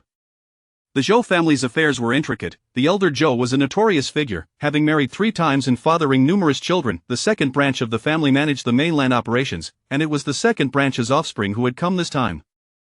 Jingyi's warning to Huo Yan stemmed from a prior encounter when this particular Zhou miss had first arrived on the mainland. After meeting Huo Yan at a banquet, she had made it known that she would marry no one but him. This Zhou miss seemed impervious to rejection. Every time she came to the mainland, she would contrive ways to run into Huo Yan. At their level of status, they understood that her interest lay not only in Huo Yan himself but also in the Huo family's standing. However, with Nian present, any misunderstandings could become problematic. Previously, no matter how much the Zhou miss stirred the pot, Huo Yan had chosen to ignore her, as she posed no real trouble for him. Yet now, if Nian became entangled in the mix, it was uncertain whether Huo Yan would retaliate and sever ties with the Zhou family. When Renlin interjected nonchalantly, "You might want to worry about yourself. After today, she will likely turn her attention to you." That woman was astute. She sought to align herself with individuals of equal or greater standing than the Zhou family. She would not dare offend Huo Yan, and upon perceiving that he had an interest in someone, she would simply seek out another comparable candidate. Fu Jingyi was left speechless, contemplating whether he should voice a curse or not. Chapter 31 of the Zhou siblings. As the conversation flowed, they arrived at the restaurant. The group alighted from the vehicle and took the elevator directly to the top floor, avoiding any public exposure throughout the journey. They settled into the same private room as last time, where Xiaomubai was already awaiting their arrival. "You've finally made it. I've been utterly exhausted. My mouth hasn't stopped since this morning," he lamented, casting a reproachful glance at them for leaving him to handle everything alone. "Thank you for your hard work, baby Xiao," Fu Jingyi responded with feigned sincerity. Huo Yan leaned closer to Nian and whispered, "Mubai's nickname is Baby." Unable to restrain her laughter, Nian instantly recognized the jest, knowing full well that Huo Yan was merely teasing him to amuse the little fish. Well, Huo-san, you betrayed your brother's trust, haven't you? Then you may as well stay in the ditch, Huo Yan quipped. "Humph, I shan't stoop to your level. Let's eat, I'm famished." The dishes had been prepared in advance, and as they took their seats, Nian marveled once more at the chef's remarkable skills. After their meal, the group settled on the opposite side of the room to sip tea. Nian chose to remain in a corner, engrossed in her study of the Bai family's materials. "Do the Zhou siblings wish to join us? Shall we invite them?" Xiaomubai inquired, glancing at Huo Yan. Although they were all acquainted, it was evident that Miss Zhou was particularly interested in Huo Yan. "Why not?" Huo Yan replied, taking a sip of tea. "Ha?" Xiaomubai was puzzled, signaling towards Nian, who was preoccupied with her phone. Did Huo Yan not fear any misunderstandings from the little fish? Fu Jingyi suddenly considered that Miss Zhou might have greater intentions towards Xiaomubai, given his gullible nature, and joined in the playful banter. It would be rather rude not to receive them now that they've arrived. "Please, let them in," Xiaomubai said, albeit still bewildered. After a brief moment, a knock echoed through the door. Xiaomubai opened it to welcome the Zhou siblings, Zhoujin and Zhou Xian. While Nian remained absorbed in her research, the others stood to greet the newcomers, shaking hands with Zhoujin, expressing their acknowledgement of his business acumen. Once seated, the Zhou siblings finally noticed Nian in the corner, her attention still fixed on her phone. They exchanged a surprised glance before abruptly rising and walking towards her. Huo Yan, sensing their unusual demeanor, swiftly positioned himself on the armrest of Nian's chair. The remaining members of the group stood, wary of the Zhou siblings' intentions. Feeling the added weight beside her, Nian turned her head to Huo Yan, questioning his actions. "You jie?" Zhou Xian exclaimed, her excitement shattering the tense atmosphere. The others, who had just risen, exchanged bewildered looks before sitting back down. Nian knew Zhou Xian. Moreover, Zhou Xian was older than her. Why was she calling her sister? "Miss Yu," Zhoujin interjected as he approached. Why Nian lifted her gaze from the materials to regard the two before her. Though she had been engrossed in her research, she had overheard their mention of the Zhou family and had not anticipated it would be them. "Hello," she replied coolly. After Zhoujin had offered his greeting, he returned to his seat, while the enthusiastic Zhou Xian remained undeterred by Nian's indifferent demeanor, continuing to engage her in conversation, even neglecting Huo Yan, whom she had been pursuing. The others, though curious, maintained their decorum and opted to inquire later. Even the usually lively Xiaomubai, who exhibited an uncharacteristically composed demeanor, contrasting sharply with his playful self. Once the conversation concluded, Zhoujin politely excused himself, leading Zhou Xian away. "I apologize, Miss Yu, for my sister's intrusion." Nian nodded, as Zhou Xian called out as they exited, "You Jia, reply to my messages." With the Zhou siblings finally departed, the private room fell into a serene quietude. "You Jia?" Fu Jingyi chuckled, his curiosity piqued regarding Nian's connection to the Zhou siblings. "How unbecoming at your age, you shamelessly call her Yu Jia." "Little fish, what is your relationship with Zhoujin and Zhou Xian?" Xiaomubai interjected eagerly. "I once coincidentally saved Zhou Huanyu in Port City," she replied, referring to the siblings' father. That explained their excessive courtesy. The others quickly connected the dots regarding the Zhou family's affluent lineage, refraining from further judgment. Xiaomubai was about to inquire how Nian became entangled in such matters when Huo Yan interjected, "Shall we head back?" Nodding, Nian bid farewell to the group and departed with Huo Yan. Xiaomubai and Fu Jingyi remained in a state of astonishment, observing Wen Renlin's composed demeanor. "Lingu, why are you so unfazed?" "Nothing surprising ever happens with Nian," he replied, acknowledging her formidable nature. Fu Jingyi regarded Wen Renlin thoughtfully, sensing he was privy to some deeper understanding. Meanwhile, Xiaomubai remained perplexed, choosing to set aside his confusion. "By the way, Han Zhang is coming over tonight. Care to join me for a drink?" Huo Yan might not be inclined to go, Fu Jingyi chuckled, recalling how Huo Yan had previously sought to keep Nian close during their last drinking session. Their relationship had evidently progressed, rendering any such tactics unnecessary. Xiao Mubai grinned mischievously. Leave it to me, with the little fish around, I doubt I'll struggle to manage Huo Yan. On the other side, as the two returned to the villa, Nian descended after her shower to find Huo Yan waiting on the lower level. Observing her damp hair, he guided her to the sofa and presented her with a plate of freshly cut fruit. He retrieved a hairdryer from the bathroom and sat behind her, gently drying her hair. Nian felt a momentary stiffness at the intimacy but soon relaxed, allowing him to continue. Once her hair was dry, Nian had finished her fruit, reclining back on the sofa with a contented sigh. Huo Yan gazed at the languorous figure beside him, his eyes dark with an unspoken longing for this tranquility to last forever. Nian turned to face him, having noted his silent demeanor since their meal, where he had barely spoken a word. You seem a bit down, she observed. Huo Yan chuckled lightly, feeling his spirits lift at her concern. Not at all, just pondering some matters. He sighed, realizing he had no right to feel anxious about their relationship. Mubai mentioned you agreed to join him for dinner tonight? Xiao Mubai mentioned there would be barbecue. It sounds intriguing. Her enthusiasm for the prospect piqued Huo Yan's sympathy. It was disheartening to see her lacking the vibrancy typical of someone her age. At this stage in life, one should be reveling in the vibrant tapestry of university life, yet Nian seemed devoid of such youthful exuberance. She resembled a still pond, tranquil and undisturbed. Huo Yan felt a pang of helplessness. Were it not for his relentless pursuit, subtly infiltrating her life, she might never have glanced his way, even living under the same roof. As he watched the drowsy girl on the sofa, Huo Yan draped a small blanket over her, softly patting her as if to lull a child to sleep. Once Nian succumbed to slumber, Huo Yan settled onto the carpet beside her, quietly observing her, a profound sense of serene happiness enveloping him. Chapter 32 Barbecue. As Nian awakened, the evening was fast approaching. Huo Yan, who was nearby attending to work on his computer, noticed her stirring and poured a glass of water for her. Have a sip of water. Did you sleep well? Nian nodded, accepting the glass and taking a drink. I seem to have slept more in a day than I did in an entire week before. She set the cup down and stretched lazily, feeling as if she were finally compensating for the years of sleep she had missed. Huo Yan paused in his tasks, a pang of concern washing over him. Nian had established a regular routine while living in Yin Garden. She would take a midday nap and retire to bed at a set hour each night. Did you used to sleep very little? Not too much, Nian replied nonchalantly. She had no particular hobbies, no friends, and certainly did not indulge in leisure activities. Previously, she had been in a perpetual state of readiness, available around the clock, even rising immediately if something required her attention during sleep. Thus, she had never suffered from morning irritability. She could remain alert right after waking, a habit cultivated over many years. It was only after moving into Huo Yan's home that she began to enjoy a more conventional daily rhythm. What she now possessed was something many could only dream of, a privilege that came with sacrifices few could fathom. If you feel fatigued, you may lean on me, Huo Yan offered in a low, soothing tone. Though he knew little of Nian's past, he wished to pamper her in the present, allowing her future self to live without worry. A glimmer of amusement danced in Nian's eyes as she playfully regarded him. I am quite well now. You have taken excellent care of me. Indeed, she felt genuinely content, as if she had discovered a sliver of joy in life. For instance, she now found herself intrigued by Xiao Mubai's barbecue. In the past, she would have dismissed it entirely as a mundane waste of time.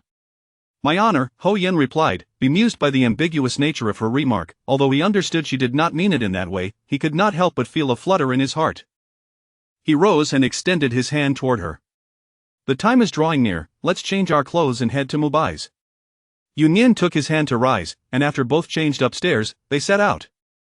They strolled toward Xiao Mubai's villa as dusk began to settle, a gentle breeze sweeping down from the mountaintop, providing a refreshing comfort. Upon their arrival, they found that everyone else was already present, with Han Zhang having hurried over from the military.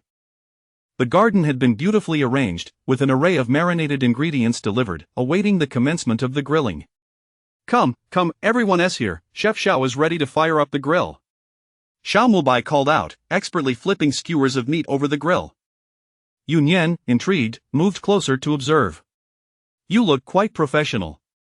Of course, 20 years of professional grilling, little fish, just wait to savor Chef Xiao's culinary skills, he boasted, his pride evident. After watching for a while, Nian took a few skewers of raw meat, attempting to mimic Xiao Mubai's technique.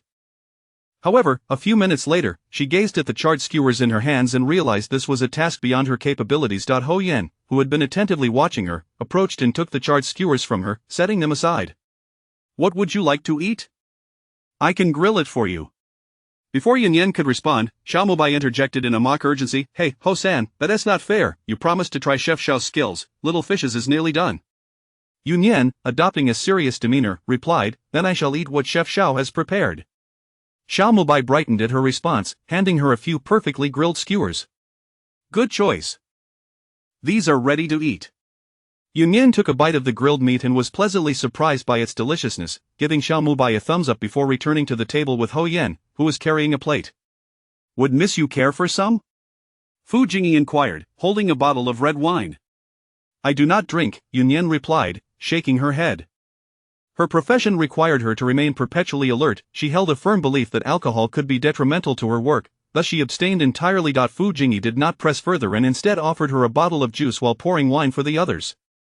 Seizing the rare opportunity to unwind, the group gradually relaxed and enjoyed their drinks. After a while, Xiao Mubai playfully complained about nearly burning his own food. Han Zhang stepped in to replace him for a time, eventually halting when the food was sufficiently grilled. In truth, they did not consume much, with Nian being the only one truly focused on eating, while the others primarily drank. Fu Jingyi raised his glass toward Nian. "Miss Yu, a toast to you." Nian lifted her juice, raising an eyebrow. "Zhou Corporation?" "I discussed several projects with them this afternoon," Fu Jingyi replied with a smile, finding it easy to converse with someone astute. The collaboration was already in preparation, but with Nian's involvement, the process had become significantly smoother, alleviating much of his workload. Fu Jingyi downed his drink in one gulp, while Nian took a sip of her juice. "Old Fu, how stingy." "Just a toast?" Xiao Mubai teased. "There are additional tokens of gratitude," Fu Jingyi said, though he genuinely had no idea what to offer Nian. Money, she seemed to lack for nothing, and if she desired to earn, it would be effortless. As for other gifts, Huo Yan had covered all bases in attending to Nian's needs, leaving Fu Jingyi with little to contribute. "We must secure absolute control," Nian reminded meaningfully. Fu Jingyi paused, his expression shifting as if he had come to a realization. Huo Yan added, "The third branch of the Zhou family is quite ambitious." Wen Runlin also grasped this point. "The second and third branches are at odds. They will not watch the second branch thrive without intervening." Zhou Jin was indeed capable, but whether he could maintain his position remained uncertain. Why Nian's insistence on absolute control was pivotal. Regardless of the turmoil from the Zhou family, securing the project would keep Fu Jingyi in a position of strength. As Nian resumed skewering meat, she remained oblivious to the complex gazes directed at her. Was she truly only 20 years old? "Miss Yu possesses an astute mind," Fu Jingyi remarked, genuinely feeling grateful to her. "Is that a compliment or an insult?" she retorted. Was he suggesting she was too calculating? "He simply lacks experience." "Do not take it to heart," Huo Yan chuckled lightly. Fu Jingyi, momentarily speechless, felt a pang of sincerity in his admiration for Nian. "I shall drink to that, my words were indeed misplaced." "Ah, old Fu, look who is in a bind." Xiao Mubai rejoiced, relishing the moment. This pretentious fellow was finally at a loss for words. The mischievous Xiao Mubai was pulled into drinking by Fu Jingyi, with Wen Renlin and Han Zhang joining in the revelry, turning the atmosphere lively. Observing Nian had nearly finished her meal, Huo Yan, concerned she might dislike the raucousness, quietly asked, "Shall I accompany you home?" Nian shook her head. "No need to worry about me. I find their antics quite entertaining."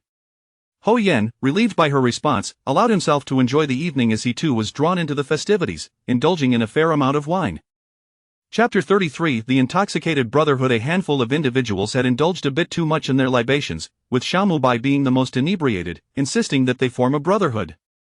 "Ahem, everyone, lend me your ears," Xiao Mubai proclaimed as he jumped atop a chair, raising his cup toward the moon. "From this day forth, we are 1, 2, 3, 4, 5, 6, 7 of us, yes. We are all siblings, though born of different parents." He enthusiastically counted the heads present, making grandiose declarations. Huo Yan's expression darkened. Was this fellow intoxicated on counterfeit liquor? What nonsense was he spouting? Little did he know this was merely the beginning, as Han Zhang let out a derisive laugh. "You fool!" "Siblings," then Huo Yan, the word incest hung in the air, but was swiftly silenced by Wen Renlin, who covered Han Zhang's mouth, suppressing his outburst. "Children speak without restraint. You are the real fool, daring to utter anything after imbibing so much." Huo Yan's glower could have cut through steel. Fu Jingyi, with a mischievous grin, joined in, provoking Huo Yan with his piercing gaze. "Come on, Xiaobai, elaborate on how we shall bond." Xiao Mubai leapt down from the chair, his gaze flitting between the others, and earnestly set down his cup. He performed a mock bow to Wen Renlin. Boss. Wen Renlin merely stared, clearly thinking Xiao Mubai had indeed consumed something dubious. You, Fu Wei. Fu Jingyi regretted asking, wondering what kind of ridiculous nickname that was. Huo San. Huo Yan, being the third son in the Huo family, coincidentally held that rank among their group as well. Where is Han Si?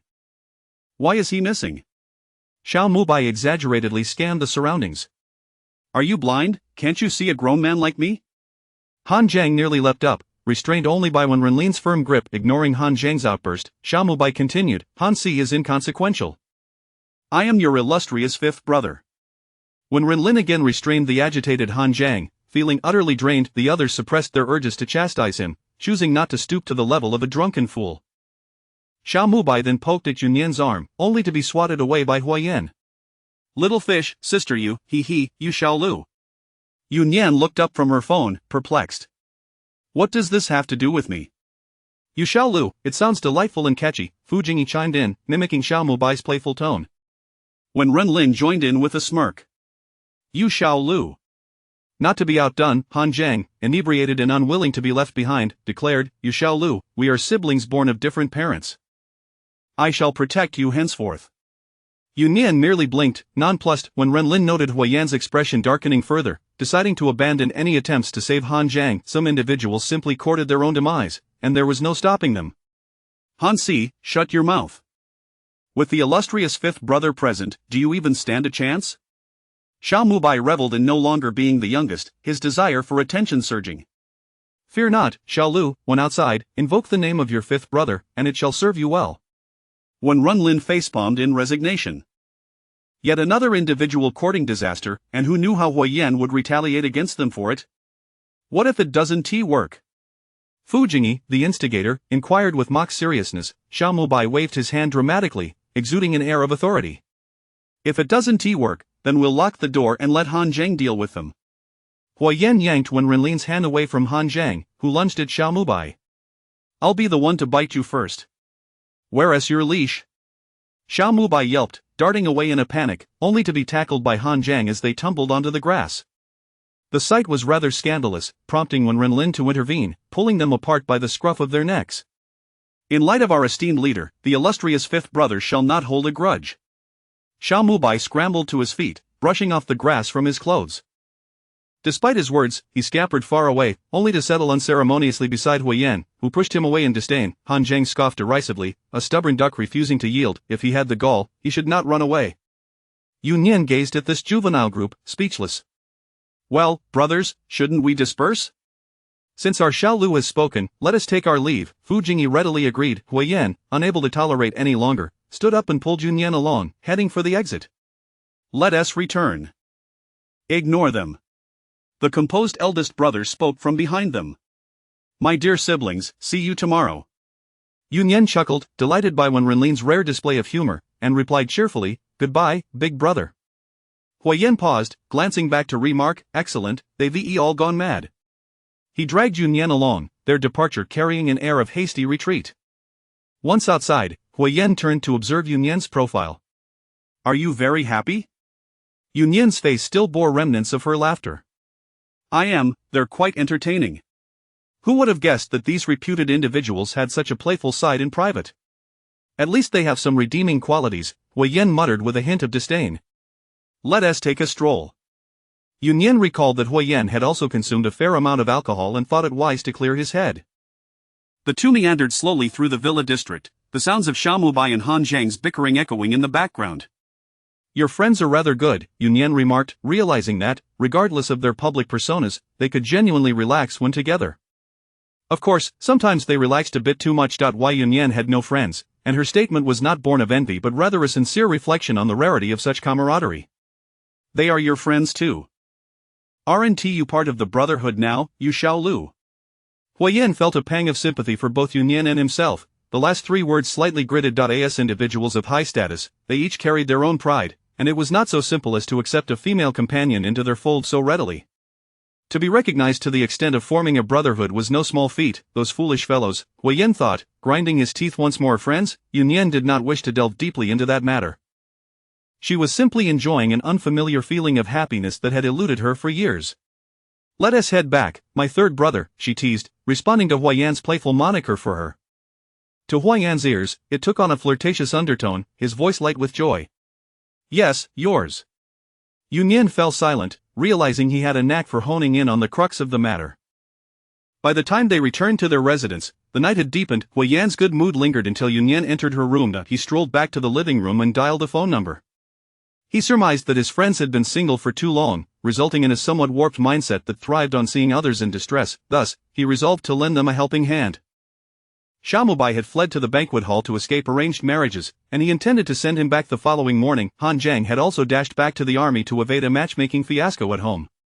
Now that they were out, as his good friend, it was only fitting to notify them. As for Fu Jingyi, he had a little childhood sweetheart pestering him, and Huo Yan planned to deliver him right to her doorstep tomorrow. When Renlin appeared to have no apparent flaws for now, so he would be left alone after his helpful interventions, Huo Yan felt satisfied as he retreated to his room to sleep. Chapter 34. A loving family. The following morning, Nian awoke, propped against her bed, and picked up her phone to check for messages. Uncertain, she decided to take another look. When did she acquire a new group? What on earth is a loving family? The name suggested a family group, but where did she get family members, especially from the Shen family? She hoped it wasn't anything distasteful. Tapping into the group, she recognized familiar avatars. Huo Yan, Xiaomubai, and Wen Renlin, whom she had added during her last trip abroad. The remaining two must be Han Zhang and Fu Jingyi. Why Nian fell silent. Wasn't this just a playful drunken escapade from last night? How did it turn into a group? The name a loving family could only have been conjured by Xiaomubai. Setting her phone aside, she rose to wash up in the bathroom. Upon emerging, she noticed several new messages in the group. The great fifth brother, are you awake, my dear siblings? The great fifth brother, flower blooms prosperously emoji.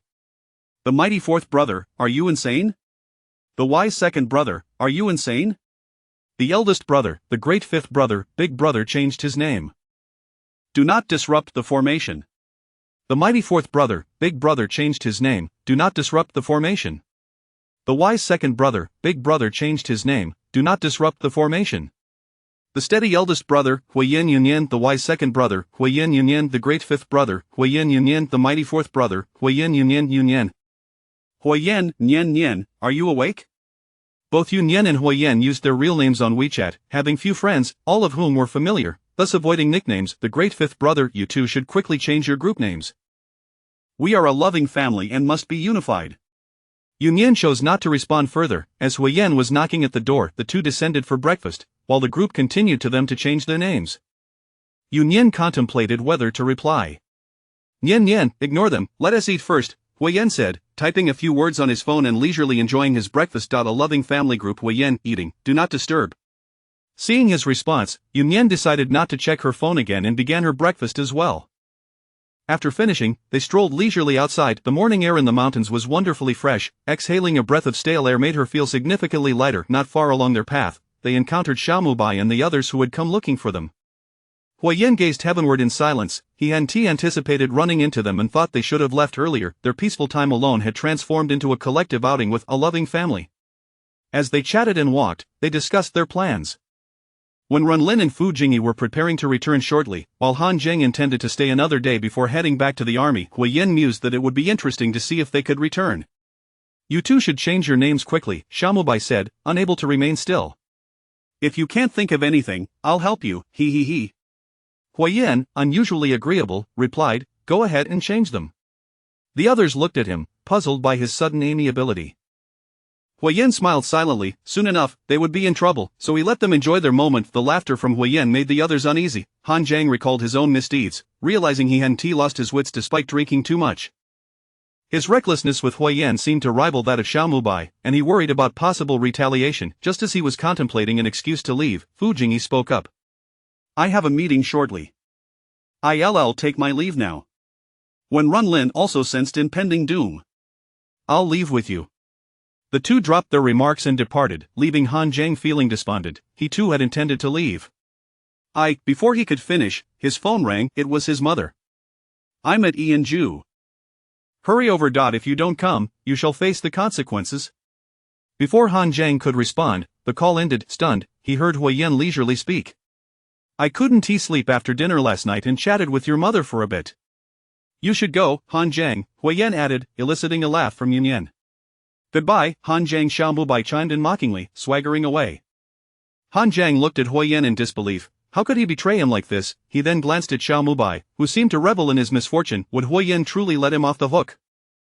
Xiao Mubai took both their phones to change the group name. Neither protested, treating it as a mere title. Xiao Mubai's glee lasted only a few moments as he noticed a few individuals approaching and waved to greet them. Huo Yi, what brings you here? Huo Yi smiled back. Good morning, young Master Bai. He then gestured to two figures behind him, who promptly seized Xiao Mubai and began escorting him toward the exit. Hey, what is happening? Xiao Yu save me! Xiao Mubai cried out in distress as he was shoved into a vehicle. Third Master, miss you, farewell. Huo Yi said politely, bowing as he took his leave. Nian stood in stunned silence, watching them abduct Xiao Mubai. What is going on? His mother misses him, Huo Yan bluntly replied. Are we going back today? My cousin from my uncle's side is here. I'll go meet him, and then we can return. He then joked, do you want to join, Nian? Sure. Huo Yan was momentarily taken aback. He had merely said it casually but hadn't expected Nian to genuinely agree. I have other matters to attend to. Nian observed Huo Yan's bewildered expression, realizing he had misunderstood her. Huo Yan's elder brother, Huo Nanchuan, was only 32 and served as the deputy mayor of Kyoto City. Besides his family background, he also possessed considerable ability. However, that was not what piqued Nian's interest. The crux lay in the fact that Huo Nanchuan's brother-in-law had married into the Bai family. She had received news earlier that several members of the Bai family had arrived at Yunxiang Villa today, including this relative of the Huo family. Can't you just fool me a little, Nian? Huo Yan's voice bore a hint of grievance. Nian felt a sudden urge to pat Huo Yan's head. He looked like a forlorn puppy abandoned by its master. I don't wish to deceive you, she answered earnestly. Huo Yan sighed in resignation. Nian was excessively candid, such a clueless girl. Let us head back. Upon returning to the villa, the time was still early. Nian reclined on the sofa and opened A Loving Family on her phone, eager to see what name Xiao Mubai had concocted for her. She discovered the group was being inundated with Xiao Mubai's irate emojis, interspersed with Han Jiang's outbursts, all directed at Huo Yan. What had Huo Yan done to provoke such a reaction? Cute little six, cat peeking emoji, black-hearted third brother, heart for a fleeting moment. Nian was speechless. Cute. She then spotted Huo Yan's message, which balanced her thoughts. Meanwhile, when Renlin, in the car with Fu Jingyi, was equally astonished. It was almost comical. Fu Jingyi felt a nagging sense of unease. Are they both in trouble? Did Huo Yan not retaliate against me? When Renlin observed Fu Jingyi's suspicious demeanor. Don't worry. It is not that he hasn't retaliated, the timing just hasn't arrived. Fu Jingyi replied, but you have quite the talent for comforting people. Fortunately, he did not have to endure his anxiety for long. Upon arriving at the company entrance and spotting a familiar figure, his heart finally settled, feeling a sense of relief as if he had been waiting for this moment. Chapter 35. An unexpected encounter with the Shin family on the golf course. Meanwhile, Nian and Huo Yan had arrived at the golf course of the villa. Nian, aren't you coming with me? You should hurry along. Nian maintained a stoic expression. Everyone here was either wealthy or influential, and who wouldn't recognize the illustrious third master Hua? If she were to enter with him, she would undoubtedly become the center of attention, and she had no desire to be such a conspicuous figure. How heartless. The aggrieved third master Hua could only exit the car alone, leaving Nian speechless, pondering the peculiar direction in which things were heading. True to form, as soon as Huo Yan made his entrance, a throng quickly gathered around him. Third master, you've come to play as well? Huo Yan responded with a nonchalant nod and strode directly inside. His frigid demeanor deterred many who sought to ingratiate themselves. Observing Huo Yan's retreating figure, Nian clicked her tongue, bemused by the theatrics of the third master Hua. After lingering in the car for a while longer, she finally made her way into the golf course, settling in a leisure area. The food and beverages here were complimentary, and as soon as she took her seat, a waiter approached to inquire if she wished to place an order. Nian requested a glass of water and a small cake, then sat quietly, awaiting the arrival of the Bai family. Moments later, two girls occupied the adjacent seats, animatedly discussing their encounter with the third master. Nian sighed in exasperation. It was not her intention to eavesdrop, although they were neighbors. The distance between them was considerable, and ordinarily, one wouldn't overhear conversations from the next table. However, these two girls seemed overly excited, failing to modulate their volume. Oh my gosh, the third master is so handsome, he just looked at me, I'm so thrilled. The excitement in her voice was almost comical, revealing her as a little fangirl. Indeed. When he glanced our way, my legs turned to jelly. What a pity we can't go over there, otherwise, a romantic encounter would be delightful, just thinking about it makes me giddy. What are you imagining? It is already wonderful to see him up close. The last time I saw the third master was at a banquet. He was upstairs while I was downstairs. Nian found their lamentations amusing. The allure of Huo Yan was indeed formidable. Nian? A somewhat familiar voice broke her reverie. Looking up from her cake, she saw Jin, her older cousin. Hi, cousin. Nian greeted, standing to acknowledge him. A seemingly innocent and lovely girl rushed over from behind, linking her arm with Jin's, playfully saying, "Big brother, you didn't wait for me again." Jin chuckled and patted the girl's hand before turning to Nian. Nian, allow me to introduce you. This is Shin Mingzhu, the daughter of our second uncle. Without waiting for Jin to continue, Shin Mingzhu released her hold on his arm, took a couple of steps forward, and attempted to grasp Nian's hand. I know you, cousin Nian. The last time you visited, I was abroad. I hope you don't mind? Nian stepped back, evading Shin Mingzhu's grasp, and replied with an indifferent tone, "Not at all." Unperturbed by the rejection, Shin Mingzhu merely stuck out her tongue playfully. I'm sorry, cousin. Seeing you feel so familiar, like encountering a little ant, I couldn't help but want to get closer. A teasing voice interjected, belonging to Shin Xiuchen. His tone was imbued with affection. Little Mingzhu has grown up. Why still act like a child, wanting to hold hands? Nian, my dear little cousin, it's been a long time. Shin Mingzhu stomped her foot, pouting in protest. Third brother. How could you say that, big brother? Look at him. Nian observed their interactions as though watching a performance. Were they putting on a show for her benefit? Shin Mingzhu, aged 23, was also a student at Peking University, now in her 4th year, currently interning at the Shin family business. Shin Wu, her father, lacked significant talent, thus never contending with Shin Wen for anything, content to receive dividends each year and live comfortably through small investments backed by the Shin family. There were no conflicts of interest between the two families. Apart from non-Shin relatives, Shin Mingzhu was the only girl of her generation in the Shin family. In public, she exhibited a simple and endearing personality, and the Shin family indulged her without reservation. Nian felt somewhat incredulous. What animosity did her cousin harbor against her? Upon arrival, she had thoroughly scrutinized Nian, likely judging her by her lack of designer attire. Was this meant to evoke envy with her tales of international travel, subtly revealing her privileged lifestyle? Mentioning her deceased mother, claiming familiarity, what a stretch. When her mother left the Shin family, Shin Mingzhu hadn't even been born yet. The malice radiating from Shin Mingzhu was palpable, and as for her two older cousins, whether they were oblivious or feigning ignorance, Nian was unconcerned. As long as they didn't provoke her, she was willing to overlook their theatrics. Just as she was lost in thought, Shin Mingzhu initiated another round. Cousin, who did you come with? Why are you here alone? At her words, both Shin Xiujin and Shin Xiuchen turned their gazes toward Nian. Nian nearly burst into laughter. To them, she was nothing without the Shin surname, incapable of entering such a venue. I came in with the person who supports me. This was the unembellished truth. Huo Yan was indeed responsible for her current sustenance, which could be interpreted as him taking care of her. With a slight smirk, she looked at Shin Mingzhu. Is this what you wished to hear? Are you satisfied now, dear cousin? Shin Mingzhu froze at her words, her eyes reddening almost instantly. Nian, how could you think that? I genuinely care for you, there are no ulterior motives. Wiping away her tears, she turned to tug at Shin Xiujin's sleeve. Big brother, please help me explain to Nian. I meant no harm.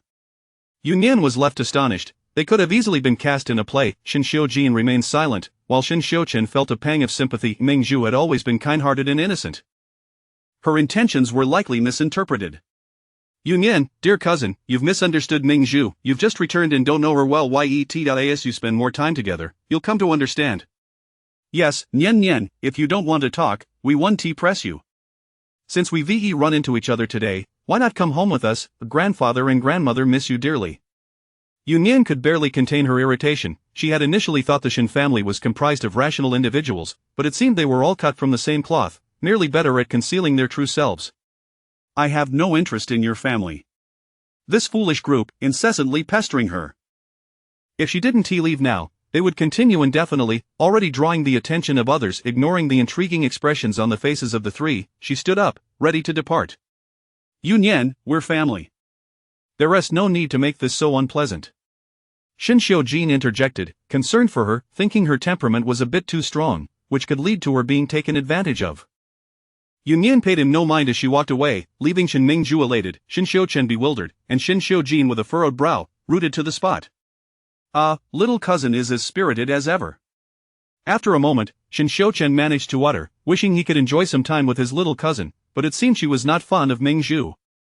Shin Xiujin, lost in thought, glanced at Shin Mingzhu and coolly remarked, "Shall we go?" Having been raised to be perceptive, Shin Mingzhu noticed Shin Xiujin's displeasure and ceased her attempts to charm him, quietly following her brothers as they departed.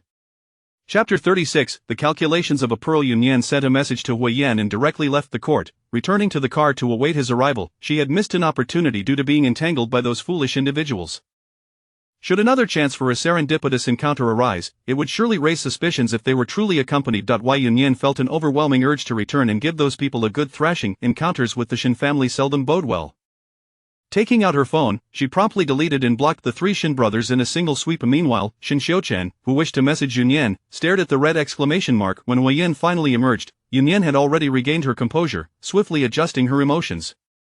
Inconsequential individuals were not worth her emotional investment. "Apologies for keeping you waiting, Nian. Shall we continue to play or head home?" Huo Yan inquired with a smile.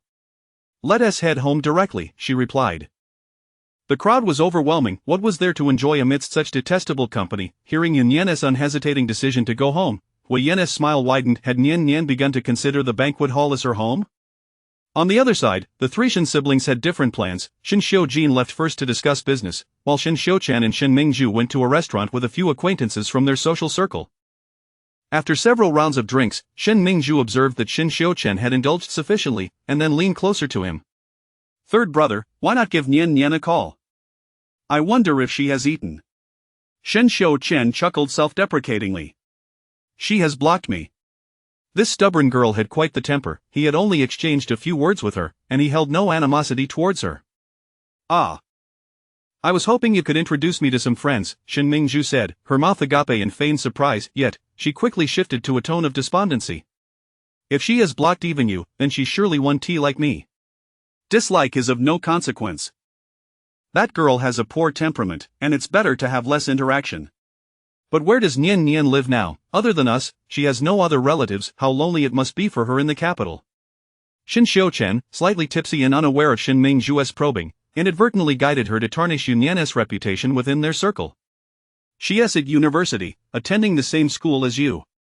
Shin Mingzhu, not receiving the anticipated response, felt her spirits dim, yet her voice remained sweet. Nian is quite impressive, managing to gain admission to Jing University through her own efforts." Shin Mingzhu continued to dig, recalling that Duyin, that foolish girl, had claimed Nian had not taken the college entrance examination. "How did she manage to get into Jing University then?" Shin Xiuchen scoffed, choosing not to answer. He hadn't reached the point of drunkenness where he would openly discuss how Nian had secured her admission through underhanded means. Shin Mingzhu immediately sensed his implication but refrained from pressing further. As a good sister, she could not engage in such damaging behavior. Shin Xiuchen's stance had already revealed a great deal to her. Nian had undoubtedly not entered through conventional channels. Rubbing her fingers against her glass, Shin Mingzhu had finally gleaned something useful after much prodding. "When I return to school, I shall pay a visit to cousin Nian." With a sweet smile, she deliberately raised her voice. Instantly, the girl sitting beside her leaned in with keen interest. "Cousin, the one who was expelled from your family?" Upon hearing this, the other two girls also drew closer. Gossip is an intrinsic human trait, and even those from affluent families are not exempt. "Ah, where did you hear that?" Shin Mingzhu covered her mouth, feigning innocence. The others, now even more intrigued, chimed in. "What's the story, Mingzhu? Do tell. I heard your cousin grew up in the countryside? I also heard she is quite the savage, even striking her elders. True or false?" "Indeed. I heard she approached you all for money?" The group erupted into a flurry of gossip. Ever since Nian visited the Shin household, the Du sisters had been actively sullying her name. Consequently, even the young heirs of the circle had heard tales of the Shin family's peculiar niece. Having overheard a few remarks, Shin Xiuchen slammed his hand on the table, rising indignantly to glare at those indulging in gossip. "How am I unaware of this? Let me find out who is spreading these rumors behind her back. I will make them pay." The others quickly urged him to sit. You've had too much to drink, don't cause a scene here. This was a public place. Making a ruckus would only lead to disgrace. Shin Xiuchen reluctantly took his seat, though his anger had momentarily eclipsed his sense of decorum. The gossipers exchanged glances. Just moments ago, Shen Mingzhu had not uttered a word in contradiction, yet Shin Xiuchen was exhibiting a markedly different attitude. All of them, having grown up in affluent households, were well aware of the complexities of their social circles. They recognized the underlying implications. Observing Shin Mingzhu, whose expression remained unperturbed yet exuded an air of innocence, they could not help but admire her ability to maintain such a facade. While the group appeared to engage in light banter, internally they were rife with speculation, continuing to converse as if the earlier incident had been merely a trivial interlude. As Shen Mingzhu continued to chat with the others, her nails nearly pierced her palms under the table. She had truly made a fool of herself. Though none of them showed it outwardly, they were undoubtedly mocking her in their minds. She had not anticipated Shin Xiuchen's staunch defense of Nian, showing her no mercy. In truth, Shin Mingzhu had unfairly judged Shin Xiuchen. He was, in fact, a breath of fresh air in their circle, honest and forthright. With him, one need not worry about being schemed against. Few would dare to risk antagonizing the Shin family by plotting against him. Thus, while Shin Xiuchen had a temper, he was well liked among his peers. When he heard disparagement directed at Nian, he instinctively defended her, completely oblivious to Shin Mingzhu's underlying motives. The others chose to turn a blind eye to the complexities of the situation. Nian's affairs were none of their concern, they were merely here for the entertainment and saw no reason to offend anyone. Shen Mingzhu's frustration grew as she observed Shin Xiuchen's indifference, leaving her feeling powerless. She had hoped to keep the conversation centered around Nian, leveraging Shin Xiuchen's words to diminish Nian's worth in front of their peers, thereby closing off her path back to the Shin family. Little did she realize, her strategy had backfired, leaving her in a worse position. She struggled to maintain a neutral expression, concealing her emotions from the crowd. Only after boarding the car home did her demeanor darken, glaring resentfully at Shin Xiuchen, who had leaned back in his seat and succumbed to sleep. The family driver, glancing at Shin Mingzhu through the rearview mirror, was taken aback by her expression and hastily diverted his gaze, focusing intently on the road ahead, feigning ignorance of her distress. He had no desire to incur Shin Mingzhu's wrath. Given her standing within the Shin family, it would take but a word to have him replaced. Chapter 37 Itzen Cheng's realization on a typical day. Apart from the elderly couple, the members of the Shin family do not reside in the ancestral home. Shin Mingzhu instructed the driver to take the car to her uncle's residence. As the vehicle approached the villa where Shin Lada lived, Shin Mingzhu gently roused Shin Xiuchen from his slumber. The driver, witnessing Shin Mingzhu's remarkable ability to change expressions, trembled slightly. Shin Mingzhu had previously informed her aunt, Guanizhen, via message that Shin Xiuchen had indulged too much and that she would be escorting him home. Supporting the somewhat unsteady Shin Xiuchen as they exited the car, she guided him towards the house. Hearing the commotion, Guanizhen emerged with a few servants, instructing them to assist Shin Xiuchen to his room. She then took Shin Mingzhu by the hand and led her to the living room. This mischievous boy, how old is he now, always so unruly, and yet he relies on you, his younger sister, to look after him, Guanizhen remarked. Of course, it is only right.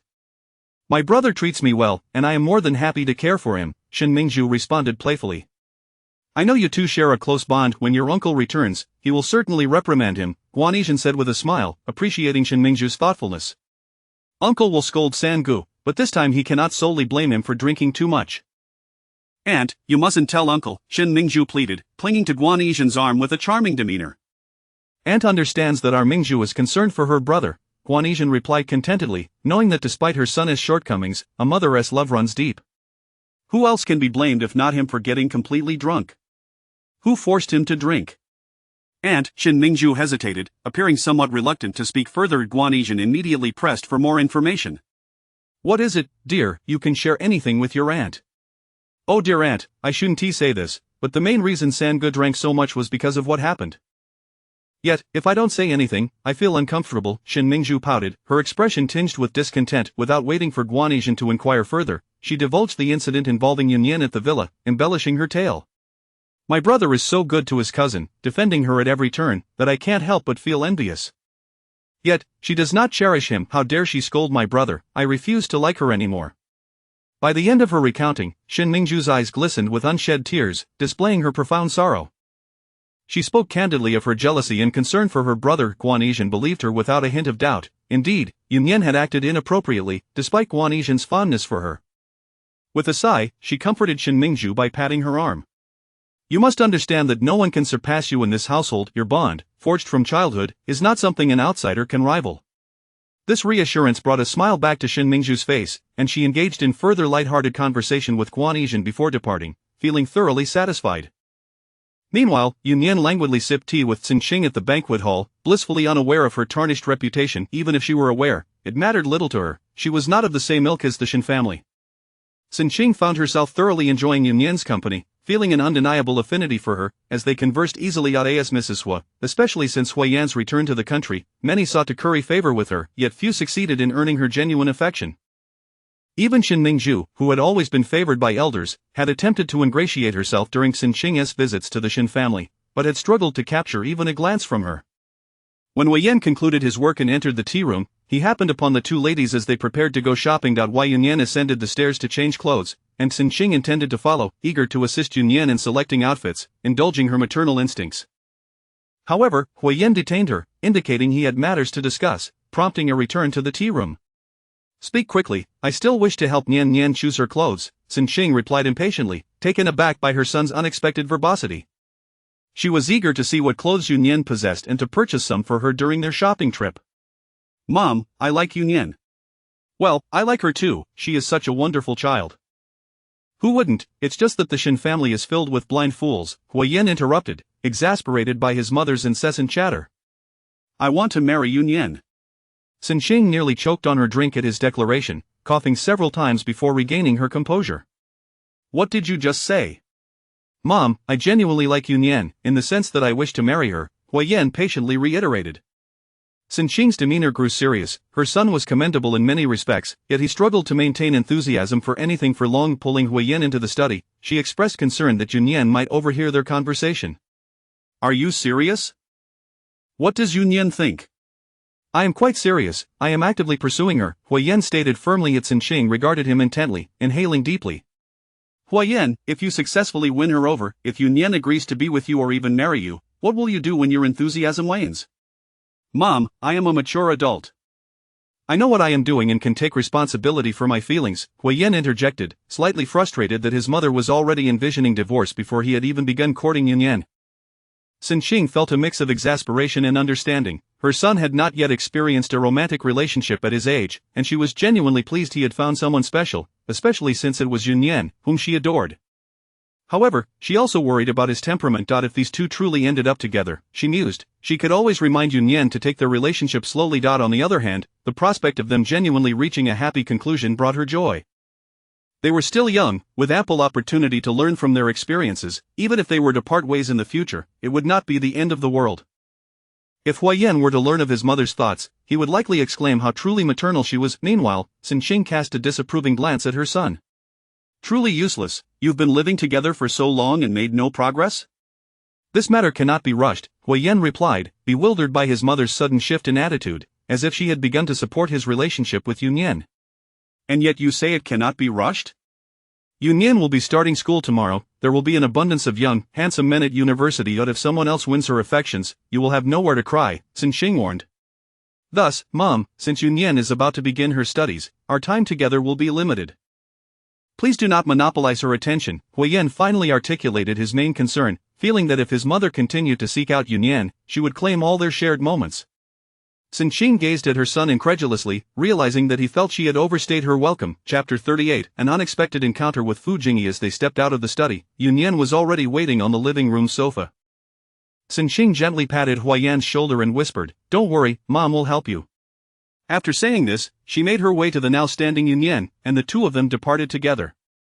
Huo Yan thought to himself, is this really how Mom helps me? Regardless of Huo Yan's inner musings, he was left at home with Xinqing, who initially intended to go shopping with Nian, abruptly changed their destination to a jewelry exhibition, claiming she wanted Nian to accompany her in selecting some accessories. Upon entering the exhibition hall, they found it sparsely populated. While Nian gazed at the prices displayed in the showcases and couldn't help but exclaim in disbelief, no wonder there were so few people. Lacking any genuine interest in jewelry, Nian leisurely accompanied Xinqing as she browsed. Midway through, Xinqing stepped outside to take a call, returning with an apologetic expression. Nian, Auntie has a pressing matter to attend to and must leave." "That's all right, Auntie-san, you go ahead." "I can return on my own," Nian replied, displaying her understanding. "Absolutely not. I've already asked Huo Yan to come pick you up. Why don't you take your time to browse a bit longer and pick out something you like for him to buy?"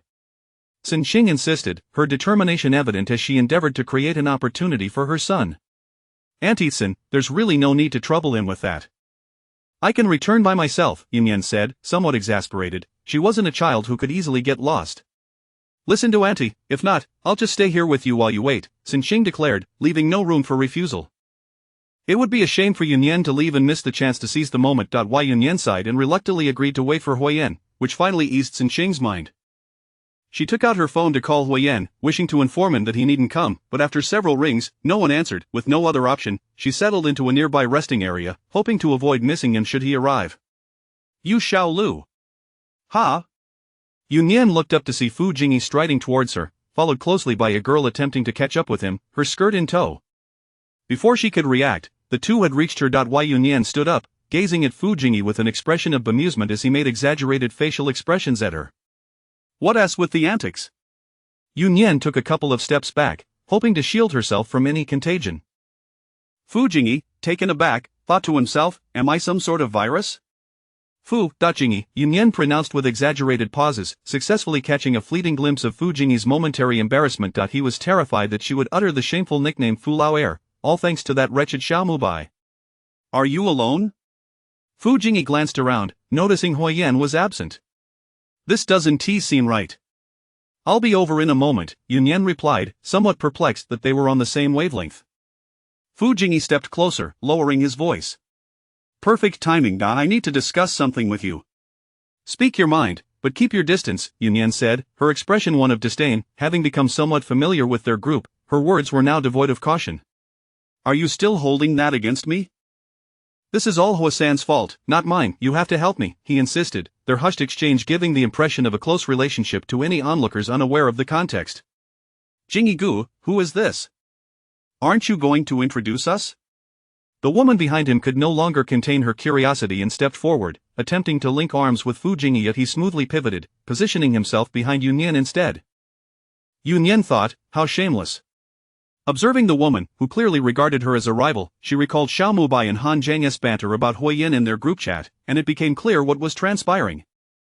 Why was Huo Yan dragging them into this mess? Was he really that childish, now ensnaring her in his antics? It seemed this woman was no pushover, given that she had managed to make Fu Jingyi abandon his usual demeanor in public. However, as this was ultimately Huo Yan's predicament, and given Fu Jingyi's evident desire to evade it, Yunyan let out a sigh. I'm you, please remain patient, Mississippi. I just need to have a brief conversation with Fu Jingyi. Indeed, indeed. Our Xiao Lu has something to discuss with me, Miss Xiao. You should continue browsing on your own, Yunyan interjected. Miss Xiao's expression fluctuated as she processed this, and finally, as if struck by some realization, she took a deep breath and regained her composure. Yunyan observed with astonishment, this Miss Xiao could certainly change her demeanor. Jingyi Gu, feel free to chat with Miss Yu. I happen to have something to attend to, so I'll take my leave now. We shall reconvene another time. With a graceful bow, she turned and sauntered away, exuding the air of a well-bred young lady from a prominent family. Once she was out of earshot, Yunyan turned back to Fu Jingyi. Was that really necessary? Only when she confirmed that the woman had indeed left did Fu Jingyi finally sit down, his tension easing. Quite necessary, he replied. His phone rang, and upon answering, he stated, second exhibition hall, resting area, before abruptly hanging up. It's Mubai, he explained. Yunyan, understanding yet exasperated, regarded him. If he had already arranged for a rescuer, why drag her into this? This is all Huo Yan's fault, Fu Jingyi lamented, his indignation palpable. Moreover, Xiao Mubai was no match for you, Xiao Lu. Oh dear, little fish, you're here too? Xiao Mubai's voice echoed from a distance. As he approached, he peered around with curiosity. Where's your little childhood sweetheart? Just a chance encounter, Yunyan raised an eyebrow, realizing it was indeed about his childhood companion. Why then did he act as if she were a venomous snake? Mind your words, she is not just a childhood sweetheart. By the time you arrive, the opportunity will have slipped away, and she will be gone, Fu Jingyi remarked, his brow furrowed in disdain. Are you burning bridges? My buddy has sacrificed much to come rescue your beautiful damsel, and this is how you repay him? Enough already. If I hadn't called you, you'd still be stuck on blind dates. Who's rescuing whom here? Xiao Mubai conceded, dropping the pretense. Mutual aid, mutual assistance. By the way, little fish, what brings you here? Isn't Huasan with you? He is here. Are you all leaving or not? Yunyan replied, messaging Huo Yan to inform him not to come inside, as she would step out. Ultimately, all three of them boarded Huo Yan's car. He had decided not to bring a driver and had come personally to fetch Nian. Huo Yan, feeling somewhat incredulous, observed the two persistent companions who had latched onto them. It seems you both are rather unoccupied. We owe our gratitude to Nian for her timely assistance. Fu Jingyi raised his glass elegantly, substituting water for wine, in a toast to Nian. The implication was clear: the trouble he currently faced stemmed solely from Yao Shueru, and with Nian already involved today, if she was unbothered by any further complications, he might as well take the plunge. Huo-san, this is quite unfair. Look at this haggard face of mine. Xiaomubai complained, pressing his face close to Huo Yan, having endured 3 blind dates in recent days. Honestly, you're no longer a child. Miss Yao is infatuated with you, what more could you possibly want? Huo Yan's words piqued Xiaomubai's interest. Indeed, du cher, your childhood sweetheart has been pursuing you for quite some time, hasn't she? Why the reluctance? Nian paused her meal, directing her gaze at Fu Jingyi. Fu Jingyi remained silent. Chapter 39 Private Cinema. What could he possibly say? That Yao Shueru is a pervert. In front of his family, she presents herself as gracious and intellectual, yet when alone with him, she behaves like a lunatic. He had once considered accepting her. After all, he held no lofty expectations of love, and in terms of a union, Yao Shueru could be a suitable match. Their families were well matched, familiar with one another, and his family seemed quite fond of her. However, during their interactions, Fu Jingyi discovered that Yao Shueru possessed an alarming degree of possessiveness. If he failed to respond to her messages promptly, she would bombard him with calls until he picked up. Once he answered, he would be subjected to her frantic interrogations. Initially, he could tolerate it, dismissing it as playful banter, but enduring such behavior repeatedly was unbearable. Moreover, his belongings frequently vanished only to reappear at Yao Shueru's residence. Observing his frustration, she would feign tenderness, apologizing and claiming that she simply adored him too much to control herself. Both families noted Yao Shueru's affection for Fu Jingyi and harbored intentions of bringing the two together, yet Fu Jingyi remained resolute in his opposition, ultimately leading them to abandon their plans. Yao Shueru, however, was relentless, intensifying her pursuit of Fu Jingyi in private. She played her role exceptionally well in front of the Fu family but could not entirely conceal her actions from her own family. Upon discovering what Yao Shueru had done, her family opted not to inform the Fu family of the specifics, instead claiming illness to whisk Yao Shueru away from Beijing. After all, amidst the intertwining interests of affluent families, maintaining good relations was paramount. Yao's family feared that she might act rashly and jeopardize the relationship between the two clans. Madame Yao's family resided in Yun City in the south, and Yao Shueru had spent several years there, behaving herself and refraining from returning to Beijing to harass Fu Jingyi. It was only this year that the Yao family decided to bring her back to the capital, with the intention of selecting a suitable partner for her, as Yun City could not compare to Beijing. Fu Jingyi's mother still held hopes for their union, remarking that Yao Shueru had been away for too long and was unfamiliar with Beijing, insisting that Fu Jingyi accompany her on outings.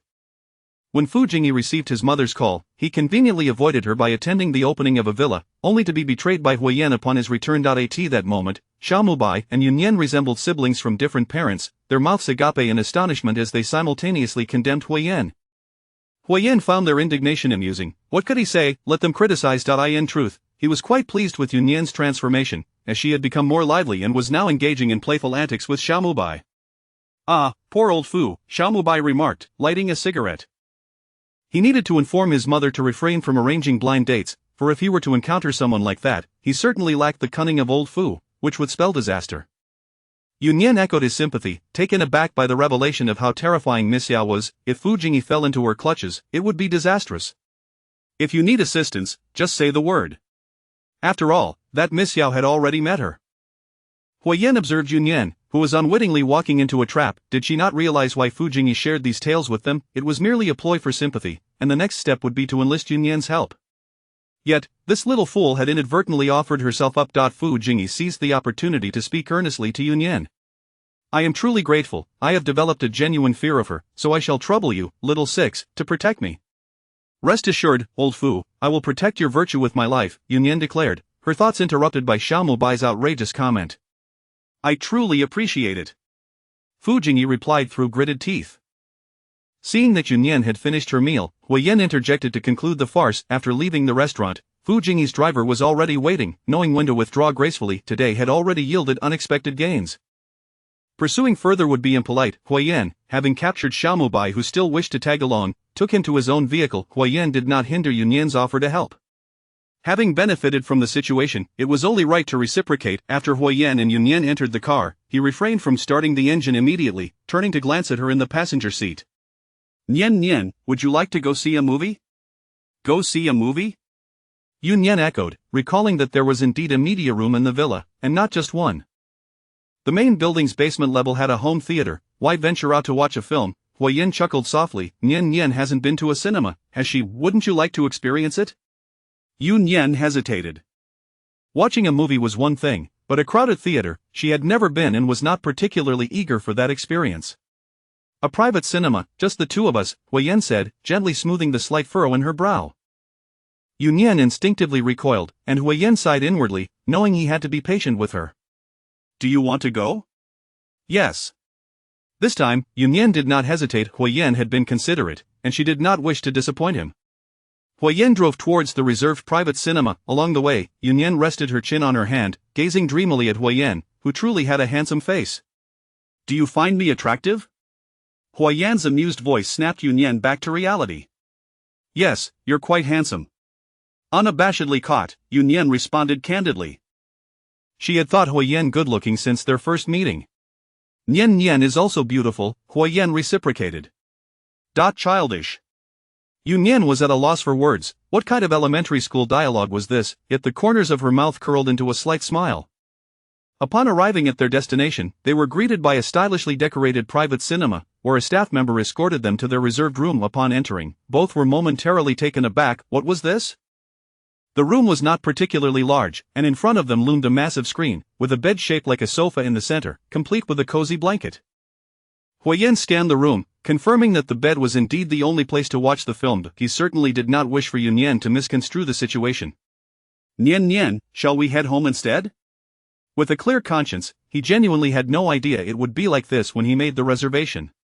Damn that Hui, he would increase his pay upon returning. As the two adjusted the angle of the bed and settled into a comfortable position, the bed was spacious enough for both to occupy their respective sides, with room in the middle for two more.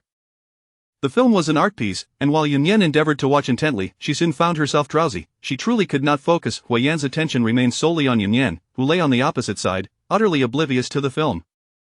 Noticing her drifting off, Huo Yan rose to fetch the blanket and gently covered her. I'm not asleep, Nian exclaimed, suddenly opening her eyes, feeling embarrassed that she almost dozed off while Huo Yan had brought her to watch a movie. Ah, yes, Nian is still awake. I did not sleep well last night. Would you mind if I took a brief nap? Huo Yan said with a smile, seizing the opportunity to lie down beside her, foregoing his previous position. Nian was momentarily taken aback by his sudden proximity, her mind racing as she considered suggesting they return home. But Huo Yan had already closed his eyes. Was he really that quick to fall asleep? Choosing not to disturb him, she covered Huo Yan with the blanket and comfortably closed her own eyes. Before long, the sound of even breathing filled the air. Yan fell asleep quickly, a habit formed over many years. When the opportunity arose, she would seize it, for one never knew when they might be awakened. Huo Yan opened his eyes, observing the sleeping Nian beside him, feeling a mix of exasperation and amusement. Did she trust him so completely? Here they were, lying on the same bed, sharing the same blanket, and she had simply drifted off to sleep. Chapter 40 At the beginning of school. Upon their return to the banquet garden, as soon as they entered the room, Huo Yi approached with a furtive glint in his eyes. Third Master, miss you, how was the movie? We both fell asleep and missed it, Nian replied. Hearing her words, Huo Yi's voice trembled with excitement.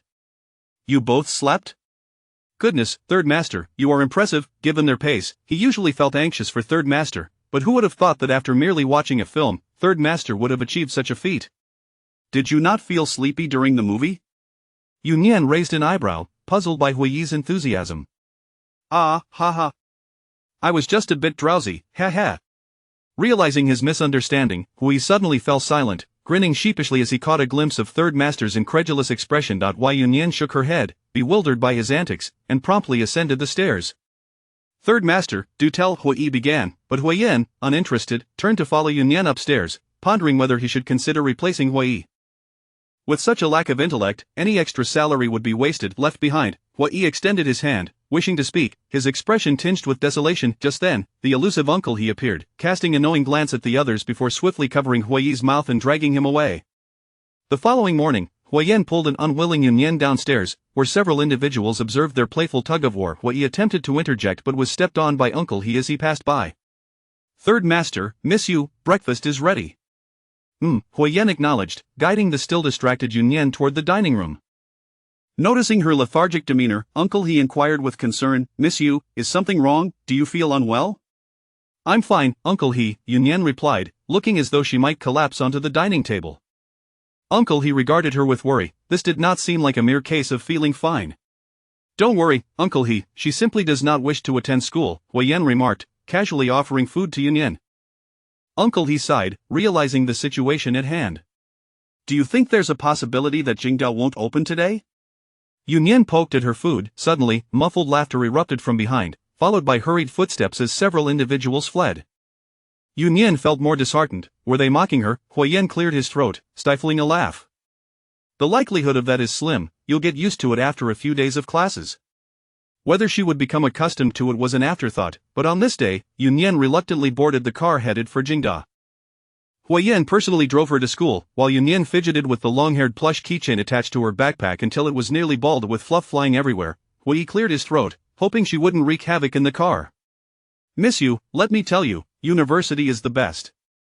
It's carefree, you can make friends, shop, dine, and even hey, third master, what are you doing?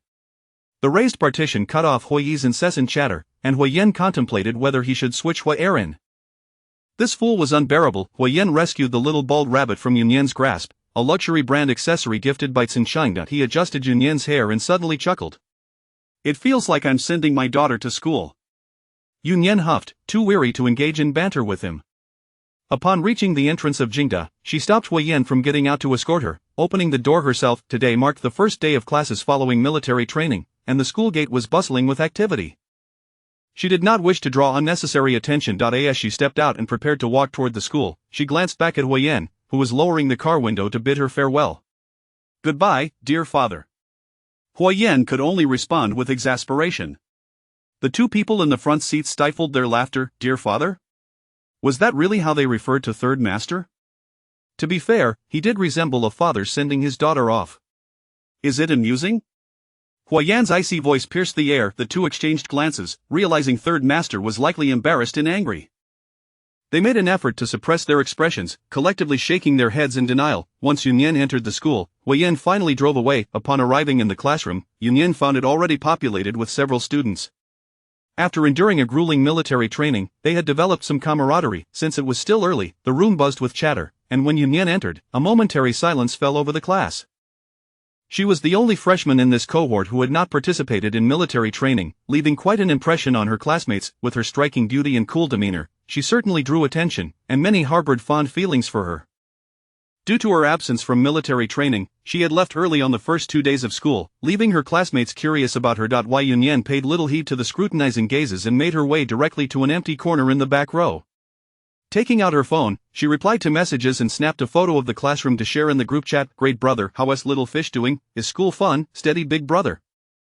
Is this angle from outside the classroom? Great brother, ha ha ha. Why second brother of the boss is indeed the boss, the adorable little six. Great brother, where s was san, why isn't he speaking? Great brother, cunning third brother, why second brother. Fool Huo Yan was undoubtedly messaging Nian privately. Leaving their group chat to speculate about him was a rare treat. Ignoring their chatter, she exited the group chat to respond to Huo Yan's messages. While others actively socialized and forged connections with classmates, Nian remained composed, engrossed in her phone. Some classmates shot her peculiar glances. Was she aiming to be a lone wolf? They found it hard to comprehend her unconventional approach, skipping military training and not residing on campus. Although some students commuted, they had all applied for dormitory accommodations, staying over when necessary. Only Nian completely refrained from staying on campus. It was not until the teacher entered the classroom that the noise subsided, prompting Nian to put away her phone and sit properly. During class, she remained attentive. Despite lacking a systematic education in the past, she had diligently caught up in recent times and was able to keep pace. With her exceptionally high intelligence, when she earnestly sought to learn something, it came easily to her. After a morning of classes, Nian stood up to stretch, feeling as though she might become stiff from sitting for too long. With no afternoon classes scheduled, Nian packed her belongings to head home. Two girls approached her, one with a round face smiling as she extended an invitation. Nian, would you like to join us for lunch at the cafeteria? Nian paused for a moment before shaking her head. Thank you, you go ahead. I'm heading home. Oh, that is fine then, see you tomorrow. Nian nodded and turned to leave. She had no desire for such futile social interactions. She had not come to make friends, nor did she need to. Chapter 41 of the cafeteria under scrutiny. As soon as she stepped out of the school gate, she spotted a familiar vehicle. The door swung open, and Nian raised an eyebrow as she entered, her gaze fixed on the person before her. Had she not informed Huo Yan that she would return for lunch? I checked your class schedule, he replied. With no afternoon classes, it was evident that Nian wouldn't be visiting the school cafeteria, prompting him to come and pick her up. Huai, eavesdropping with his ears perked, observed the rising partition. How detached. Nian, do you have any plans this afternoon? He was puzzled. Hadn't they agreed that he would pick her up after class? Yet here she was, sneaking away on her own. Nian had grown immune to Huo Yan's sardonic tone and remained remarkably composed. Just a little matter. She had received some information from the cybersecurity department that required her attention. Let us eat first. Surely we have time for that. What do you want to eat? Nian replied. I think I'll eat at home. After their meal, she declined Huo Yan's south offer to drive her back, opting instead to take her own car. Nian still did not possess a vehicle. Her plans to purchase one had been thwarted by Huo Yan. He had suggested she select one from the car garage at Yuan. Upon witnessing the garage that could rival a car exhibition, she thought to herself, indeed, he was a wealthy individual. She chose a relatively understated Mercedes-Benz from the array of luxury cars, amused by Huo Yan's mournful gaze before her departure. The Bai family had filtered out a list of individuals requiring close surveillance, and she needed to investigate further. By the time Nian returned to Yuan, it was already past 10 in the evening. Upon entering, she found Huo Yan seated in the living room, still awake. She had sent him a message earlier, informing him of her late return and that he need not wait for her. I went to the old residence for dinner and just returned not long ago. Huo Yan spoke softly, omitting the fact that he had specifically waited for her, unable to sleep without her presence. Would you like some mung bean cake? Huo Yan gestured toward a box on the table before him. Nian halted her ascent to the stairs and turned back toward Huo Yan. He opened the box, releasing a delightful aroma, revealing several pale, sweet cakes within. Yan sat down, took a piece, and savored its sweet yet not cloying taste. It was delicious. You stayed up late just to offer me mung bean cake. The chef at the old residence made it. I thought you would enjoy it. Huo Yan's response seemed to sidestep her question. Nian smiled lightly, consumed a couple more pieces of cake, bid him good night, and ascended the stairs. Huo Yan watched her retreating figure, letting out a soft sigh before also heading upstairs to his room. The following day, Huo Yan continued to escort Nian to school, and it seemed as though something had changed between them, yet at the same time, nothing had. Nian's university journey had officially commenced, and she attended classes in the afternoon, making her way to the cafeteria. After collecting her meal and balancing her tray, she sought out an empty table. However, barely had she taken a few bites when several girls approached, trays in hand. Nian, what a coincidence, may we sit here? Nian glanced at them, recognizing the round-faced girl from the previous day's invitation to the cafeteria. She nodded indifferently. It wasn't her private domain. After all, the round-faced girl cheerfully took a seat, while the other two girls sensed Nian's aloofness and appeared somewhat uncomfortable. Nian chose to ignore them and continued her meal, yet some seemed intent on disturbing her peace. Nian, you have such a unique personality, the round-faced girl piped up again, and Nian couldn't help but feel annoyed. She had no idea what the girl's name was, only that she found her incessant chatter bothersome. In truth, she was unfamiliar with most of her classmates' names. Nian remained silent, yet the girl persisted in her conversation. Why don't you live on campus? Do you return home every day? Nian felt exasperated. Were they that close? Individuals lacking a sense of boundaries were truly irritating. Whether the girl was genuinely naive or had ulterior motives, Nian wished for her to steer clear of her. Setting down her utensils, Nian fixed her gaze on the loquacious girl. Excuse me, could you allow me to eat in peace? Upon hearing Nian's words, the round-faced girl's eyes glistened with unshed tears, her voice tinged with a pitiful tone, as if Nian had wronged her. I am sorry, I just wanted to be your friend and not necessary, Nian replied bluntly. The other two girls, sensing the tension, attempted to intervene, urging the round-faced girl. Nian just wants to enjoy her meal. Let us not disturb her. Right, let us eat over there instead. One of the girls pointed to an empty table nearby. As the cafeteria began to fill up, it was evident that Nian was not fond of their presence, yet Yuan seemed determined to linger.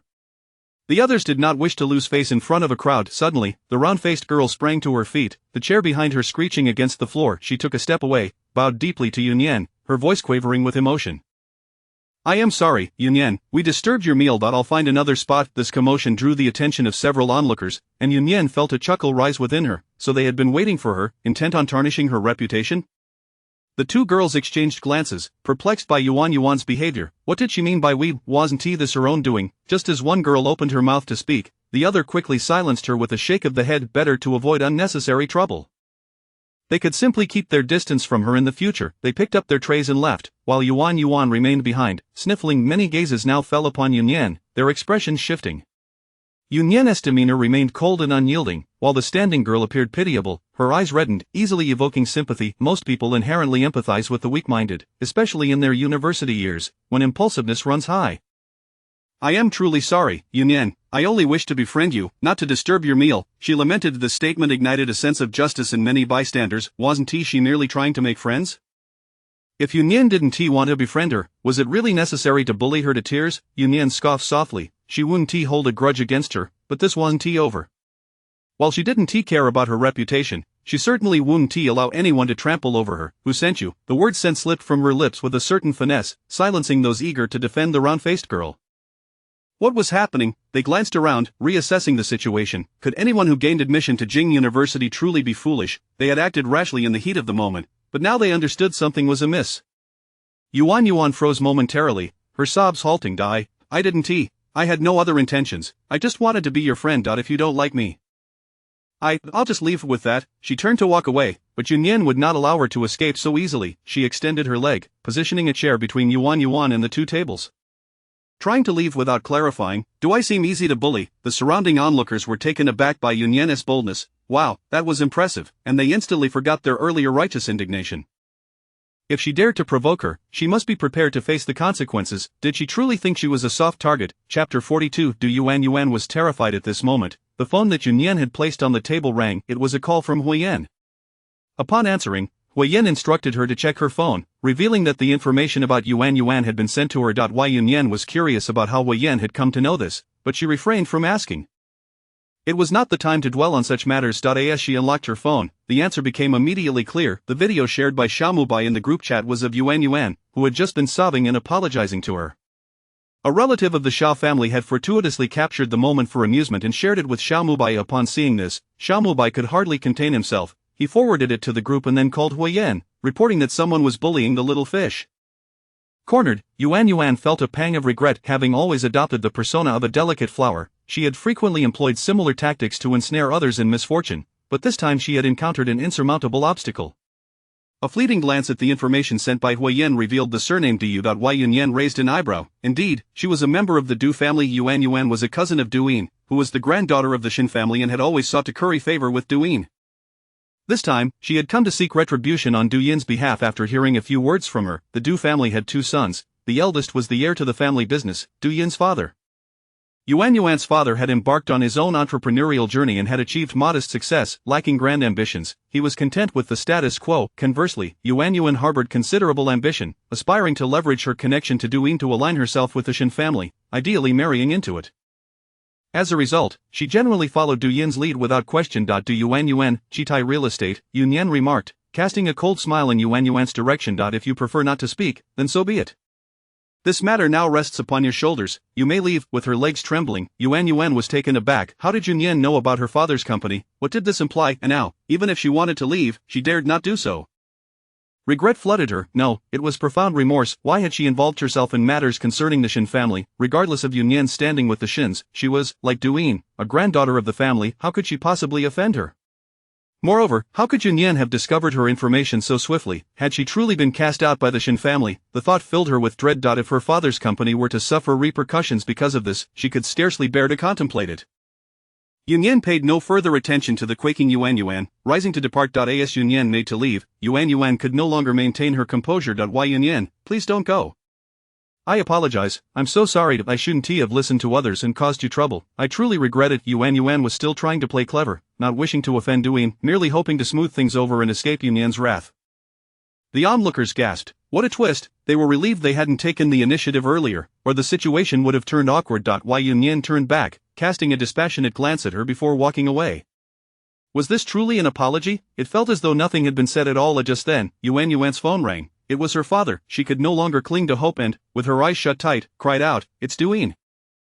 Cousin Duin sent me here, please, spare me." Upon hearing this, Nian's steps did not falter as she exited the cafeteria. The crowd began to murmur. Duin in the belle of the computer science department in her sophomore year. Why would she wish harm upon this freshman?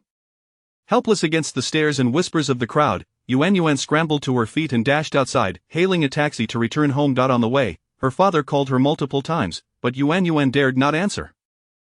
Stumbling into her family's villa, she found her mother, Wenjun, on the phone. Upon hearing that Yuan had returned, the call abruptly ended. Wenjun was baffled by the sudden disconnection and, upon observing her daughter's state, rushed forward to support her, asking with concern, "What's wrong?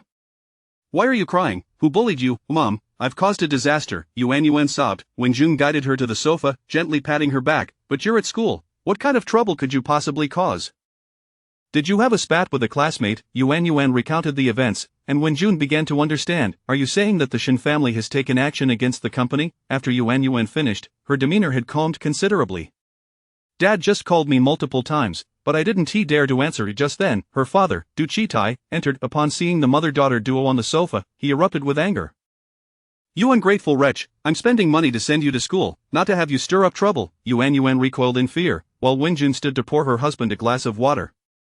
"Calm down, I've already spoken to her, she knows she's in the wrong. As she placed the water before Du Chitai, she shifted the conversation to Chitai, regarding the Shin family. "Perhaps we should consult with your elder brother?" Du Chitai took a sip of water, his anger subsiding slightly, and he sighed heavily. "I've already called your uncle. This isn't the Shin family is doing." Wenjun was taken aback.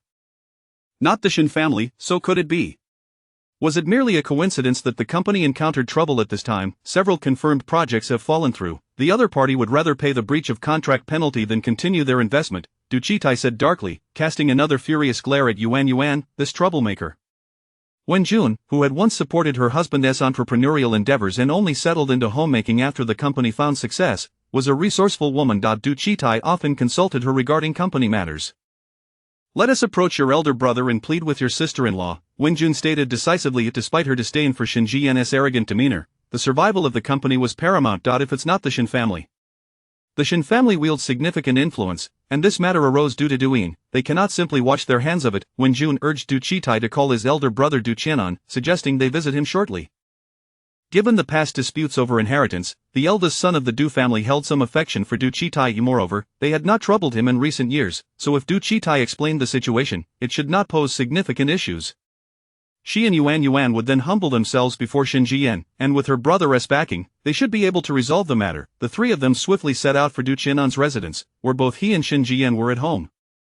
Upon entering, Wenjun immediately began to lament her woes to Shin Jian, pleading for her brother's intervention, while Du Chitai stood by with a furrowed brow, and Yuan silently sobbed beside them.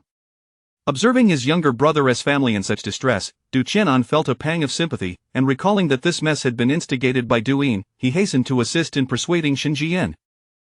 This mutual display of concern fed into Shin Jian's vanity, and knowing that approaching her brother directly might lead to rejection, she decided to first seek out the elder patriarchs of the Shin family.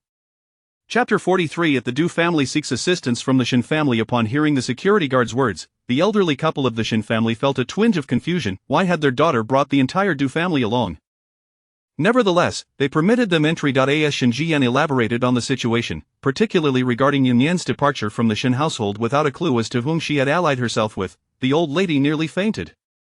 With her cane tapping rhythmically against the floor, she called for the butler to contact Shin Wen. At home, Shinwen answered the phone, and upon learning of the Du family's arrival and the old lady's near collapse, he hurriedly rushed over with his wife, Guan.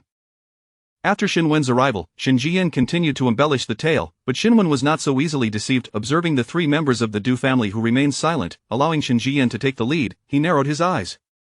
"Why is Nian causing trouble for the Du family?" As for the excuses Shin Jian had concocted regarding Du Yuan, Shinwen did not believe a word. When Shin Jian attempted to defend herself, Shinwen shot her a glance, directly addressing the party involved. "Silence, Du Yuan, speak." Under the pressure, Du Yuan tearfully recounted the events. The Shin family. No wonder Shin Jian had spun such a tale. It turned out there was also a matter concerning Duin. "Big brother, regardless of the reason, Nian has gone too far. At such a young age, she acts with such resolve. Who knows who she has allied herself with to feel so empowered?" Shin Jian muttered, only to receive a sharp glare from Shinwen. "Be quiet." Was this the appropriate conduct for an aunt, to malign her niece so? Guan, however, took note of this, recalling what Shin Mingzhu had shared with her previously, and began to ponder. Observing the expressions on the faces of the elderly couple, she thought to herself about Shin Jian's reckless tongue. Even if the old couple disapproved of Nian, she was still their granddaughter. How could they be willing to listen to such slander? "Jian, as an aunt, you must refrain from such remarks." After all, Nian is your niece. She then pointed at Yuan. And you, young lady, must exercise some discretion. It's no wonder Nian is upset. Even if you wish to defend your cousin, it cannot be done this way. Shen Jian pouted but remained silent. Her sister-in-law was once again pretending to be the virtuous one, the epitome of hypocrisy. With Guanxian's remarks, Xinwen regained his composure. At the core of this issue lay Du Yin's fault, and the Shen family bore the responsibility to resolve it. He had little faith in Shen Jian's claims about Yunyan's supposed associations. Firstly, he believed that Yunyan was not that sort of person. Secondly, he was already aware that Yunyan had arrived at the Shen residence that day in a car driven by Xinqing. He certainly would not share this information with them, not even with Guanxian, particularly, given that he had pursued Xinqing during his youth, a fact known to Guanxian. Revealing it would only complicate matters. He suspected that today's incident was likely Xinqing coming to Yunyan's aid, hence, it would be inappropriate for him to confront Xinqing about it. Moreover, he recognized that Xinqing might not extend him any courtesy, a self-awareness he possessed. After contemplating, he decided to call Xin Xiujin. The last time Yunyan left, the three of them had seen her off, indicating a decent relationship. When the still at work Xin Xiujin received Xinwen's call, he found it perplexing, given his current estrangement from Yunyan, who had blocked all three brothers. Dad, why are you asking about this? Yunyan had a bit of a conflict with that girl from the Du family, and they have come seeking assistance. Xinwen briefly explained. Xin Xiujin wrinkled his brow in disgust. Dad, don't agree to anything yet, I'll head over shortly. After hanging up, Xinwen noticed the expectant gazes of the others. He sighed in resignation. Now they feared the consequences, but what had prompted them to provoke her in the first place? Big brother, you cannot ignore this. Yuan is too frightened to even go to school now. Indeed, Shinzong, our Yuan understands her mistake and has already apologized to Yunyan. She is just shy of kneeling to beg for forgiveness. Please help us. How could it escalate to the point where she cannot even go to school? It is no small feat to get into Jing University. It would be a shame for her to be held back by such matters. Guanxian lamented as she looked at Yuan. The old man, lacking formal education, had a fondness for scholars. Shen Mingzhu and Duyin were favored by him precisely because they excel academically. Oldest son, call that girl. Dad, Xinwen hesitated, feeling it inappropriate for an elder to meddle in this affair. He preferred to wait for Xin Xiujin to return to handle it. Have I lost the ability to summon you now? Hand me the phone, I will call. Guanxian supported the elderly man as he stood, casting a helpless glance at Xinwen. Xinwen returned her gaze with equal exasperation. All right, do not be agitated, I will call. At that moment, Yunyan was dining with Huo Yan and the uninvited Xiaomubai. Xiaomubai was there to take credit, having orchestrated the affair with the Du family. Yunyan smiled at Huo Yan. I thought it was you?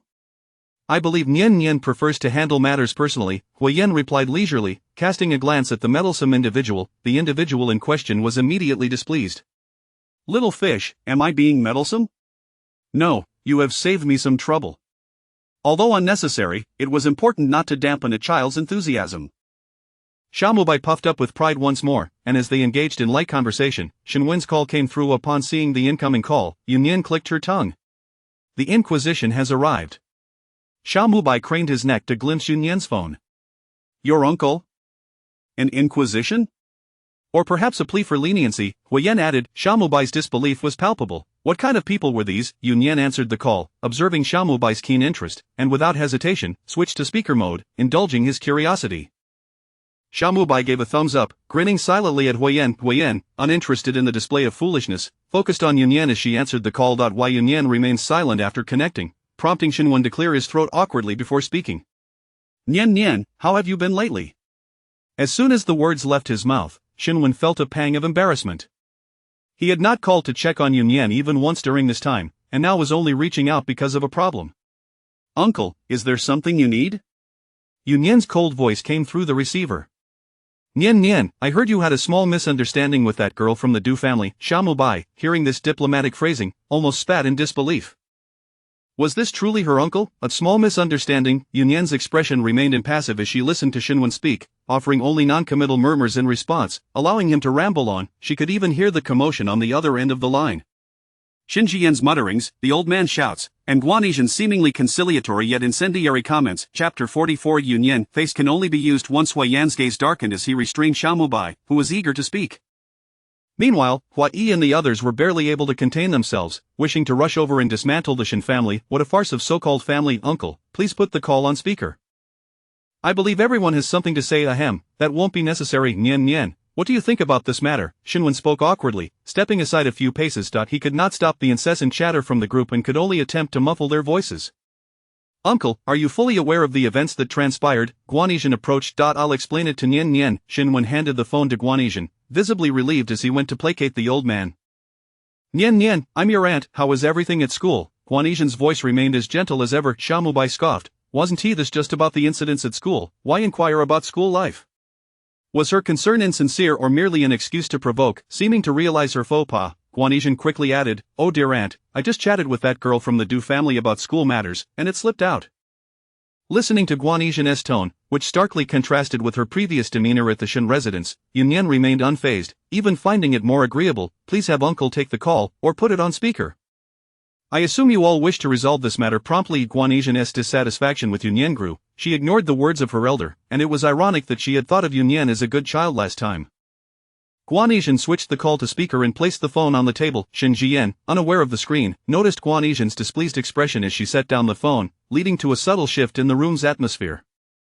That girl must have caused auntie some grief now that she has climbed the social ladder. She looks down on us relatives. Guanesian's eyes glinted with derision, though she remained silent.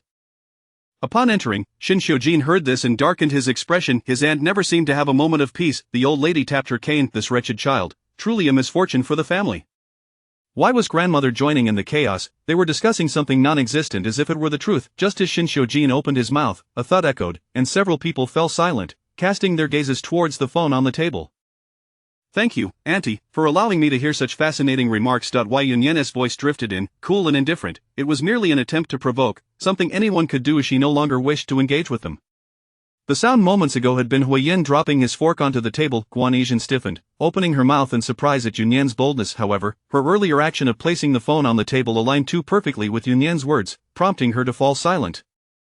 Nian uncle, are you fully aware of the events that transpired? Yunyan interrupted Xinwen, reiterating her previous question. Yes, Xinwen felt a flicker of anger at Yunyan's blatant disregard, more so at his own humiliation at the hands of a younger generation. Are you still insisting on pleading on behalf of the Du family? Nian, the girl, Yuan, has realized her mistakes. Because of this incident, she is afraid to return to school. Her punishment has been sufficient. Perhaps we should reconsider being excessively harsh. Guanesian interjected. The old man and old lady, maintaining their dignified silence, were momentarily caught in an awkward pause. I can overlook the Du family, and I can also disregard Shin Jian's earlier remarks. Otherwise, she would learn what it means to suffer the consequences of her words. Why Yunyan paused, a light laugh escaping her, her tone almost playful. However, uncle, your face may only hold value this once. Are you certain you wish to utilize it? Shin Xiujin contemplated ending the call. He instinctively wished to remain silent, not wanting Yunyan to know he was present, while simultaneously wishing to halt this farce. He felt his father's face was of paramount importance. Use it. Xinwen's declaration came before Shin Xiujin could act. With that, there was no need for Shin Xiujin to hang up. Upon receiving a definitive response, Yunyan promptly ended the call. The Shin family exchanged glances, Shin Xiujin darkly surveying those from the Du family, including Shin Jian, as he issued an eviction order. It is getting late. You all should leave your brother Shin. Since Shin Xiujin entered, Yuan had been fixated on him. Shin Xiujin paid her no mind, instructing the butler to see them out before retreating to the study with his father. After hearing Xinwen recount the events, Shin Xiujin looked at his father with a complex expression. Had his father truly lost his senses? The daughter of the Du family had committed such an act and still dared to plead for leniency. Should it not be the Shin family who sought accountability from the Du family? His father seemed to be led by the nose. Dad, how could you call Yunyan? What is the issue? Xinwen dismissed the concern, irritated at having been humiliated by his niece today. Times have changed. Do you not understand that Yunyan? This is for the best. It ensures our families remain in contact. Xinwen gestured towards the Tsin family's direction with a sigh, lamenting the lack of interaction between the Shin and Tsin families since his younger sister's passing. Listening to his father's complacent reasoning, Shin Xiujin felt a headache coming on. Did he not hear what Yunyan had said? Dad, you are being overly presumptuous. After today's incident, how much value did his father's face hold in Yunyan's eyes? We are family, blood is thicker than water. No matter how well others treat her, they remain outsiders. Xinwen held on to his somewhat old-fashioned belief. No matter how well Tsin Qing treated Yunyan, she was ultimately an outsider. The Shin family were their true kin, and no amount of discord could alter the fact of their familial bond. This child has gone astray. Just look at her attitude towards her elders. It was indeed time for her to learn a lesson. Sin Cheng might easily intervene in trivial matters, but when it came to significant issues, she was merely a child of little consequence. Guan entered, bringing fruit for the father and son. Noticing their serious expressions, she smiled and inquired, "What are you two discussing, Mom? Why are you also causing a ruckus today?" Xin Xiujin found his mother's behavior perplexing. Her demeanor today clearly indicated disfavor towards Nian, which was in stark contrast to her previous attitude. "What nonsense are you spouting? I simply felt sorry for that girl from the Du family." Guan Yizhen's smile faded. Is it really necessary to pressure someone to the point they can't remain at school over such a trivial matter? Mother believes Nian has been somewhat excessive. Have you never considered that if Du Yuan's actions had succeeded, it would now be Nian unable to stay at school? Du Yuan brought this upon herself, while Nian is the true victim. Hearing his son's words, both Shenwen and Guan Yizhen were momentarily stunned. How had they not thought of that? Just because she failed, you are forcing the victim to forgive her tormentor. Xin Xiujin found it absurd, perplexed by how his family could prioritize an outsider over their own kin. Xiujin, when did your relationship with Nian become so amicable? Did she not block you? Guan Yizhen, feeling slightly disgruntled at being lectured by her son, was irked. Why was he being so eager? She had been the one to disregard him. How do you know? Do I not know a great deal? I am also aware that all three of you have been blocked, and your younger brother was drunk. Guan Yizhen frowned, her irritation mounting as the flicker of guilt she had felt moments ago vanished entirely.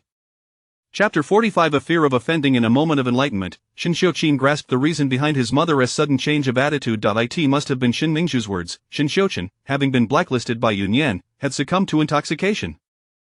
Did his mother truly believe this? Recalling Xin Mingzhu's previous provocation towards Nian, he realized that while he noticed the underlying tension, he had dismissed it as mere trivial disputes among girls, feeling it inappropriate for him as the elder brother to intervene.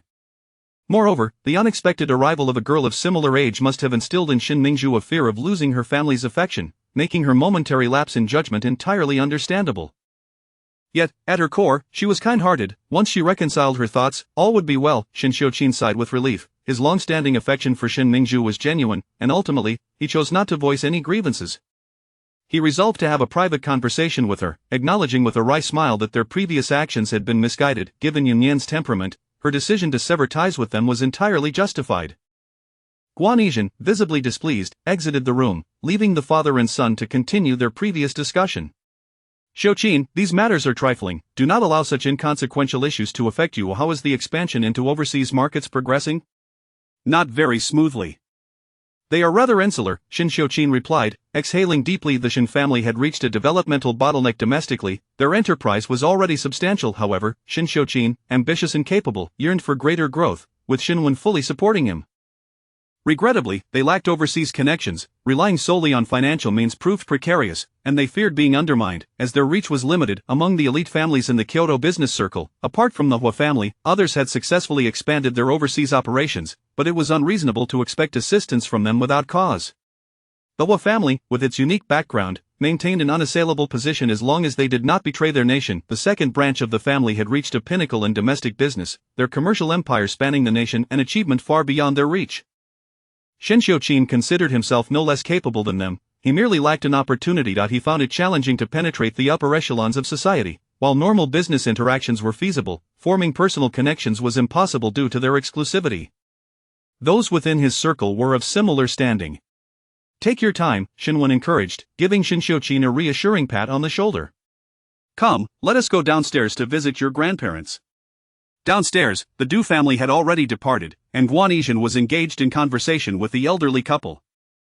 The father and son joined them, bringing joy to the old pair, creating a harmonious family atmosphere. Meanwhile, at the banquet hall, the atmosphere felt somewhat stifled. Nian looked on helplessly. She had no interest in the Xin family, so why their expressions were so dramatic puzzled her. Should the Xin family be Xiaomubai cracked his knuckles, believing that family deserved a reprimand. Nian shook her head, deeming it unnecessary. Xiaomubai was about to voice another thought when Huo Yan interjected. Listen to Nian, do not act impulsively. He understood Nian's perspective. It was not that she cared deeply for those so-called relatives, but rather for her mother. As long as the line was not crossed, Nian would not hastily target the Xin family for Xin Jiqiu's sake. After the meal, Nian ascended to her room to work, leaving others to believe she was heartbroken, their expressions full of concern. Xiaomubai would not cease his chatter. Huo-san, why don't you comfort little Yu? The Xin family is filled with scoundrels, and little Yu is far too kind-hearted. If it were me, I would strike them hard to teach them a lesson. The others nodded in agreement, fervently supporting his stance. As the conversation continued, Xiaomubai took a sip of water and glanced at the unresponsive Huo Yan. Do you not think I am right? Overwhelmed by their incessant chatter, Huo Yan finally rose to his feet in acquiescence. Indeed, continue your discourse. I shall check on Nian. Xiaomubai nodded in satisfaction and resumed his tirade against the Shin family. Huo Yan made his way upstairs towards the small sitting room, where he indeed found Nian, her laptop open on the small table before her. He took a seat across from her, choosing silence, and began reading a book quietly. After a while, Nian finally lifted her gaze from the screen and closed her laptop. Why not go to the study? Have I infected you with my habits? She remarked casually, preferring the relaxed atmosphere over the rigidity of a study. Anywhere is fine, I have no particular preference for a lifestyle, merely accustomed to it, Huo Yan replied, embodying a life of discipline in stark contrast to Yunyan's casual demeanor. Yunyan stood and stretched, moving to the bedside, where she gazed out at the antique courtyard illuminated by the lamp with a hint of nostalgia. She turned to Huo Yan, who had approached her. Your home could sell tickets. Perhaps you could take me on a tour someday?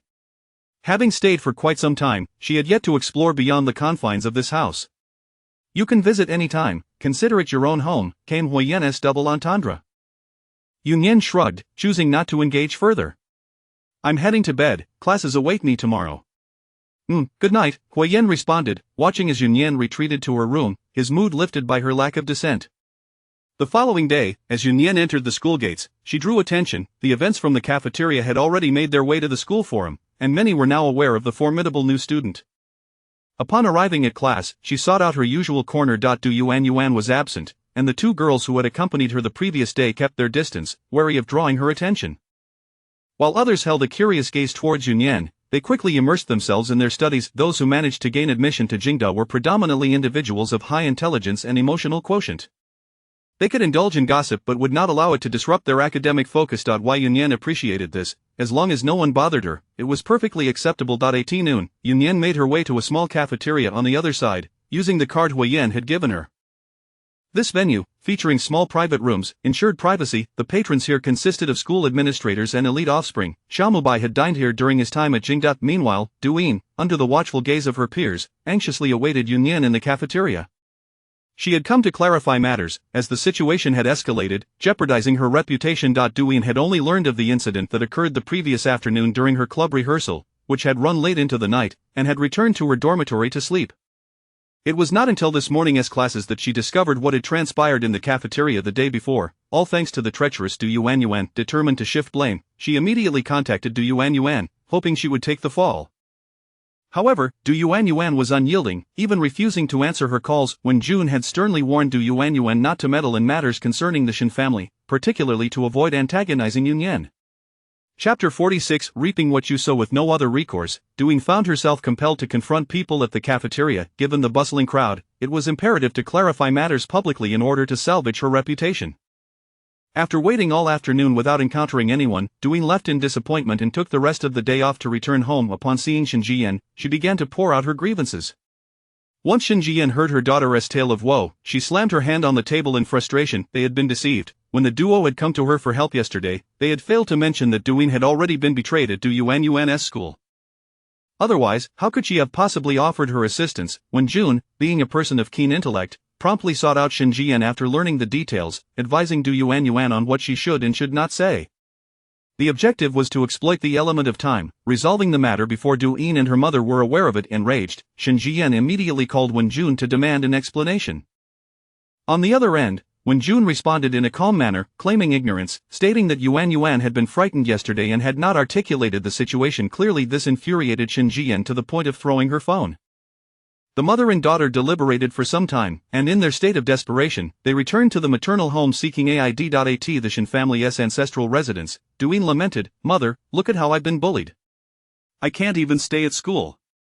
The elderly couple exchanged glances. This sentiment sounded all too familiar. How could it not? Yesterday, they had heard the same lament when Du Yuan had been brought over. Meanwhile, Duyin wiped her tears away. "I do not know what I did to offend my cousin. Why would she want to harm me?" "What has Yunyan done to you?" a cold, hard voice interjected, causing Du Yin's sobs to cease as she turned to see Shin Xiujin descending the staircase. The three members of the Shin family had not left the ancestral home but had instead spent the night there. Shin Jian was equally taken aback, not expecting her elder nephew to still be present. She had intended to follow the same strategy as yesterday, first, to seek solace from the elderly couple and then to persuade them to enlist her elder brother as help. Shin Xiujin settled onto the sofa, observing Duyin with a leisurely demeanor. Pray tell, how has Nian harmed you? I wish to hear your account.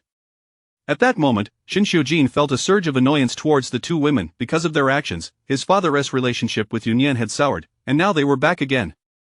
Did they truly believe him to be a fool, someone they could manipulate at will? Duyin, struggling to articulate her thoughts through her tears, faltered. With her grandparents, she could simply cry to gain sympathy, but her elder cousin was not so easily swayed.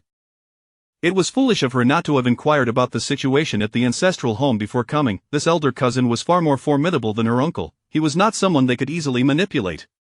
Dai Biaogud, Duyin could only feign vulnerability, lamenting her mother's lack of initiative during this critical moment. Duyin, your elder cousin is here. If you have something to say, you must speak plainly. If you are truly being bullied, your brother will not stand idly by. The elderly matriarch spoke, having realized the gravity of the situation. This child had strayed from the right path. Her thoughts were complex, recalling yesterday's events and considering Nian, her beloved Xiao Xiao, had left this world far too soon because of that child. Coupled with Nian's unlikable disposition, it was difficult for her to harbor affection for her, yet, despite everything, Nian was still Xiao Xiao's only child, and how could she truly disregard that? Seeing Duyin's intolerance towards Nian, the matriarch sighed. After all, she had watched this child grow up and had always found her endearing. It was hard for her to be overly harsh. Grandmother, woe is me. The school forum is rife with disparaging comments about me, and my classmates are pointing fingers. I can hardly bear to attend school any longer. Indeed, mother, when Duyin returned at noon, her eyes were swollen from crying. It pained me to see her like this. Just look at how spiteful that girl is, especially after I graciously helped her yesterday. Duyin nearly choked on her words. Her mother's comments were counterproductive. Just moments ago, she had claimed that Nian was to blame, yet now she was criticizing Yuan. Was this not harming her as well? Is it Nian who harms you, or is it Yuan? Or perhaps they conspired together to bring about your downfall? Shin Xiujin remarked with cold irony. Had these two not coordinated their grievances beforehand, each had their own narrative, which was truly laughable. Xiujin, how can you remain indifferent when your sister is suffering so grievously? Shin Jian insisted, stubbornly entangled in her own reasoning. They were obliged to assist, whether they wanted to or not, otherwise, she would continue to pester them. She could not believe that her parents would remain unmoved, and she felt confident in her ability to sway the elderly couple, never considering that she might encounter Shin Xiujin during her efforts. I will not involve myself, Shin Xiujin replied bluntly. Are we not family? Is this how you treat your own aunt and sister, father and mother? Have I ceased to be a part of the Shin family since my marriage? Shin Jian feigned sorrow, her eyes glistening with unshed tears. Before the elderly couple could respond, Shin Xiujin interjected, Nian is also my kin. He then turned to Duyin. You incited Yuan to harm Nian, only to be outmaneuvered in return. Now you find yourself betrayed by Yuan. Is that not the crux of the matter? Grandfather, grandmother, should we not intervene in this situation? Observing the tumultuous emotions playing across Duyin's face, the matriarch closed her eyes in contemplation. Duyin, how would you like us to intervene? Upon hearing this, Duyin mistakenly believed that her grandmother's heart had softened. This time, she dared not act imperiously, hastily stating, simply let Nian clarify her position on the school forum. This matter has nothing to do with me. I shall not pursue any further grievances. Shin Xiujin was nearly driven to laughter. She truly believed her words bore weight. Did she not realize how absurd her statement was? This is a matter beyond our purview. If you have a means to resolve it, then seek Nian yourself. The elderly patriarch, who had remained silent until now, finally spoke, surprising Shin Xiujin. Grandfather? What are you saying? Duyin exclaimed, momentarily forgetting her tears. Father, you are well aware of that wretched girl's attitude towards us. She would not hesitate to strike Duyin. Do we dare confront her? Shin Jian's tone was laced with resentment. Had her father lost his senses? Are you now too afraid to confront her? Then why provoke her in the first place? The matriarch was equally forthright. It was high time for Duyin to receive a lesson. Grandfather and grandmother, you cannot turn a blind eye to my plight. It was not me, I swear. Duyin was now genuinely frightened, her tears flowing anew. If her grandparents chose to disregard her, What could she do? Shin Jian, heartbroken, embraced her daughter, tears streaming down her own face. Father, mother, are you truly abandoning Duyin and me? Nian is utterly unscathed. You two are being biased. The matriarch, who had initially softened at Duyin's tears, now closed her eyes in dismay. Were they truly favoring Nian? Xiujin, handle this matter, we are old and need to rest for a while. The patriarch concluded, rising with the matriarch to retreat to their quarters. Shin Jian was left in a state of panic. Were her parents truly forsaking them? This could not be allowed. She hurriedly stood to pursue them. With a mere glance from Shin Xiujin, the butler and his staff stepped in to block the path of the mother and daughter. Aunt, it is time to cease this charade. Shin Xiujin, have you grown so bold that you no longer regard me as your elder? Where is your father? I shall call him. Did you not hear grandfather and grandmother's words? I will handle this matter. Seeking anyone else will be futile. Shin Jian halted her movement to retrieve her phone. She was not foolish given her parents' stance. Even a call to her elder brother would be in vain. Her brother had only intervened out of respect for their parents. Now that their parents were not on her side, calling him would only lead to further humiliation. Chapter 47 of the jealousy-inducing Huo Yan. Let us depart, Shin Jian said, wiping away her tears as she grasped Duyin's hand out. If they chose not to assist her, she would no longer plead for their help. Throughout her life, she had never endured such indignity, and with Duyin in tow, she stormed out the door. After Shin Jian had left, Shin Wen and Guan Yizhen descended from the upper floor.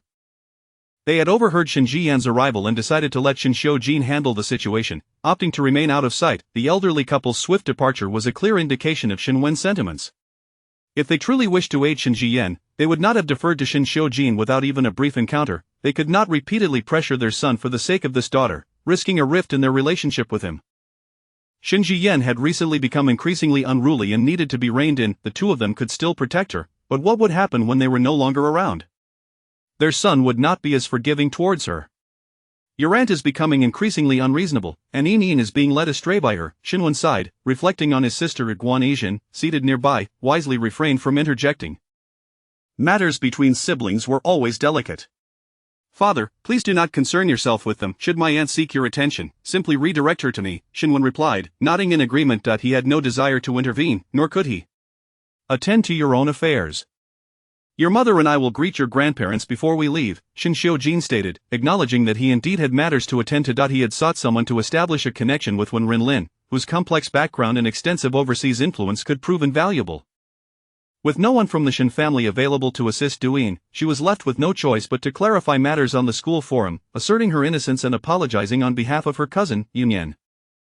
Many were not convinced, regarding her as a fool, especially those who had witnessed the cafeteria incident, yet some rallied in support of Duyin, perceiving her as an unwitting victim caught in a web of misfortune. After all, most of the students had only heard rumors about the cafeteria incident, and Duyin's prior reputation in school as a charming and capable heiress had garnered her considerable goodwill.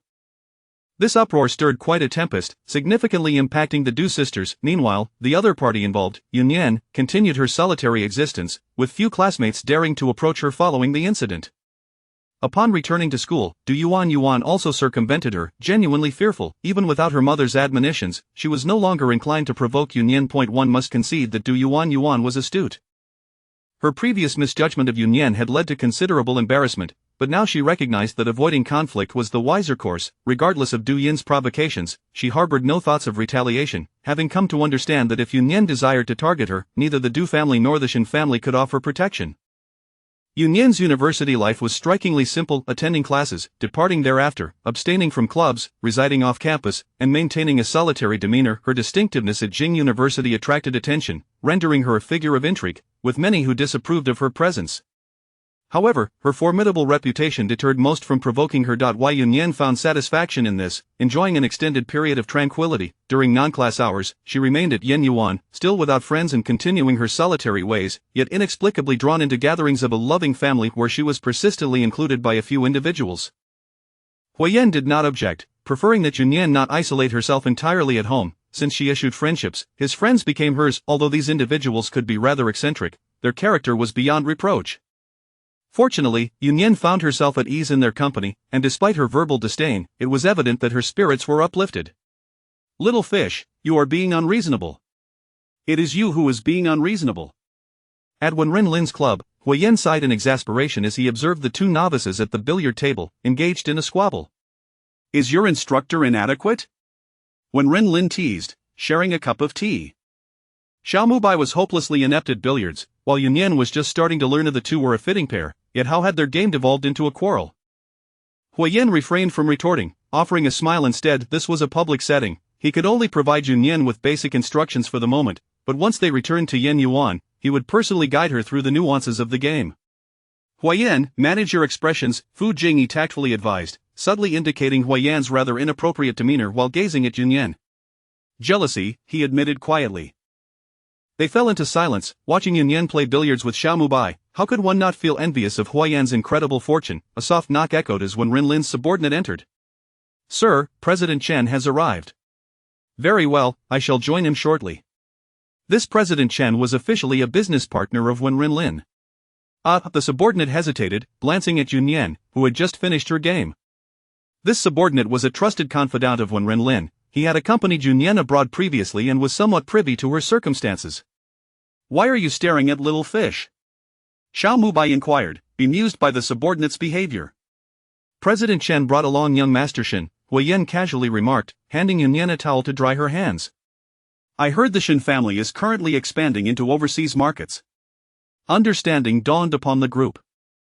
They were seeking Wen Rinlin's protection. While Nian, having taken a sip of the tea Huo Yan had offered, appeared indifferent to the developments. The subordinate stood by, astonished as he watched Huo Yan care for Nian, questioning if this was truly the renowned Huo Sanyi. Let them wait, Wen Rinlin said, casting a disdainful glance at the fool who dared to ogle Huo Yan, then waved for him to exit before resuming his seat. Brother Lin, we cannot assist them. They have bullied our little fish, it would be a disservice not to hold them accountable. Wen Rinlin raised an eyebrow at Nian, skeptical about her vulnerability to bullying. Business is business. It has nothing to do with me, Nian replied coolly, asserting her detachment from the situation. A clever child, Fu Jingyi praised, giving her a thumbs up. You all enjoy yourselves, I will check in with them, he added, as they had waited long enough. In another private room, the two men grew increasingly anxious as they awaited their guests. President Chen began to fret, concerned that bringing young Master Shin might displease Wen Rinlin, especially given the significant favors the Shin family had extended that he could not refuse. At that moment, the door swung open, and several men in black entered, positioning themselves strategically around the room, followed by Wen Rinlin, who strode in with measured steps. His vigilance towards outsiders was unwavering. After all, there were many who sought his downfall. Apologies for the wait, gentlemen, he greeted. Sir Lin is too courteous, it has not been long at all, President Chen replied, plastering a smile on his face, blatantly ignoring the lack of pleasantries from Wen Rinlin. Despite their partnership, he was merely a businessman, and could not compare to Wen Rinlin's intricate background. To attempt to assert dominance in his presence was tantamount to courting disaster. Chapter 48, You have offended my sister Master Lin, this is Mr. Shin from the Shin Group. I have long heard of your esteemed name and came specifically to pay my respects. Despite the awkwardness, Mr. Shin introduced the guest, as he was the one who brought him. Beside him, Shin Xiujin straightened up and extended his hand towards Wen Rinlin. Master Lin, it is a pleasure to finally meet you. This was his first encounter with Wen Rinlin, and indeed, the reputation was well deserved. The man's powerful aura emanated an undeniable pressure. Wen Rinlin graciously shook his hand and settled onto the sofa, gesturing for the two to take a seat. He toyed with a lighter in his hand, a cryptic smile gracing his lips. Mr. Shin, at present, I have no intentions of collaborating with the Shin family. Shin Xiujin was taken aback. Did Wen Rinlin already discern his purpose? He was aware that discussions with Wen Rinlin might not unfold smoothly, and he had braced himself for either a significant loss or outright rejection. However, he never anticipated that Wen Rinlin would deny him the opportunity to speak entirely. Master Lin, may I inquire as to why? It's simple, I am not particularly fond of your family. The casual tone of his words startled both men. Mr. Chen wiped the cold sweat from his brow, realizing he had unwittingly offended them and was now seeking an introduction. Wasn't he this putting himself in jeopardy? Shin Xiujin quickly reflected, confirming that the Shin family had never had any prior interactions with the Wenrin family. What could have incited such disdain? Surely it could not be mere personal dislike. Your family has upset my sister. Wen Rinlin spared him further contemplation, generously providing an answer. Both men were now utterly perplexed. Everyone knew that in Kyoto, Wen Rinlin was the sole representative of the Wenrin family. Where did this sister come from? Master Lin, could you kindly clarify? We would like to offer our apologies to your sister. The gravity of the situation dawned on Shin Xiujin. Even without knowledge of who the sister was, nor an understanding of the nature of the offense, they had to concede to Wan Renlin's assertion. They had no doubts about the truth of his claim. After all, rejecting him was merely a matter of words, and it was unnecessary to fabricate his sister in the process. Apologies are unnecessary. Collaboration was out of the question. Master Lin, it was indeed presumptuous of us to intrude.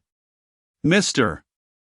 Shin discreetly tugged at Shin Xiujin, who still wished to speak. Wan Renlin had made his stance clear. It was obvious he did not wish to engage further. Quite presumptuous, Wan Renlin replied coolly. We shall take our leave then, so as not to disturb you further, Master Lin. Mr. Chen wiped the sweat from his forehead. Wan Renlin nodded slightly, and his subordinate opened the door, signaling their departure. Master Lin, we bid you farewell. The Shin family will ensure to provide an explanation to you.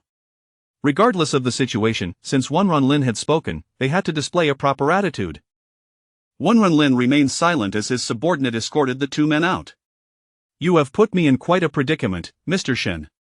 Once outside the establishment, Mr. Chen lamented. Mr. Chen, I was completely unaware of this matter.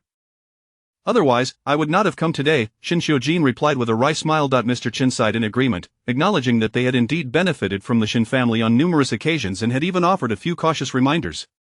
Mr.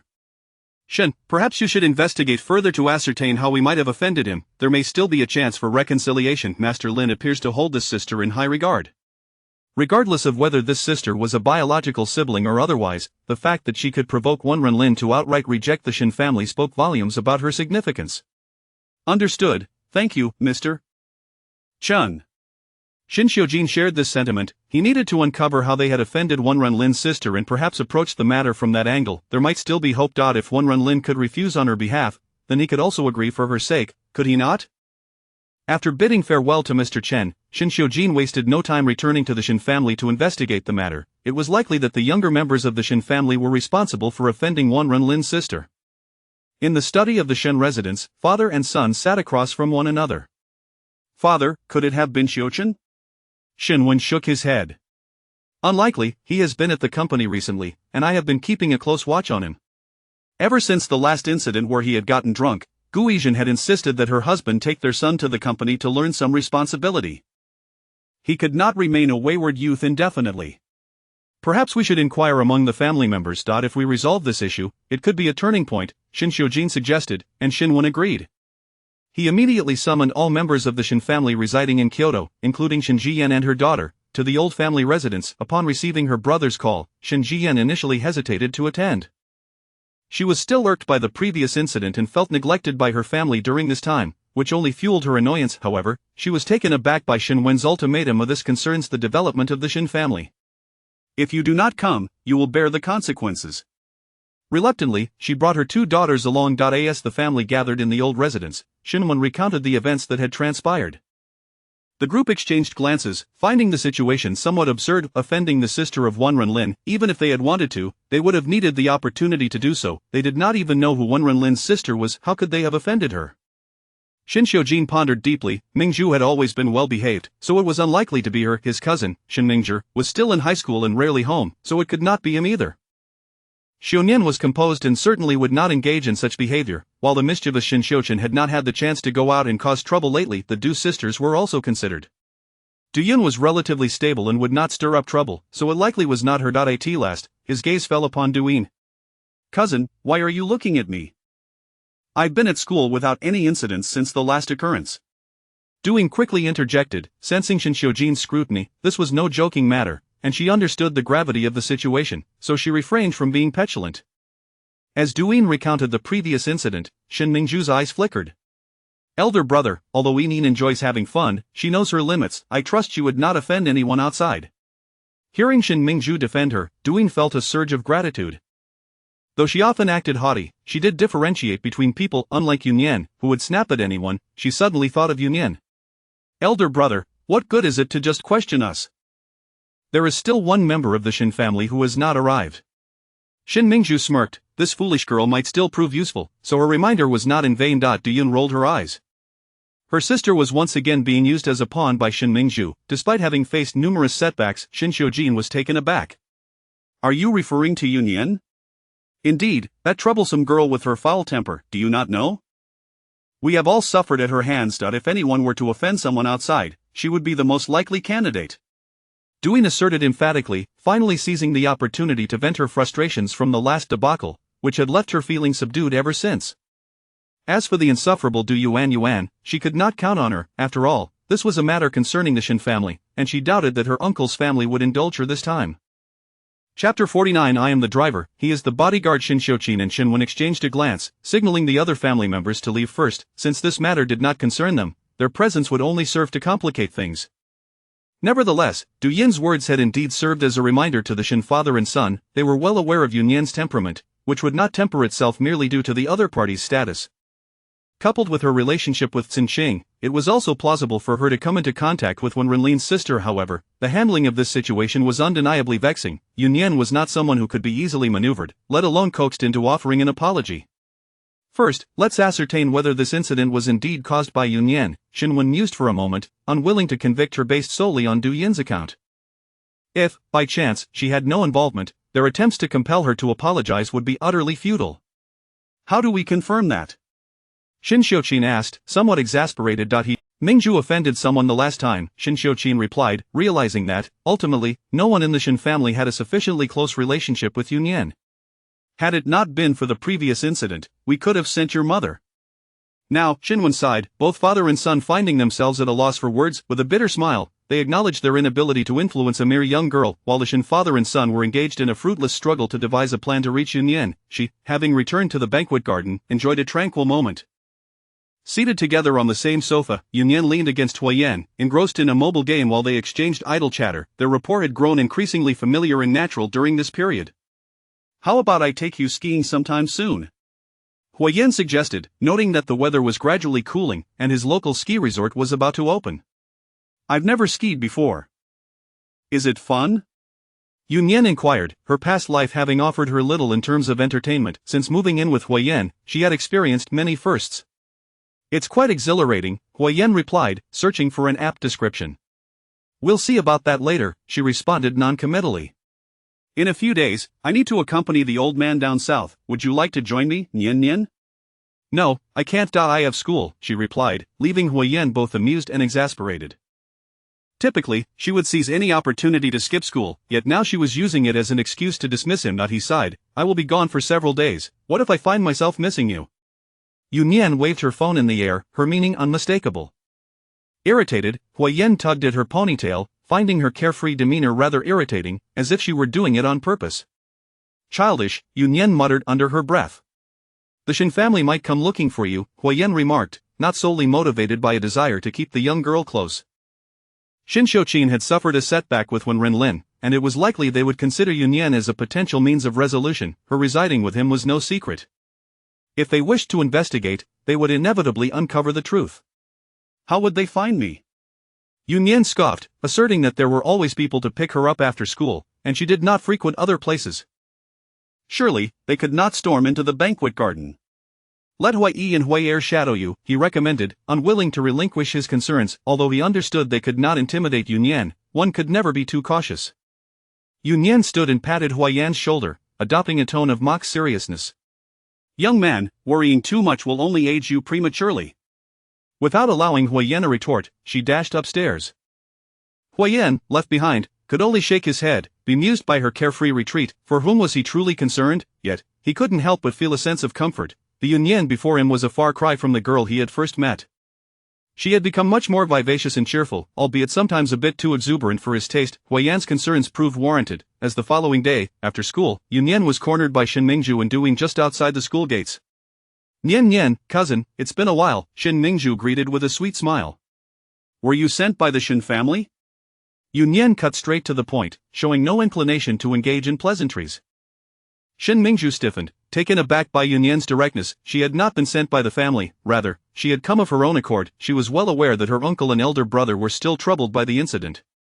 By approaching Yun Yan privately, she aimed to persuade her to apologize to Wen Renlin's sister. If Yun Yan complied, it would be her triumph. Shin Mingzhu recognized that Yun Yan would likely refuse to cooperate, but that was of little consequence.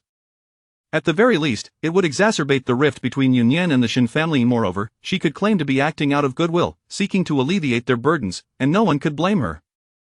To further deflect responsibility, she had deliberately brought Duin along, knowing that their history of discord would make it normal for Huo Yan to be irked. Instead of addressing Huo Yan's question, Shin Mingzhu evaded it.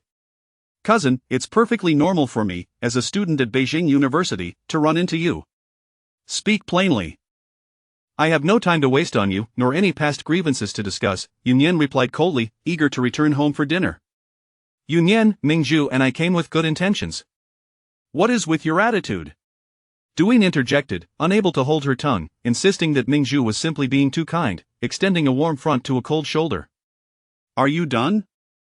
If so, I'll be leaving, Huo Yan stated, genuinely disinterested in entangling herself with them at the school entrance. You miss you, Duin was interrupted by Huo Yi, who had approached after observing the scene from the car. Seeing Miss Yu ensnared by the two women, he came to offer assistance. While Huo Yan glanced at him, her expression clearly conveying her thoughts, he had merely come to spectate. Huo Yi chuckled sheepishly, dissipating any tension with his demeanor. Who are you? Duin inquired, somewhat displeased by the interruption. She had initially found him handsome, but upon learning he was connected to Huo Yan, her mood soured. Just the driver, Huo Yi replied, and Huo Yan nearly rolled her eyes. Huo Yi was practically Huo Yan's spokesperson within the Huo family. Outside, everyone addressed him as Mr. Huo. Now, he was merely a driver, all in the name of getting a closer look at the unfolding drama. Sister, don't let family matters get to you. You know, for your sake, your uncle and brother have been losing sleep over this for days, he remarked, his eyes reddening slightly. Mingzhu, some people lack gratitude and reason, Huo Yan retorted, dismissing the notion that Huo Yi was merely a driver. Upon realizing that Huo Yi was only a driver, Shin Mingzhu and Duin felt a wave of relief wash over them, allowing them to return to their previous line of conversation. Miss Yu, why not join us in the car for a chat? Huo Yi suggested, noting that others were beginning to take notice of their unusual gathering, showcasing his attentiveness as a driver. Though Huo Yan found his antics exasperating, she chose to head to the car first, not wanting to be treated like a spectacle. Having finally cornered Huo Yan, Shin Mingzhu and Duin were unwilling to let her escape. Gritting their teeth, they followed her inside. As they entered the vehicle, both women were startled to see Huo Yi in the passenger seat. Huo Yi promptly explained, bodyguard, and even winked at Huo Yi, as if to say, aren't you glad to be included in this? Chapter 50. The theatrical Huo Yi, what else is there? Huo Yan gazed expressionlessly at the two individuals who had followed her. The interruption caused Shin Mingzhu to lose the emotional momentum she had been building, and she ceased her attempts to evoke sympathy. Cousin, you should apologize to Miss Wenrun. Which Miss Wenrun? Had she misjudged their intentions? Who was this Miss Wenrun? The only person she knew with the surname Wenrun was certainly not a miss. The two in the front exchanged bewildered glances, both equally perplexed. They were unaware that the Wenrun family had a daughter. Master Lin's sister. It's only natural that you, having just arrived in Kyoto, are unaware of these matters. You might inquire with your chauffeur. Shin Mingzhu explained patiently, observing that these two did not appear to be from humble backgrounds. Surely they must have some knowledge of Kyoto's affairs. Simultaneously, she harbored another thought. What if Huo Yan had aligned herself with someone influential? If they discovered she had offended Wenrun Lin, would they still protect her? Miss Yu, this Master Lin is quite formidable, a ruthless character who kills without a second thought. When did you offend his sister? Huo Yi's tone, dripping with schadenfreude, took on a different connotation in the ears of the other two. It seemed that Huo Yan was not held in high regard. Even a chauffeur could mock her. Indeed, sister, Master Lin is now venting his wrath upon the Shin family. Our original collaboration has fallen apart, and uncle and our eldest cousin have been preoccupied with this matter these past few days. As a relative, you must feel distressed for them, no? Shin Mingzhu continued, her voice becoming increasingly emotional, her eyes reddening once more. Huo Yan could barely suppress a laugh. Was this Shin Miss here to provide comic relief? She felt utterly speechless, finally grasping that Wenrun Lin had rejected the Shin family, using this flimsy excuse, and now the Shins were convinced she had offended his sister. Miss Yu, you must handle this matter yourself. Please do not implicate us. Huo Yi feigned a look of trepidation, as if he were not the one who had just laughed aloud beside him. Huo Er chose to ignore this fool, knowing that when Third Master returned, he would receive a thorough scolding. How could Third Master possibly be aware? His devoted assistant would undoubtedly embellish the truth in his report. Huo Yan was disinclined to engage with this drama queen and wished to avoid further conversation with Shin Mingzhu. Instead, she took out her phone and called Shin Wen. Upon connection, she placed the call on speaker. Shin Mingzhu, bewildered, watched as Huo Yan sought help from her benefactor. Nian, is there something you need from uncle? Upon hearing the familiar voice, Shin Mingzhu felt a pang of anxiety. She had not anticipated Nian would directly call Shin when, given Nian's temperament, she would typically scold them to leave. Shin Mingzhu glanced at Duyin, wondering if she had suddenly become wise, as she had been silent since getting into the car, leaving Shin Mingzhu unsure of how to shift the blame. Observing Duyin's gaze, which had been fixed on Huo Yan, Shin Mingzhu nearly lost her composure. Was this fool now infatuated? After all, he was merely a bodyguard. How could she possibly be interested? Uncle, I heard that I offended Runlin's sister? On the other end, Shinwen was momentarily taken aback. After careful deliberation with Shin Xiujin, he had decided it was best not to confront Nian hastily. Firstly, it was still uncertain whether Nian was indeed responsible, and considering Third Master has close ties with Runlin, approaching the matter through Third Master would likely yield better results. But how did Nian come to know about this? What is Nian talking about? Shinwen feigned ignorance. Shin Mingzhu and Duyin are currently in my car. Even through the phone, Shinwen's heavy breathing was audible, indicating his agitation. Uncle. The two weak voices echoed back, and Shinwen felt an overwhelming surge of frustration. He had just conferred with Xiujin about avoiding any offense towards Nian, not only avoiding offense but also striving to mend relations, yet these two fools had chosen to stir trouble. When had Shin Mingzhu become so foolish? You two, return immediately, Shinwen commanded with a measured tone. Nian, this is a misunderstanding. Uncle will explain it to you another day. As the call ended abruptly, Shin Mingzhu's heart sank. She realized she had inadvertently stirred a hornet's nest. This matter was far more complicated than she had initially perceived. Meanwhile, Huo had exited the car and opened the door. Please, you may leave. The two did not dare to linger and quickly departed, tails between their legs. Miss you truly are remarkable. You have managed to offend yourself. Huo teased as he returned to the vehicle. I can not only offend myself but also you. Would you care to test that? No. Huo instantly straightened up, adopting an expression of complete ignorance as a driver. Choosing to ignore him, Nian retrieved her phone and began typing a message. Beloved little 6, steady big brother, when did I offend your sister? Grade 5, what is happening? Who is your sister?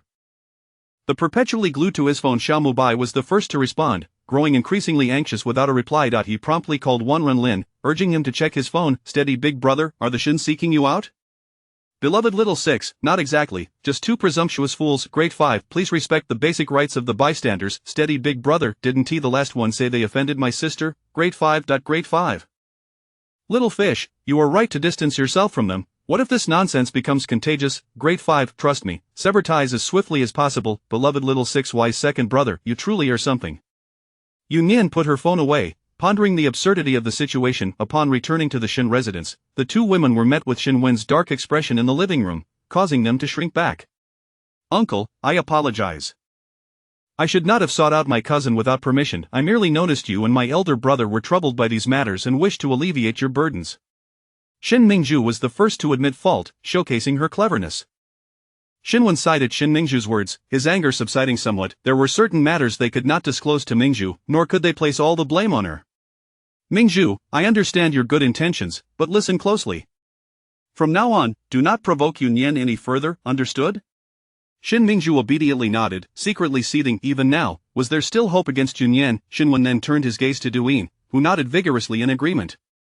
After admonishing the two a few more times, he allowed them to leave. He couldn't help but wonder whom Nian had inherited her stubborn nature from. She would not tolerate even the slightest slight.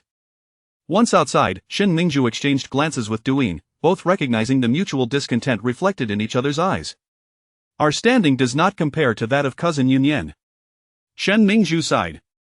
Ji Chao's child is indeed special. Unfortunately, it has dragged you into this mess, and we both bear the brunt of it. After all, we are both daughters of the Shin family, yet you are the one who is treated differently. Shin Mingzhu reminded Duyin, emphasizing the disparity in their treatment. All right, Nian, let us return to rest early. Tomorrow I must work, and you have school. We are not like cousin Nian, who has protectors wherever she goes. Shin Mingzhu insinuated, and though Duyin attempted to conceal her feelings, a hint of jealousy still surfaced. Shin Mingzhu chuckled inwardly. Jealousy was a good thing. Having said this, it would now be up to Duyin to prove her worth. After today's ordeal, she would not foolishly attempt to sabotage Nian again. Chapter 51, The Scandal of Keeping a Mistress. After Shin Mingzhu and Duyin sought out Nian, the past few days had descended into complete tranquility, with no further developments even upon Huo Yan's return to the capital. Nian, have you missed me? Upon hearing this, Nian felt a twinge of exasperation. They communicated daily through messages and phone calls. How could one possibly miss someone under such circumstances? I've thought about it, she replied, though her words bore a hint of insincerity. What could she do? At present, Huo Sanyi was rather childish. If she didn't express that she missed him, she feared he might actually cry. I've missed you too, Huo Yan responded, evidently satisfied. He was not oblivious to Yunyan's lack of heartfelt sentiment, yet what did it matter? At the very least, she was still willing to offer him this veneer of affection. Huo Yi and Huo, observing the situation, could not help but feel the weight of Miss Yu's demeanor. How could Sanyi be this elated? It seemed he was hopelessly entrenched in the throes of infatuation. Huo Yan cast an irritated glance at the crowd lingering nearby. Why were there so many people in the house? He had never found them so bothersome before. Yunyan watched Huo Yan with a barely concealed smile, recalling their first meeting when she had perceived him as rather devoid of charm, appearing as if he might transcend into the realm of the ethereal at any moment. Little did she know that her initial impression was accurate. Huo Yan had indeed been in such a state, aloof and indifferent, possibly having grown weary of everything after obtaining all he desired. It was only because of her that he had gained a sense of earthly warmth, the celestial being brought down to experience the passions and desires of an ordinary person. Third Master, a Miss Xu is here to visit, claiming to have just met with you, announced Uncle He, momentarily taken aback by the guard's notification, yet he felt compelled to inquire, what if Sanyi truly knew her? The cozy atmosphere was abruptly shattered, and Nian turned her gaze towards Huo Yan, eagerly awaiting an explanation. She harbored no doubts about him, merely curiosity. This was the first woman to come calling since her arrival at the banquet garden, and she had just met him? Not seeing her, Huo Yan replied, his brow furrowing in annoyance. This woman was clearly overstepping her bounds by seeking him out. She is the granddaughter of an old friend of the old master, here accompanying him to Kyoto. Uncle, he continued. Huo Yan looked at Nian, who was clearly intrigued.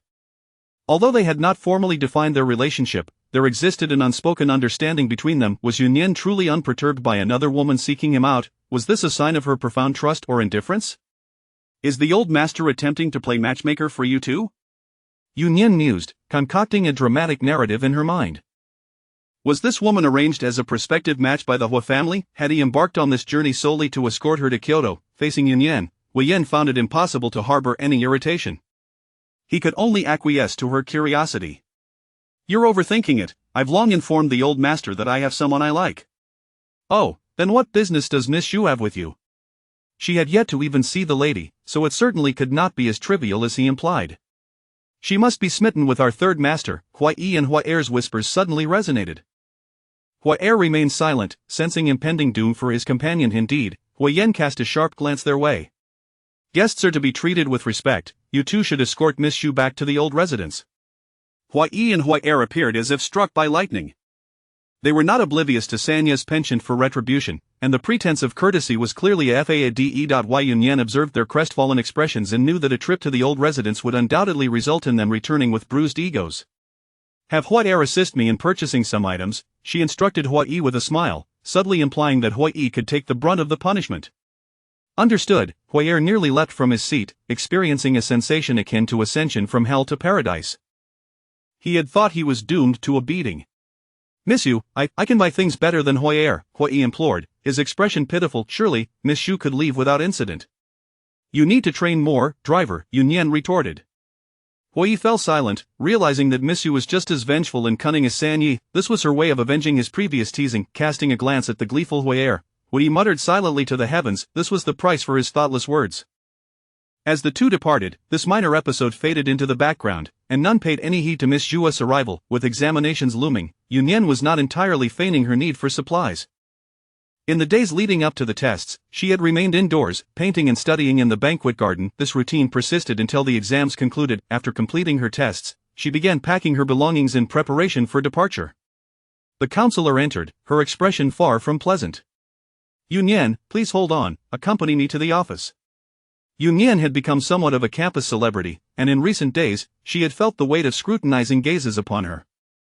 Though she had noticed, she had chosen to disregard it. Clearly, trouble had come knocking. May I inquire as to the matter, teacher? Yunyan asked with a calm demeanor. Yunyan, your actions have jeopardized the reputation of our esteemed university, and we shall address this matter with utmost seriousness, the counselor replied, her tone stern. Gasps erupted among the surrounding students. Was it possible that the rumors were true? What have I done? Is it the case that, without ascertaining the truth, one can condemn a student based on mere speculation? Is this the ethical standard upheld at our university?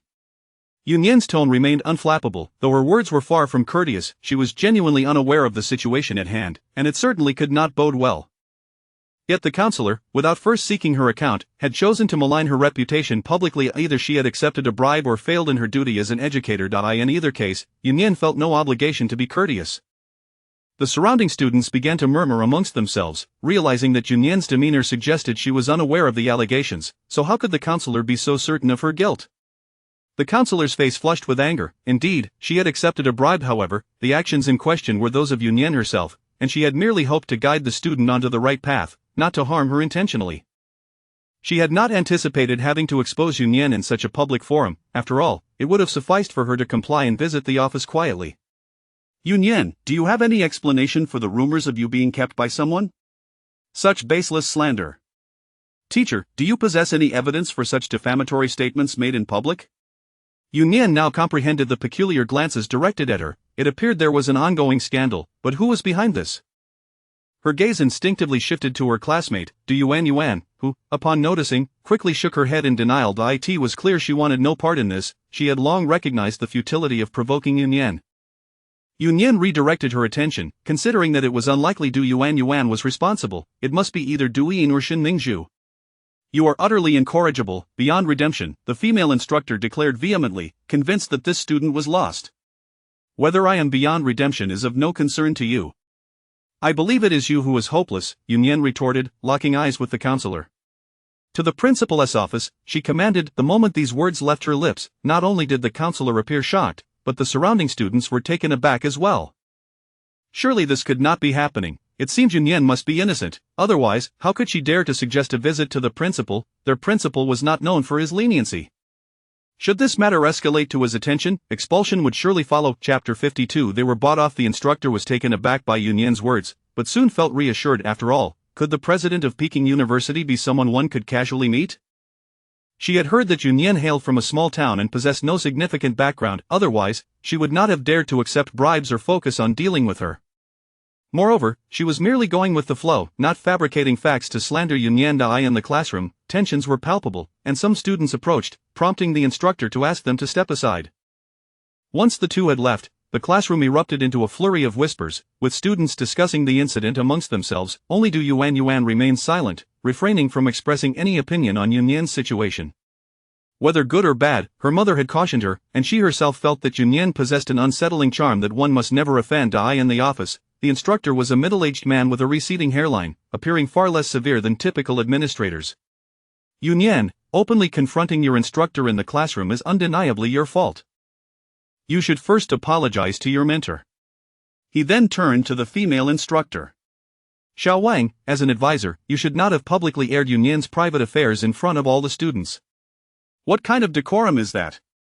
It sounded like a case of mutual reprimand, yet it effectively condemned Nian, affirming the fact that she was being kept. Wang Li, hearing these words, smiled faintly and wisely replied, I acted thoughtlessly, and in my anger, I lost my composure. For that, I apologize to Nian. Nian observed the two of them in their back and forth, uninterested as she tapped on her phone, dismissing their words entirely. Nian, we must address any issues at hand. You are still young, and countless possibilities lie ahead. How can you choose this path? The instructor seemed unfazed by Nian's attitude, even earnestly trying to counsel this wayward student. Nian, as if deaf to his words, strolled over to the office sofa and sat down, feeling fatigued from standing. The instructor was perplexed. Was Nian simply confident, or had she been stunned into silence? He had dealt with numerous rebellious students, yet this was the first time he encountered such a demeanor. Suddenly, the office door swung open, and the instructor frowned, about to admonish the intruder for not knocking, only to discover it was the president. President, what brings you here? Wang Li's expression soured. Just moments ago, Nian had mentioned wanting to go to the president's office, and now the president had arrived. Could it truly be for her? The academic dean was utterly bewildered. To his knowledge, President Liu had been quite busy lately, with school matters typically managed by several vice presidents. It had been some time since he last visited Peking University. Why had he come now? President Xi's face bore a grim expression as he realized that during his absence, they had stirred up such trouble. What is going on here? President, it's like this student has engaged in some inappropriate conduct, and I am currently advising her along with her instructor. the academic dean pointed at Nian. Advising? President Xi's tone was inscrutable. Indeed. Alas, today's youth seem eager to take shortcuts. When students stray from the right path, we must not only deal with them sternly but also guide them correctly, the academic dean proclaimed with righteous indignation. What does Director Shin plan to do about this? The academic dean finally sensed something amiss. Normally, the president would not involve himself in such matters, leaving them to be handled internally. What do you think should be done? Director Shin inquired cautiously, wondering if the president knew Nian personally. Had he come specifically for this issue? A cold sweat broke out on Director Shin's brow. If that were the case, he was in serious trouble. He had not investigated the matter at all. Whether it was true or false, he had no knowledge. At that moment, the atmosphere in the office grew tense, with Nian sitting composedly on the sofa, while the instructor and the academic dean stood. Where is the evidence? We handle matters once they are thoroughly investigated. Director Shin's anxiety escalated as he realized his fears were coming to fruition. The president had indeed come for this very issue. Xiao Wang, what evidence do we have regarding this situation involving Nian? At this point, the academic dean dared not take the blame, hastily pushing Wang Li forward. Wang Li was taken aback. She had no evidence but had no choice but to muster the courage to argue. Everyone is discussing it on the school forum. President Xi looked at her with incredulity. This is your evidence? Are you intending to condemn your own student based on mere rumors? There are also photos taken by students, showing her being picked up every day, Wang Li weakly added. Nian does not have any family, so I assumed it was true. Wang Li's wit did not fail her, as she refrained from mentioning Duyin. This way, it would at most reflect her negligence at work, warranting a reprimand. However, if she revealed the matter of accepting bribes to mistreat Nian, it would lead to severe consequences. Expulsion would be considered lenient. So, being picked up every day equates to being kept? President Xi was almost amused with indignation. Was this the caliber of a Peking University educator? Nian dismissed the instructor, focusing instead on the academic dean, speaking in a measured tone. Director Shin, is that your surname? Director Shin felt a chill run down his spine, regretting his involvement in this mess. Yes, indeed. Is Duyin also known as Shin Mingzhu? Nian abandoned the subtlety and asked directly. President Xi sat down on the sofa beside her, the meaning of his presence unmistakable. The two standing were trembling, fearing the repercussions if this matter were genuine. If false, they would undoubtedly face dire consequences. Nian regarded Director Shin with a calm gaze, awaiting his response. The persistent specter of the Shin family loomed. If she did not teach them a lesson this time, she would not bear the surname Yu. Old Shin, do not conceal the truth any longer, President Xi sighed. Over the years, Director Shin had indeed been diligent. Aside from a few minor flaws, he had managed well overall. This was a gentle reminder. He could not shield Nian from this situation. Duyin approached me. The Shin family was unaware that I thought the matter was genuine and intended to offer a small favor, Director Shin admitted, no longer willing to hide the truth, having realized he had encountered a formidable opponent. President Xi believed him. Old Shin was not the type to fabricate allegations against a student without basis. How do you wish to proceed? President Xi turned to Nian, seeking her input. Have the Shin family come to collect her, Nian added. Please call Shin 1. She wanted to resolve this matter once and for all. The Shin family had become a nuisance, repeatedly causing her trouble. Assuming she would remain passive, President Xi nodded. Let us go to my office to sort this out. Upon hearing Nian's conversation with President Xi, Wang Li was utterly flabbergasted. Nian truly knew the president. What was she to do now? Was it too late to expose Duyin? Director Shin was equally stunned. Wang Li was oblivious, but he was well aware of who Shin Wen was, the current head of the Shin family. He shared the surname Shin and was distantly related to the affluent Shin clan. Given his position at Peking University, he had dealings with the Shin family. Of course, this was primarily due to the benefits he received from them. Otherwise, on his current salary, how could he afford a villa or a luxury car? A mere trifle from them could sustain his family. Thus, he had extended a favor to Duyin, not anticipating the considerable trouble it would bring. Chapter 53. The Shin father and son arrive at Peking University. Principal Qi was the first to step out, with Nian following closely behind. The remaining two exchanged wry smiles, dragging their weary legs to catch up. Upon returning to the principal's office, Principal Qi instructed his secretary to summon Duyin, personally dialing Shin Wen's number. Without divulging specifics, he merely stated that the matter involved Duyin and Nian, and urged him to come in person. Receiving the call, Shin Wen's scalp tingled with apprehension. The principal of Peking University reaching out to him could only signify grave matters, particularly as they pertained to Nian and Duyin. Could it be that Duin had caused yet another stir? To some extent, he understood Nian, aware that she usually refrained from instigating trouble. However, should anyone dare to bully her, she would undoubtedly retaliate with equal fervor. Had the two gotten into a brawl at the university, Xinwen dared not waste any time and immediately called Xinxiuqin to join him at Peking University. "Dad, try not to worry too much. It may not be a significant issue," Xinxiuqin reassured him as he observed Xinwen's furrowed brow in the car. "The principal of Peking University personally called me. It's likely not a trivial matter," Xinwen sighed, feeling overwhelmed by the recent turmoil, as though he had aged several years. On the day Nian reported to Peking University, we escorted her to the entrance, where Principal Chi's assistant came to greet her. Nian had a cordial relationship with Principal Lu, and it seemed that Duin had provoked her, prompting Principal Chi to stand up for Nian. Xinxiuqin shared his thoughts. "Why have I never heard you mention this before?" Xinwen inquired, astonished at his niece's capabilities. "It was during my first encounter with Nian, and I had been preoccupied lately, so I simply forgot," he replied. As the father and son engaged in a gradual discussion, Xinwen's anxiety began to dissipate. Xinxiuqin's deduction made sense, and it was plausible that this was the situation. After all, both were students at the university. What major incident could possibly arise? Nonetheless, Duin truly ought to be held accountable. Xinwen nodded. Although her surname was Du, should any trouble ensue, it would inevitably reflect poorly on the Xin family. As they spoke, the Xin family's vehicle arrived at the entrance of Peking University. After the driver registered, they proceeded slowly into the campus. Meanwhile, in an inconspicuous black car at the gate, 3 individuals were seated. "Third Master, that's the Xin family's car, isn't it?" Hui observed, wondering if something had indeed transpired. They had come to pick up Miss Yu after school, but she had just called Third Master to inform him that she had some matters to attend to and would be leaving a little later.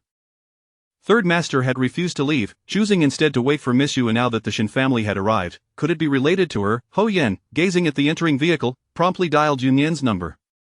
Inside the principal's office, Director Xin and Wang Li sat anxiously on the guest sofa, regretting their actions. Duin stood nervously beside them, the three of them embodying restlessness. In stark contrast, Nian was enjoying tea with Principal Chi, engaging in light banter about everyday matters.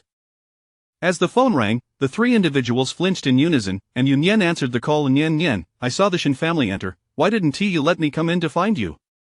The plaintive tone made Hui and Hoer shudder simultaneously. What had possessed Third Master to speak in such a manner? Nian remained remarkably composed, having grown accustomed to Huo Yan's occasional fits. "Come in, it's the principal's office," she replied succinctly before ending the call. Principal Chi stroked his short beard. "I asked that the Ho family is young man." He knew that Nian resided with Huo Yan. Was there something more between them? "Mind your demeanor, don't be so inquisitive," he admonished. Just then, a knock sounded at the office door, and the secretary entered, followed closely by the Xin father and son. Upon seeing the scene in the office, both men understood the gravity of the situation. "Good day, Principal Chi," Xinwen greeted with a smile as he approached. Principal Chi rose and shook Xinwen's hand. "Principal, it's been quite a while." Xinxiuqin, an esteemed alumnus of Peking University, also greeted warmly, earning Principal Chi's recognition. "Xiuqin, a promising young man. You've done well," Principal Chi remarked, patting Xinxiuqin on the shoulder, clearly admiring him. "Your praise is too generous, Principal," Xinxiuqin responded, his face betraying a rare hint of excitement. He held a deep respect for Principal Chi. Seeing this relatively harmonious atmosphere, Xinwen felt a bit more at ease.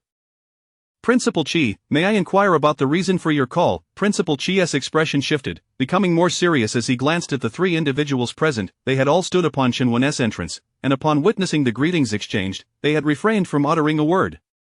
The perceptive secretary seized the moment to speak of the student. "Duin has disseminated claims on the school forum alleging that Nian is being kept. We have summoned you both to address this matter." With that, she discreetly exited, leaving them to resolve the issue. Upon hearing the secretary's words, the expressions of Xinwen and Xinxiuqin darkened instantly. "Duin, did you truly do this?" They were seething, ready to strangle her in their minds, yet, they held on to a sliver of hope that perhaps it was a misunderstanding. Ha! Nian let out a light laugh, finding it quite amusing that she was still attempting to absolve herself at this juncture. The derisive laughter caused both men to feel a tinge of embarrassment. Duin, at that moment, stammered, unable to articulate her thoughts. She wished to deny the allegations, but would it matter? Witnessing her demeanor, the Xin father and son could no longer harbor doubts. It was undoubtedly Du Yin's doing. Xinwen stepped forward and delivered a resounding slap across Du Yin's face. "How could you do such a thing?" apologized to Nian. Stunned by the blow, Duin covered her face, momentarily dazed. As she regained her composure and was about to wail and throw a tantrum, Xinwen's grim countenance frightened her into silence. This was the first time she had witnessed her uncle explode with such fury. Instantly, she felt compelled to temper her behavior. She recognized that this was not the Du family nor the Xin family. Without her mother here, no one would indulge her. I'm sorry, Wu, I'm truly sorry, Yunyan. She could only sob as she offered her apology. Why Yunyan's expression remained impassive as her gaze shifted to Director Shin. The Shin father and son followed her line of sight, having noticed Shinigwa, their relative and the academic director at Peking University. Because of this connection, they had held him in higher regard, hoping he would look after the Shin family's child at the university. Having just seen him without a second thought, they had assumed his presence was reasonable given the circumstances. At this moment, Yunyan deliberately directed her attention towards him, causing a weight to settle in the hearts of the father and son. It was my folly to believe Duin's words and nearly misjudged Yunyan, Shinigwa spoke up, acknowledging his role. Why Yunyan had refrained from directly accusing him, which was already a considerable concession. He understood that this concession was not for his sake but for Principal Chi's. As long as he didn't act too absurdly, Yunyan would not expose him. How he chose to frame his words was an art form in itself, and no one understood it better than he. He had merely believed Duin's claims and had not acted out of malice towards Yunyan. Surely, the Shin family could not lay blame at his feet. Chapter 54 The support of Third Master. I also heard it from classmate Duin. I thought it was true. Wang Li, upon hearing the Director of Education's words, dared not conceal any longer. Although she claimed to have heard it from Duin, everyone present was aware that she wouldn't have been so eager to act as Du Yin's pawn without any benefit. The expressions of the Shin father and son darkened, as Duin indeed displayed remarkable cunning, with her schemes intricately woven together, at first spreading rumors, then bribing the counselor, and finally leveraging their Shin family's connections to sway the Director of Education. If this were not directed against her own family, Shinwan might have found it difficult to refrain from commending her cleverness. Duin, you truly are impressive. Principal Chi, this matter is entirely Du Yin's fault. You should handle it as you see fit, and we will have no objections.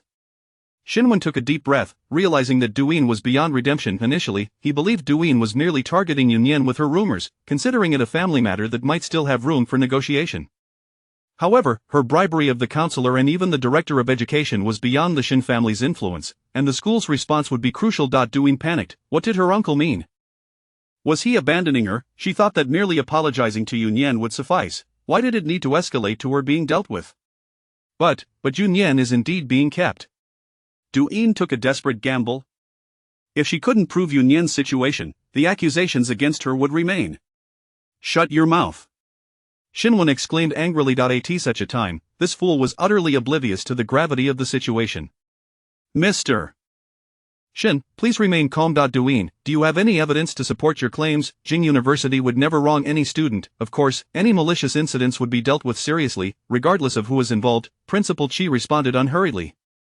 Yunyan remained silent, simply sitting quietly and observing the unfolding events. She was quite curious about how Duin was so certain that she was being kept. Upon hearing this, Duin seemed to see a glimmer of hope. As long as she could prove Yunyan was being kept, how could the school not address Yunyan's situation instead of hers? She has no acquaintances in Kyoto, yet she is picked up and dropped off daily. I even captured a photo of that old man.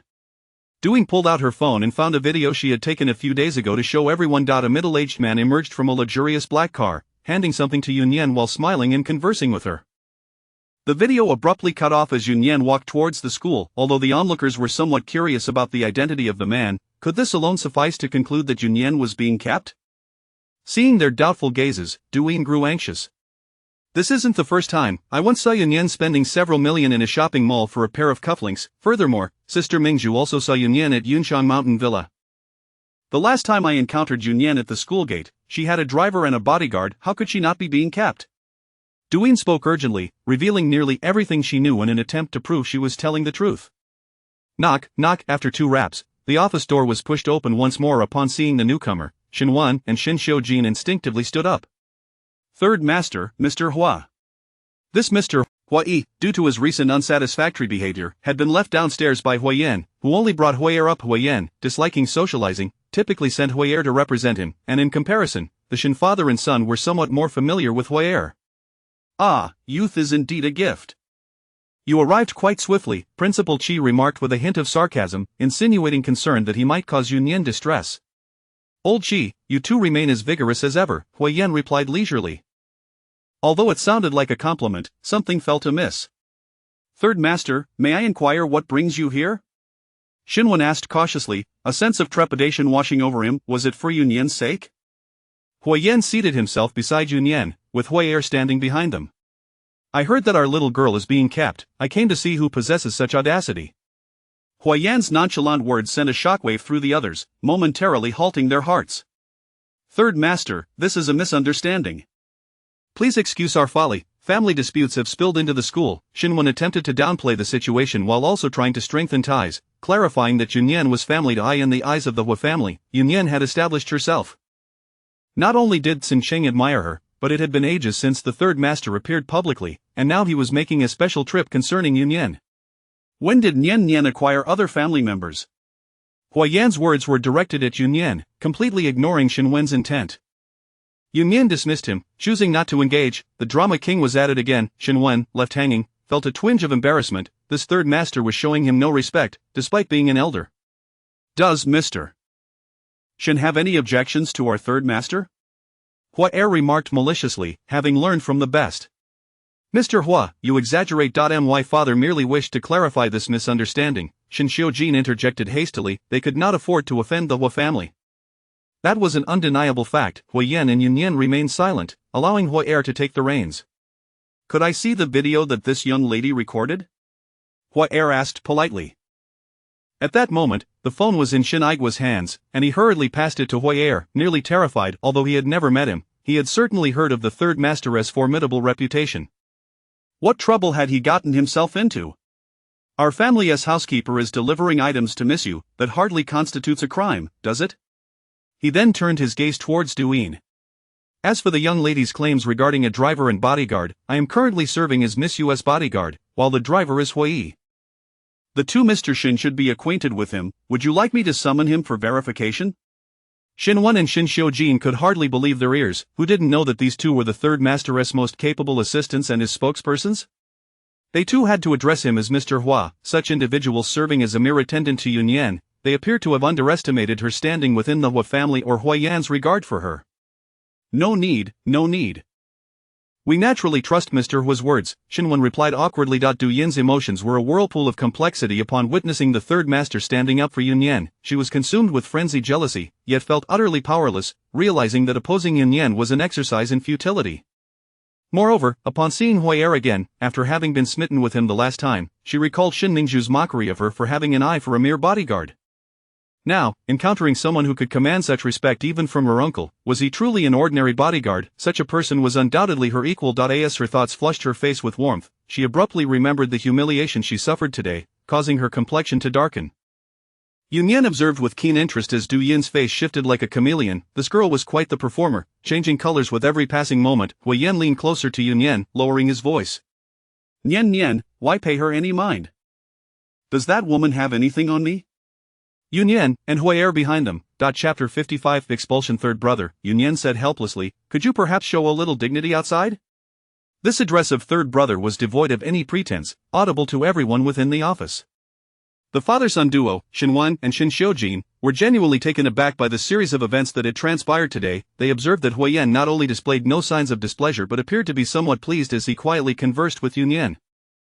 Had their relationship with Huo Yan grown so intimate, a twinge of regret washed over them as they recalled the numerous foolish actions they had taken that had deeply offended Nian. Had their relations with her not soured, their path within the Xin family would undoubtedly have been far smoother. Principal Qi, may we take our leave? It was already delaying his dear Nian's meal. Principal Qi waved his hand dismissively, urging them to depart. Wait, how do you intend to handle this matter? Principal Qi inquired, directing his gaze at Nian. All eyes in the room converged upon her, as if she were a lifeline. Expulsion, she declared. Did she truly appear to be so mild-mannered? Today, she intended to make it abundantly clear to the Xin family that she held no affection for them and wished to be left undisturbed. Duyin collapsed onto the floor, stunned. She had anticipated at most a reprimand. How could it result in expulsion? Being expelled from Jing University was an immense blow to someone as prideful as her. How could she possibly face the world again? Nian, isn't this punishment a bit too severe? Xinwen was equally shocked. Having a granddaughter expelled from Jing University would not reflect well on the Xin family. It is indeed rather harsh, but Director Xin may remain. Huo could hardly contain his amusement. Miss Yu was truly merciless. The Xin father and son was that their actual intention. Xin Xiujin restrained Xinwen, who was about to voice further objections. Wai Nian was not one of the younger members of their family, nor did she rely on them. Further discussion would be futile. Wai Nian paid no heed to their intentions and rose alongside Huo Yan to leave. After their departure, Principal Chi also spoke up to bid them farewell. Alright, this matter ends here. Come to school tomorrow to complete the formalities. Principal, could you possibly? Duyin was genuinely terrified, her eyes swollen from crying. Given another chance, she would undoubtedly refrain from opposing Nian. Had I known it would come to this, I would have acted differently. Principal Chi shook his head. The decision had been rendered final, with no other recourse. They could only follow the Shin father and son out. Wang Li dared not utter a word and stealthily slipped away, no longer hoping to stay. She was content as long as they did not pursue her further. Principal Chi patted Shinigua, the last to leave, without placing excessive blame on him. The adage clean water has no fish holds true. He could turn a blind eye to the misdeeds of his subordinates, and Shinigua had been relatively well behaved. Unfortunately, his misfortune lay in encountering the indomitable Yunyandai in the car on their way back. Duyin glanced at the grim expressions on Shinwan and Shinsho-jin's faces, too afraid to even weep. She was no fool. She understood the grave calamity she had caused. Not only was she expelled, but the entire Shin family was implicated due to her actions. The Shin family vehicle drove directly to the Du residence, where Shin Jiyan and Du Qian were taken aback to see Duyin disembarking from the Shin family's car. Wasn't she supposed to be at school? Why was she returning at this hour? Nian, what happened to your face? Have you been crying? Who has bullied you? Tell Mama, Shin Jiyan exclaimed, her heart aching at the sight of Du Yin's disheveled appearance. Upon hearing Shin Jiyan's words, Shin Wen's anger flared. Shin Jiyan, is this your way of educating your child? Du Yin has been spoiled by you. Elder brother, what do you mean by that? Du Qian discerned the underlying tension in Shin Wen's words and intervened to prevent Shin Jiyan from escalating the situation further.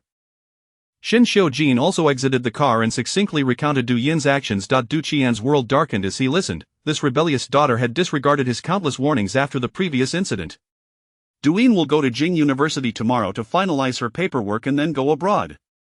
Shin Wen's tone was not one of negotiation, but of proclamation.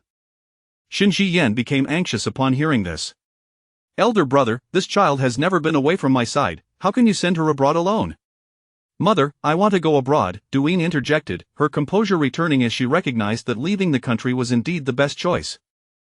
As long as Jing University did not publicly disclose the matter, she could still claim that her expulsion was due to her pursuit of studies abroad. Shin Wen shared this sentiment. Sending Duyin abroad would not only save her from further trouble but also preserve the family's reputation. Nian, don't be foolish. Is it so easy to survive alone in a foreign land? Mama is concerned for you. Shin Jiyan believed that as long as her family was in the country, they could provide support, but once abroad, any issues would be beyond reach. This foolish child couldn't seem to grasp that reputation was fleeting. In time, no one would remember this incident. If aunt is unwilling to part, she can accompany me, Shin Xiujin suggested, pointing out that his aunt also had a penchant for creating chaos. Did she not wish for Duyin to go abroad simply because she wanted to keep them tied to the Shin family? If they could go abroad together, that would be ideal. Duyin looked at Shin Jiyan hopefully. While she had expressed her desire to go abroad, it would be impossible to claim she was unafraid to do so alone. Having her mother accompany her would be the best outcome. However, the once tender-hearted Shin Jiyan now began to avert her gaze from her daughter. She did not wish to leave the country. She was reluctant to part with Duyin, but she was even more unwilling to abandon her current comfortable life. She still had Yun and her husband, old Du. It was impossible to forsake everything for one daughter by sailing across the ocean. Elder brother, can't we let Duyin stay?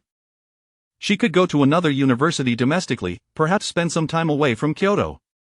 Shin Jiyan ventured weakly, lacking her earlier assertiveness. Which university in the country is superior to Jing University? Shin Wen's countenance darkened. His sister was being unreasonable. He and his son shared the same view. It would be better if the two women could go abroad together. Silenced, Shin Jiyan understood that while she could cause a scene at the ancestral home, she dared not be too unruly before her elder brother, especially since Shin Wen was not inclined to entertain her demands. She feared that if she angered him, he might send her abroad as well, resulting in a loss that would be too great to bear. Observing her mother's demeanor, Duyin felt a chill settle in her heart and offered a bitter smile. Her mother's concern was merely superficial. The moment it was suggested that she accompany her abroad, she retreated. Tomorrow, you will take her to Jing University to complete the formalities. I will handle the arrangements for her departure. Rest assured, elder brother, we will expedite the process, Du Qian assured him. Shin Wen was pleased with his compliance, yet he found him rather cold-hearted. Concerning his own flesh and blood, he had not uttered a single plea for leniency, seemingly fearful of being implicated by Duyin. Regardless, the decision had been made. Taking advantage of the upcoming break at Jing University, they would resolve Du Yin's situation promptly. The Shin father and son did not linger any longer and returned to the Shin family estate, where numerous matters awaited their deliberation. Chapter 56 of the Mountain Villa Retreat. As soon as Nian got into the car, she was met with Huo Yi's resentful gaze. Nian felt speechless. After all, it wasn't she who had left him behind, and grievances have their rightful owners. Nian, do you have any plans for the next few days? Huo Yan shifted the conversation away from the earlier matter and focused on the holiday. It's only 3 days. I have no plans. Would you like to stay at the mountain villa for a few days? Sure. Don't you want to ask why? Aren't you afraid I might sell you off? The young girl trusted him too much. Even if she didn't inquire, he felt compelled to explain to avoid any misunderstandings. Why? Nian complied readily. That Miss Zhu from last time somehow persuaded her grandfather, and what if they come to visit? It would be hard to refuse. That old man was probably a bit muddled, following his granddaughter's whims. However, Zhu Lao was an old friend of his grandfather's, and since he had important matters to attend to in Kyoto, it would be inappropriate to refuse him outright. Taking advantage of Nian's holiday, he planned to escape. Even the third master Hua has his fears. I've only got 3 days off. Nian remarked with curiosity, wondering what would happen after those 3 days. Ungrateful. That old man should be leaving soon. He mocked himself, realizing he was doing all this for her. If only Nian would grant him a title, he wouldn't have to go through all this. By the time they returned to the banquet garden after dinner, Nian surrendered under Huo Yi's persistent gaze. Third brother, let's take the driver and bodyguards along. Huo Yan felt elated at being called third brother, as it was a rare occurrence for her to address him that way. All right, we shall heed Nian's wishes. They had worked hard lately, and with the mountain villa's ample facilities, it would serve as a well-deserved holiday for everyone. Huo Yi exchanged a triumphant glance with Huo Er, silently noting, "You should thank me, you're benefiting from my influence." Huo Er shot back a look that said, "Idiot." Oh, still a shameless fool. Huo Yi gazed at Nian with admiration, thinking, what a genuinely good person. I shall never miss you again. Nian, feeling somewhat uncomfortable under Huo Yi's scrutinizing gaze, shivered involuntarily. Is there anything you need to bring, Nian? Once you're rested, we can leave. In such a hurry? Nian went upstairs to fetch her notebook, indicating she was ready to depart at any moment. Like her, the others only brought their laptops. Despite being on holiday, they needed to be prepared for any urgent matters. Thus, the group that had just returned quickly set off again, heading straight to the Yunshang Mountain Villa. By the time they reached the mountaintop villa, night had fallen. Huo Yi and Huo Er were promptly sent to Xiaomubai's villa under the pretense of allowing them to enjoy their vacation. With everyone else sent away, the atmosphere felt much fresher for Huo Yan, who appreciated the advantage of Miss Zhu's entanglement, as it meant Nian could spend a few days with him.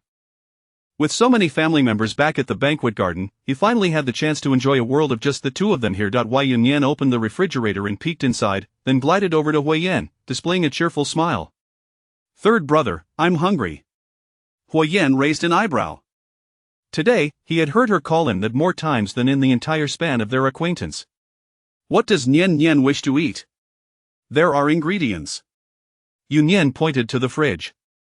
Huo Yan chuckled. She was asking him to cook for her, and it was no wonder the girl was trying to curry his favor. What could he do but indulge her? He had intended to cook for Nian anyway, to keep anyone from interrupting their little world. Otherwise, why would there be ingredients in the fridge? All right, Nian, why don't you sit for a while? He said, heading toward the kitchen to prepare a meal. Shrimp, I want shrimp. Her voice echoed from the living room, unreserved in her request, even placing an order. Got it. Huo Yan found her casual demeanor not only acceptable but quite endearing. Nian was becoming increasingly at ease around him, and he felt he was one step closer to achieving the acknowledgement he desired. In the living room, Nian reclined on the sofa, playing with her phone, waiting to be pampered. She was quite aware of her boundaries. Huo Yan didn't often cook, the family had plenty of chefs, and he only occasionally prepared meals for her. Furthermore, it was Huo Yan who had invited her out here, and since it was just the two of them, she couldn't cook, so Huo Yan naturally became the one to cater to her whims. After their dinner, it was still early for bed, and with the weather cooling down, Nian had no desire to go out, so they decided to watch a movie. As expected, Nian fell asleep halfway through, leaving Huo Yan to sigh in resignation. While couples typically enjoy watching movies and holding hands, it seemed so difficult for them. Nian had never stayed awake through one. He stood up to carry Nian, who instinctively wrapped her arms around his neck upon waking. I fell asleep again. Nian was puzzled about why the movie felt so hypnotic. Delighted by her automatic gesture, Huo Yan spoke softly, sleep now, I'll carry you upstairs. Nian obediently closed her eyes and leaned into Huo Yan's embrace as he took her back to the bedroom, laying her on the bed and covering her with a blanket before stepping out. Now was not the appropriate time for any inappropriate actions. As he noticed Nian becoming increasingly reliant on him, he awaited the day when he could claim her without hesitation. Any action that might provoke her displeasure would be counterproductive, and the third master Huo would never engage in such foolishness. Unfortunately, the world of just the two of them lasted only one night. The next morning, shortly after breakfast, Huo Yi and Huo Er arrived faced with Huo Yan's murderous glare. Huo Yi felt a bit intimidated. Had he known, he wouldn't have come.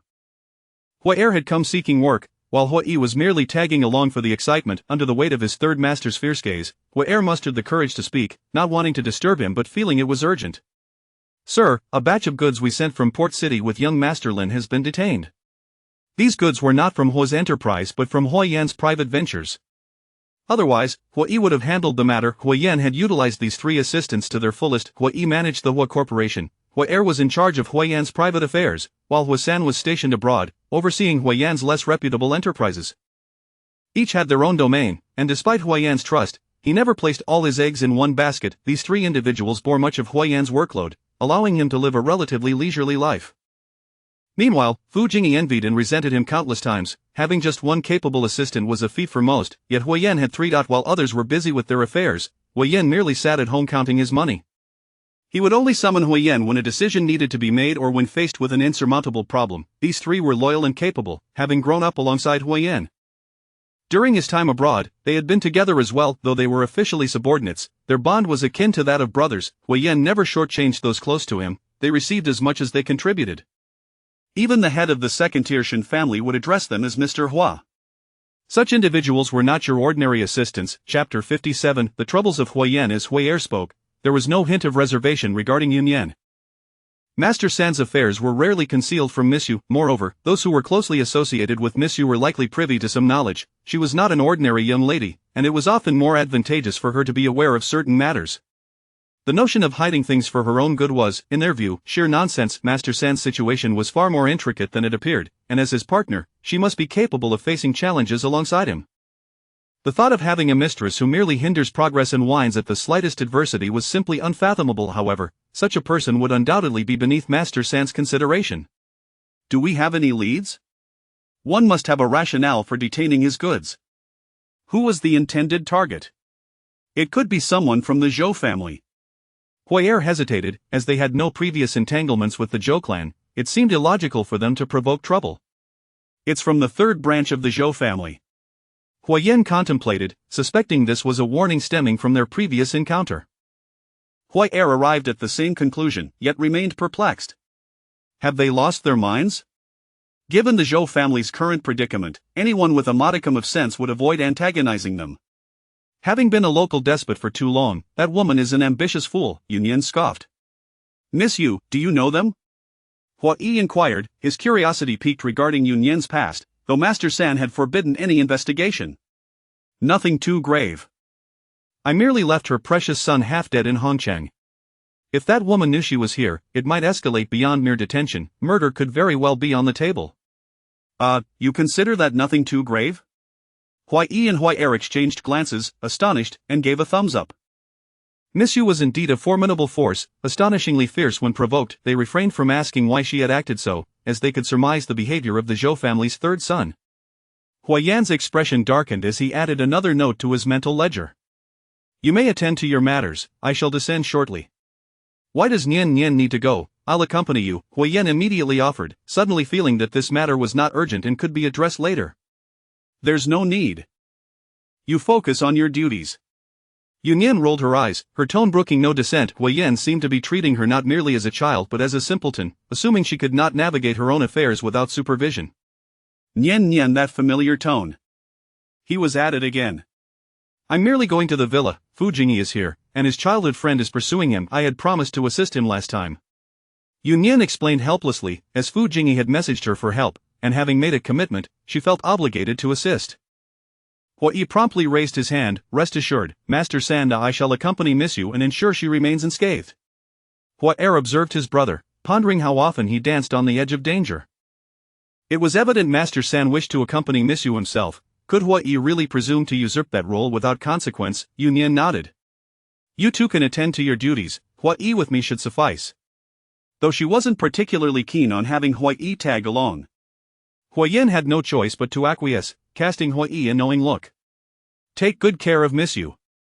Huo Yi, brimming with excitement at the prospect of witnessing the unfolding drama, gleefully accepted the mission.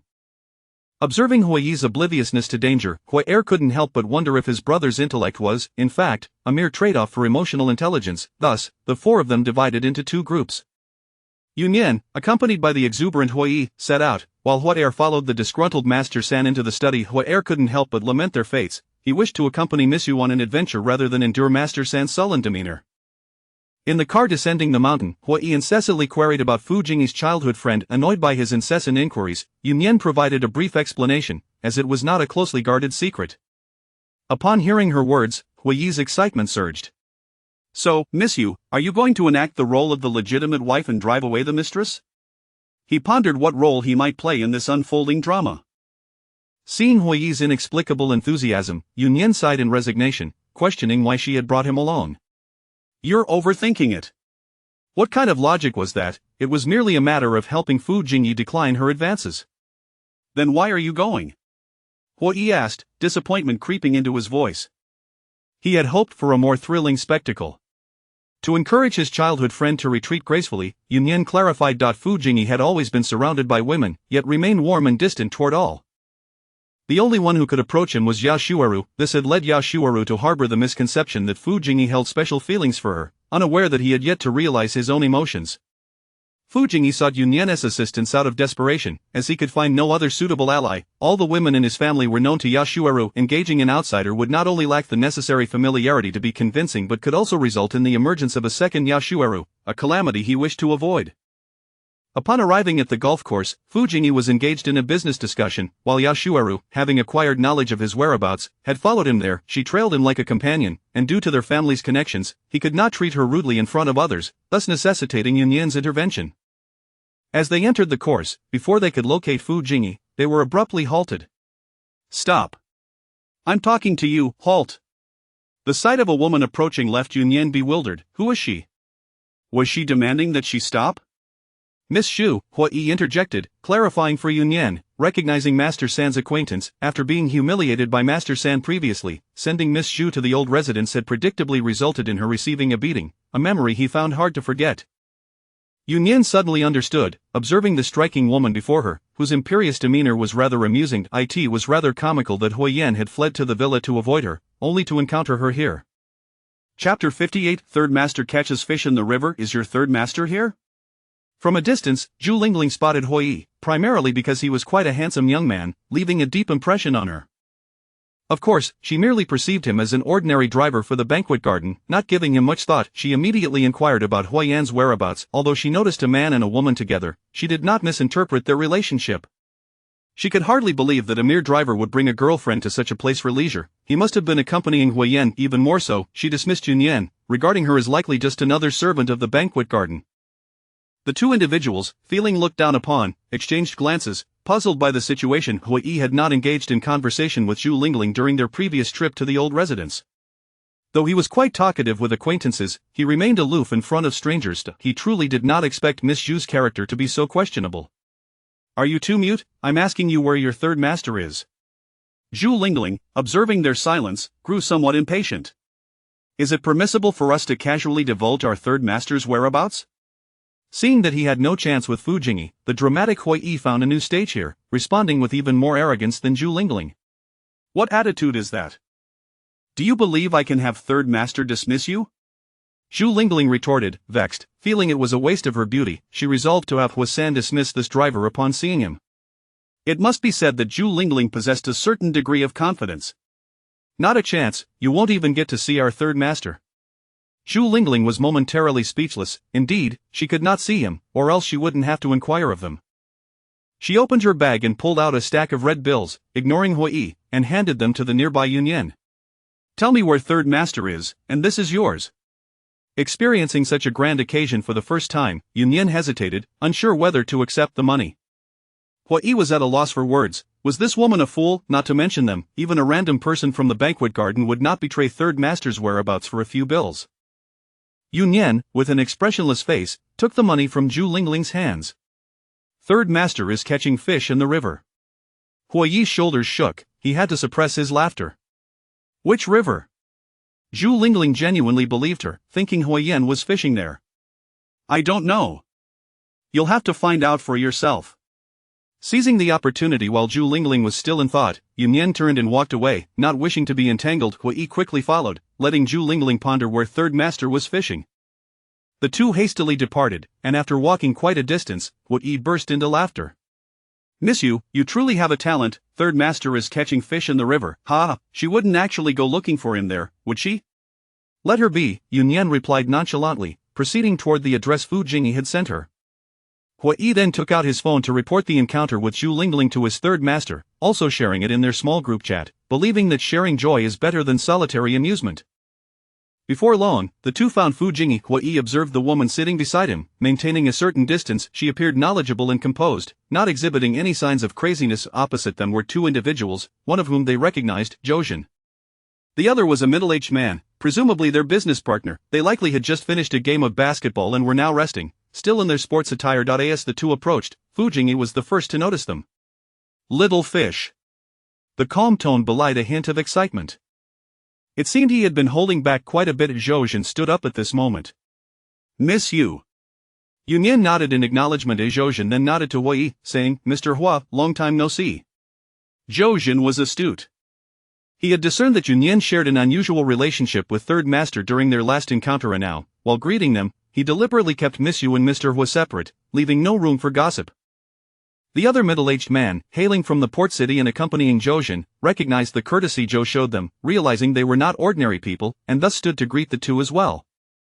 After exchanging pleasantries, they resumed their seats. The arrangement was somewhat intriguing. There were two sofas, with Fu Jingyi and Yao Shuaru seated on one side, while the other two occupied the opposite side. Huo Yi did not take a seat, despite their warm invitations. He remained standing behind Nian, indifferent in private. In public, how could he sit alongside the future mistress? This was a matter of principle.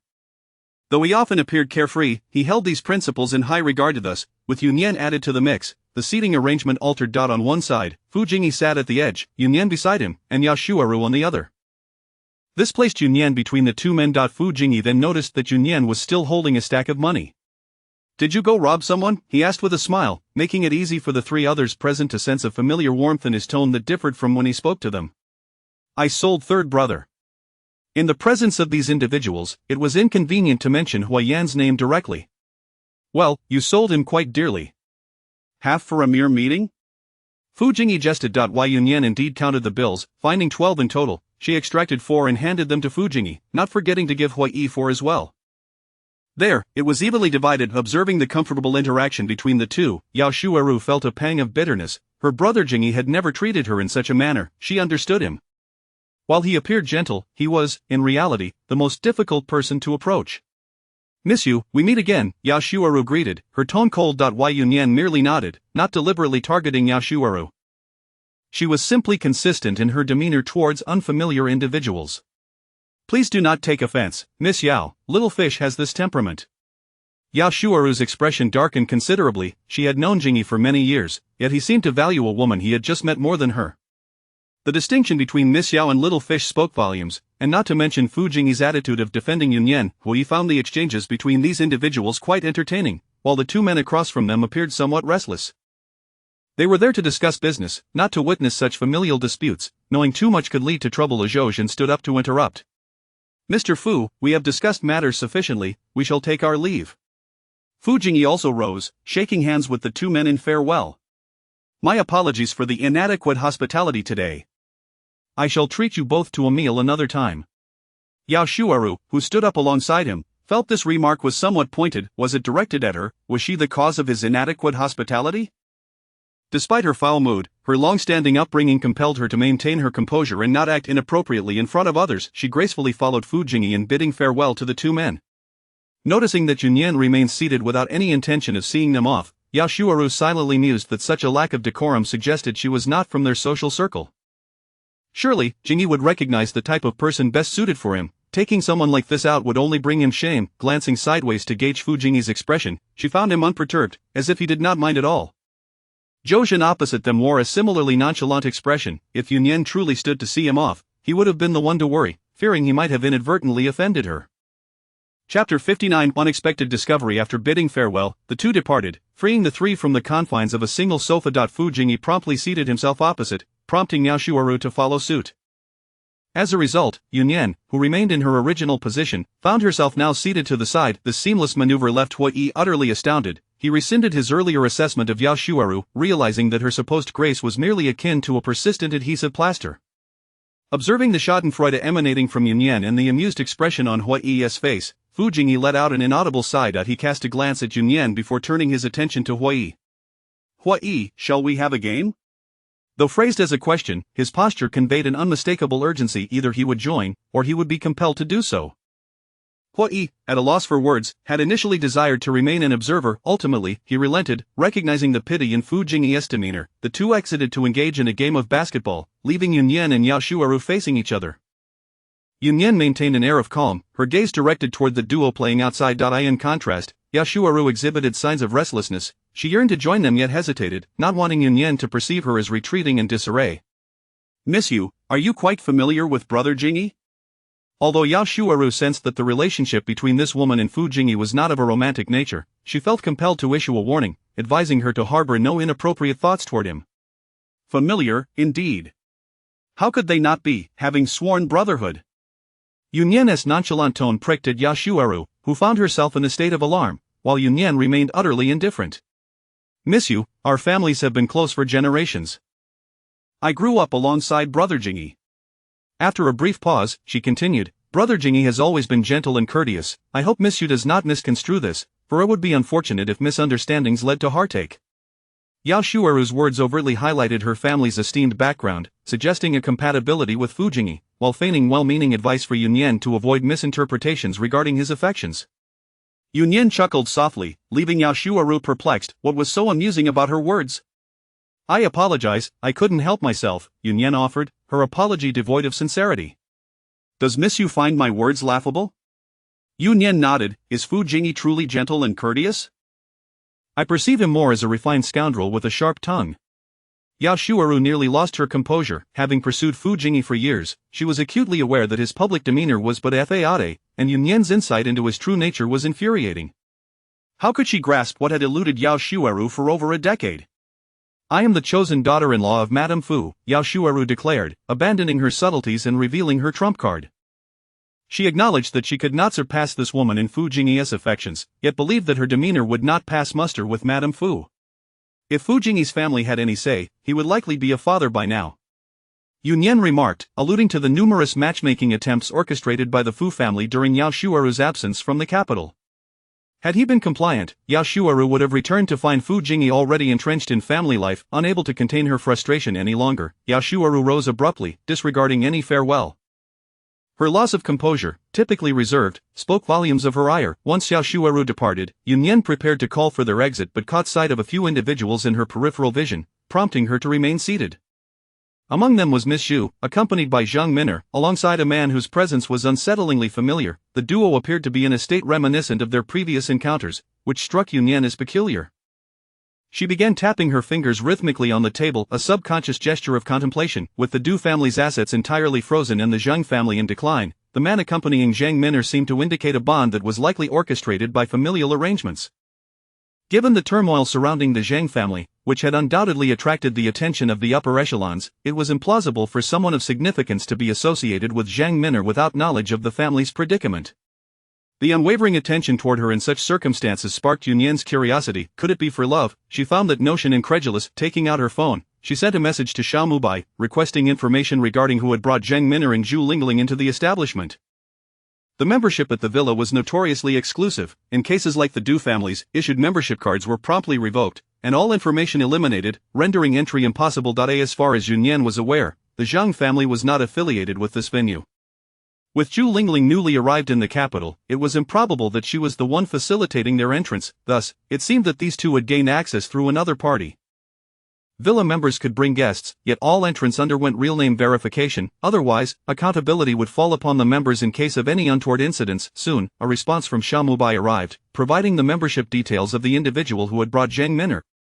Bai Qingqing, a member of the Bai family, had escorted both Zhang Min'er and Zhu Lingling into the villa. Nian's gaze deepened, could the man also be affiliated with the Bai family? Reflecting on the information regarding the Bai family that had been disclosed by the Du family, she pondered whether Zhang Min'er was also entangled in questionable matters. The coincidence was too striking to overlook. Rising quietly, she slipped away without drawing attention. Once outside, she called Huo Yi, instructing him to return. A few minutes later, Fu Jingyi and Huo Yi entered the car together, having concluded their business and ready to return to the villa. Is Miss Yao gone? Huo Yi exaggeratedly scanned the surroundings. Gratitude goes unspoken, Fu Jingyi confirmed, relieved that Yao Shuaru had indeed departed. Fu Zong, this won't do. Being coerced by a woman to this extent is rather unbecoming, Huo Yi teased. May I pose a question, Huo Yi? Fu Jingyi inquired politely. Do not hold back, Huo Yi replied, puffed up with bravado. Why did Huo Yan come here? The inquiry punctured Huo Yi's inflated ego, revealing his vulnerability. Fu Zong, you aren't about to file a report, are you? Fu Jingyi removed his prop glasses, speaking in a measured tone. In typical circumstances, I would not. As for what constituted atypical, he left Huo Yi to decipher for himself. Instead of returning to his residence, Fu Jingyi chose to accompany Nian and the others. When Renlin was also present, he had a stake in the seized goods, necessitating his involvement in their resolution. They had already devised a plan to deal with the obstinate individual. If he persisted in his folly, then let him meet his demise. Upon their return, they found the two already in the living room, sipping tea while awaiting their arrival. Nian greeted them briefly before ascending the stairs. The unexpected discovery warranted serious attention. She had not anticipated that the Zheng family could still be embroiled in complications. The renewed scrutiny of the Zheng family, coupled with the recent arrival of Zhu Lingling, indicated that these individuals were pursuing something significant. Zhu Lingling's grandfather was the provincial secretary of Jiang province. At their level, stances were unequivocal, and the likelihood of treasonous behavior was minimal. Thus, their focus had shifted to targeting the younger generation of their family. Chapter 60 Unflinching in Murder. It was not until Huo Yan ascended the stairs to knock on her door, inviting her to dinner, that Nian finally stepped outside. Upon reaching the ground floor, she discovered that Xiao Mubai had also arrived. They had all come, and how could one possibly overlook this avid socialite? The group chose to remain indoors, opting to have their meals delivered rather than venturing out. Shall we play mahjong this afternoon? After finishing their meal, the restless Xiao Mubai initiated a game. Fu Jingyi nodded in agreement. Since they were already there, they planned to stay the night. Such rare leisure deserved to be enjoyed. Will Xiao Yuer be joining us? She won't be asking Huo-san to teach her, will she? Xiao Mubai eagerly beckoned Nian.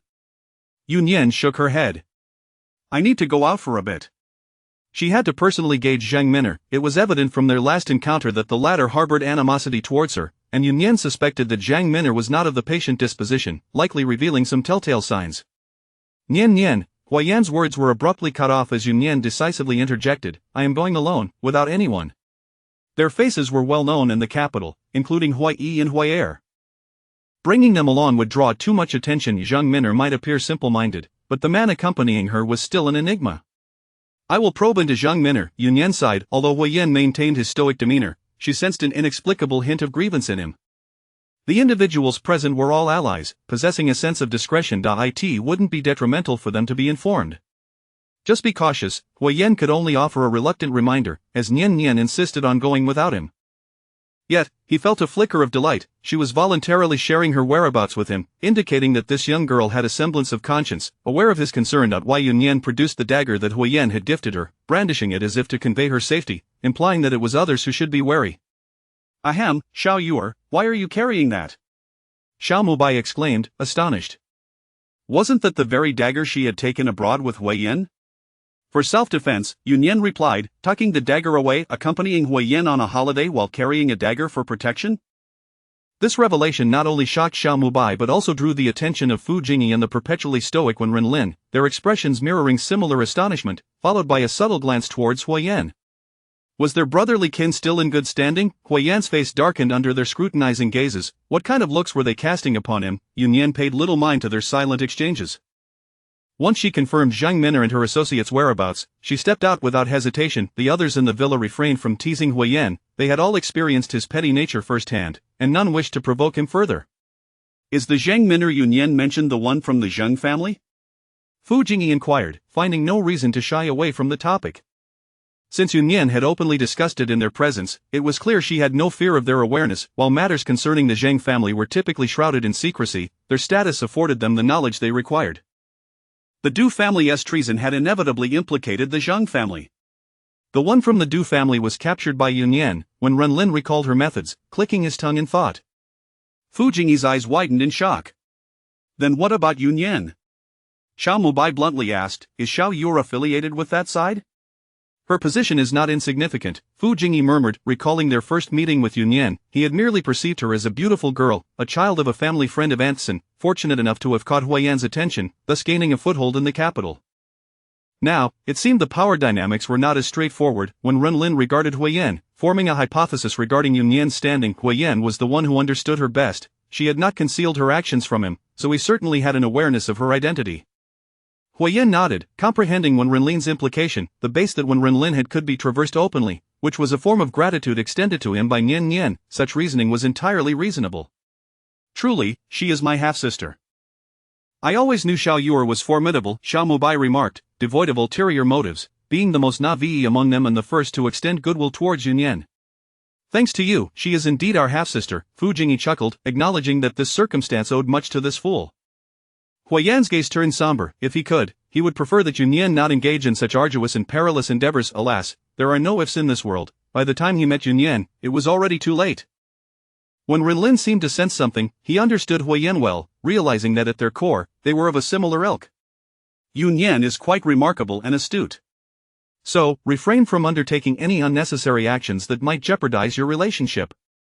As brothers, witnessing Huo Yan's transformation from despondency to vibrancy was solely due to Nian. He hoped they could continue on this path together. Huo Yan chuckled softly, when Renlin's thoughts had wandered.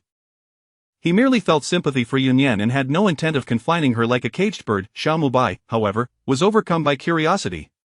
Brother Lin, do tell, how did you capture her? It would be best if you remained oblivious, when Renlin replied, casting a significant look at the fool. This piqued even Fu Jingyi's curiosity. He was privy to certain matters that Han Jiang and Xiao Mubai were unaware of. As a man of the military, knowing too much could be detrimental for him. As for Xiao Mubai, they had tacitly concealed such things to shield him from the bloodshed. To them, Xiao Mubai was merely a simple child with a talent for business. They were protective by nature. Once someone caught their eye, they naturally looked out for this younger brother. Moreover, their personalities were not particularly warm, and much of their interaction relied on Xiao Mubai's lively spirit to bring them together. Without him, they might not have connected even once in 10 days or 2 weeks, yet, since Nian's arrival, their gatherings had become more frequent than before. The current rhythm of seeing one another every few days would have been unthinkable in the past. Undeniably, their bond had grown significantly closer. What initially seemed like a cute younger sister in need of care turned out to be a hidden powerhouse, who was truly looking after whom remained uncertain. Now, hearing Renlin's words, it appeared that this sister's methods were far from gentle. Come on, Brother Lin, do tell, I want to know. Xiao Mubai leaned closer, playfully leaning against Renlin's shoulder, a sight that was somewhat jarring. When Renlin shoved the fool away, feeling a shiver run down his spine, with a sardonic smile, he mused, you want to know? Very well. There's nothing much to it, just broke their limbs. He paused, mimicking the action of firing a gun. Then tossed them into a car and burned them to ashes. Seeing Xiao Mubai's face turn pale with fear brought a sense of satisfaction to Renlin. Let him feel a bit of discomfort. Ha ha ha, Brother Lin, you must be joking, Xiao Yu is so adorable. Would you like the details? I can certainly elaborate, when Renlin replied, unusually chatty. Fu Jingyi was equally astonished. This method was not merely harsh but rather devoid of compassion. It truly was a case of not judging a book by its cover, as this seemingly demure and lovely girl possessed such a bloodthirsty and violent streak. A peculiar glimmer flickered in Huo Yan's eyes. This was the first time he learned of the details, yet, what could he do? He found himself increasingly drawn to Nian. Previously, he had harbored worries about whether she could accept his darker side, but now,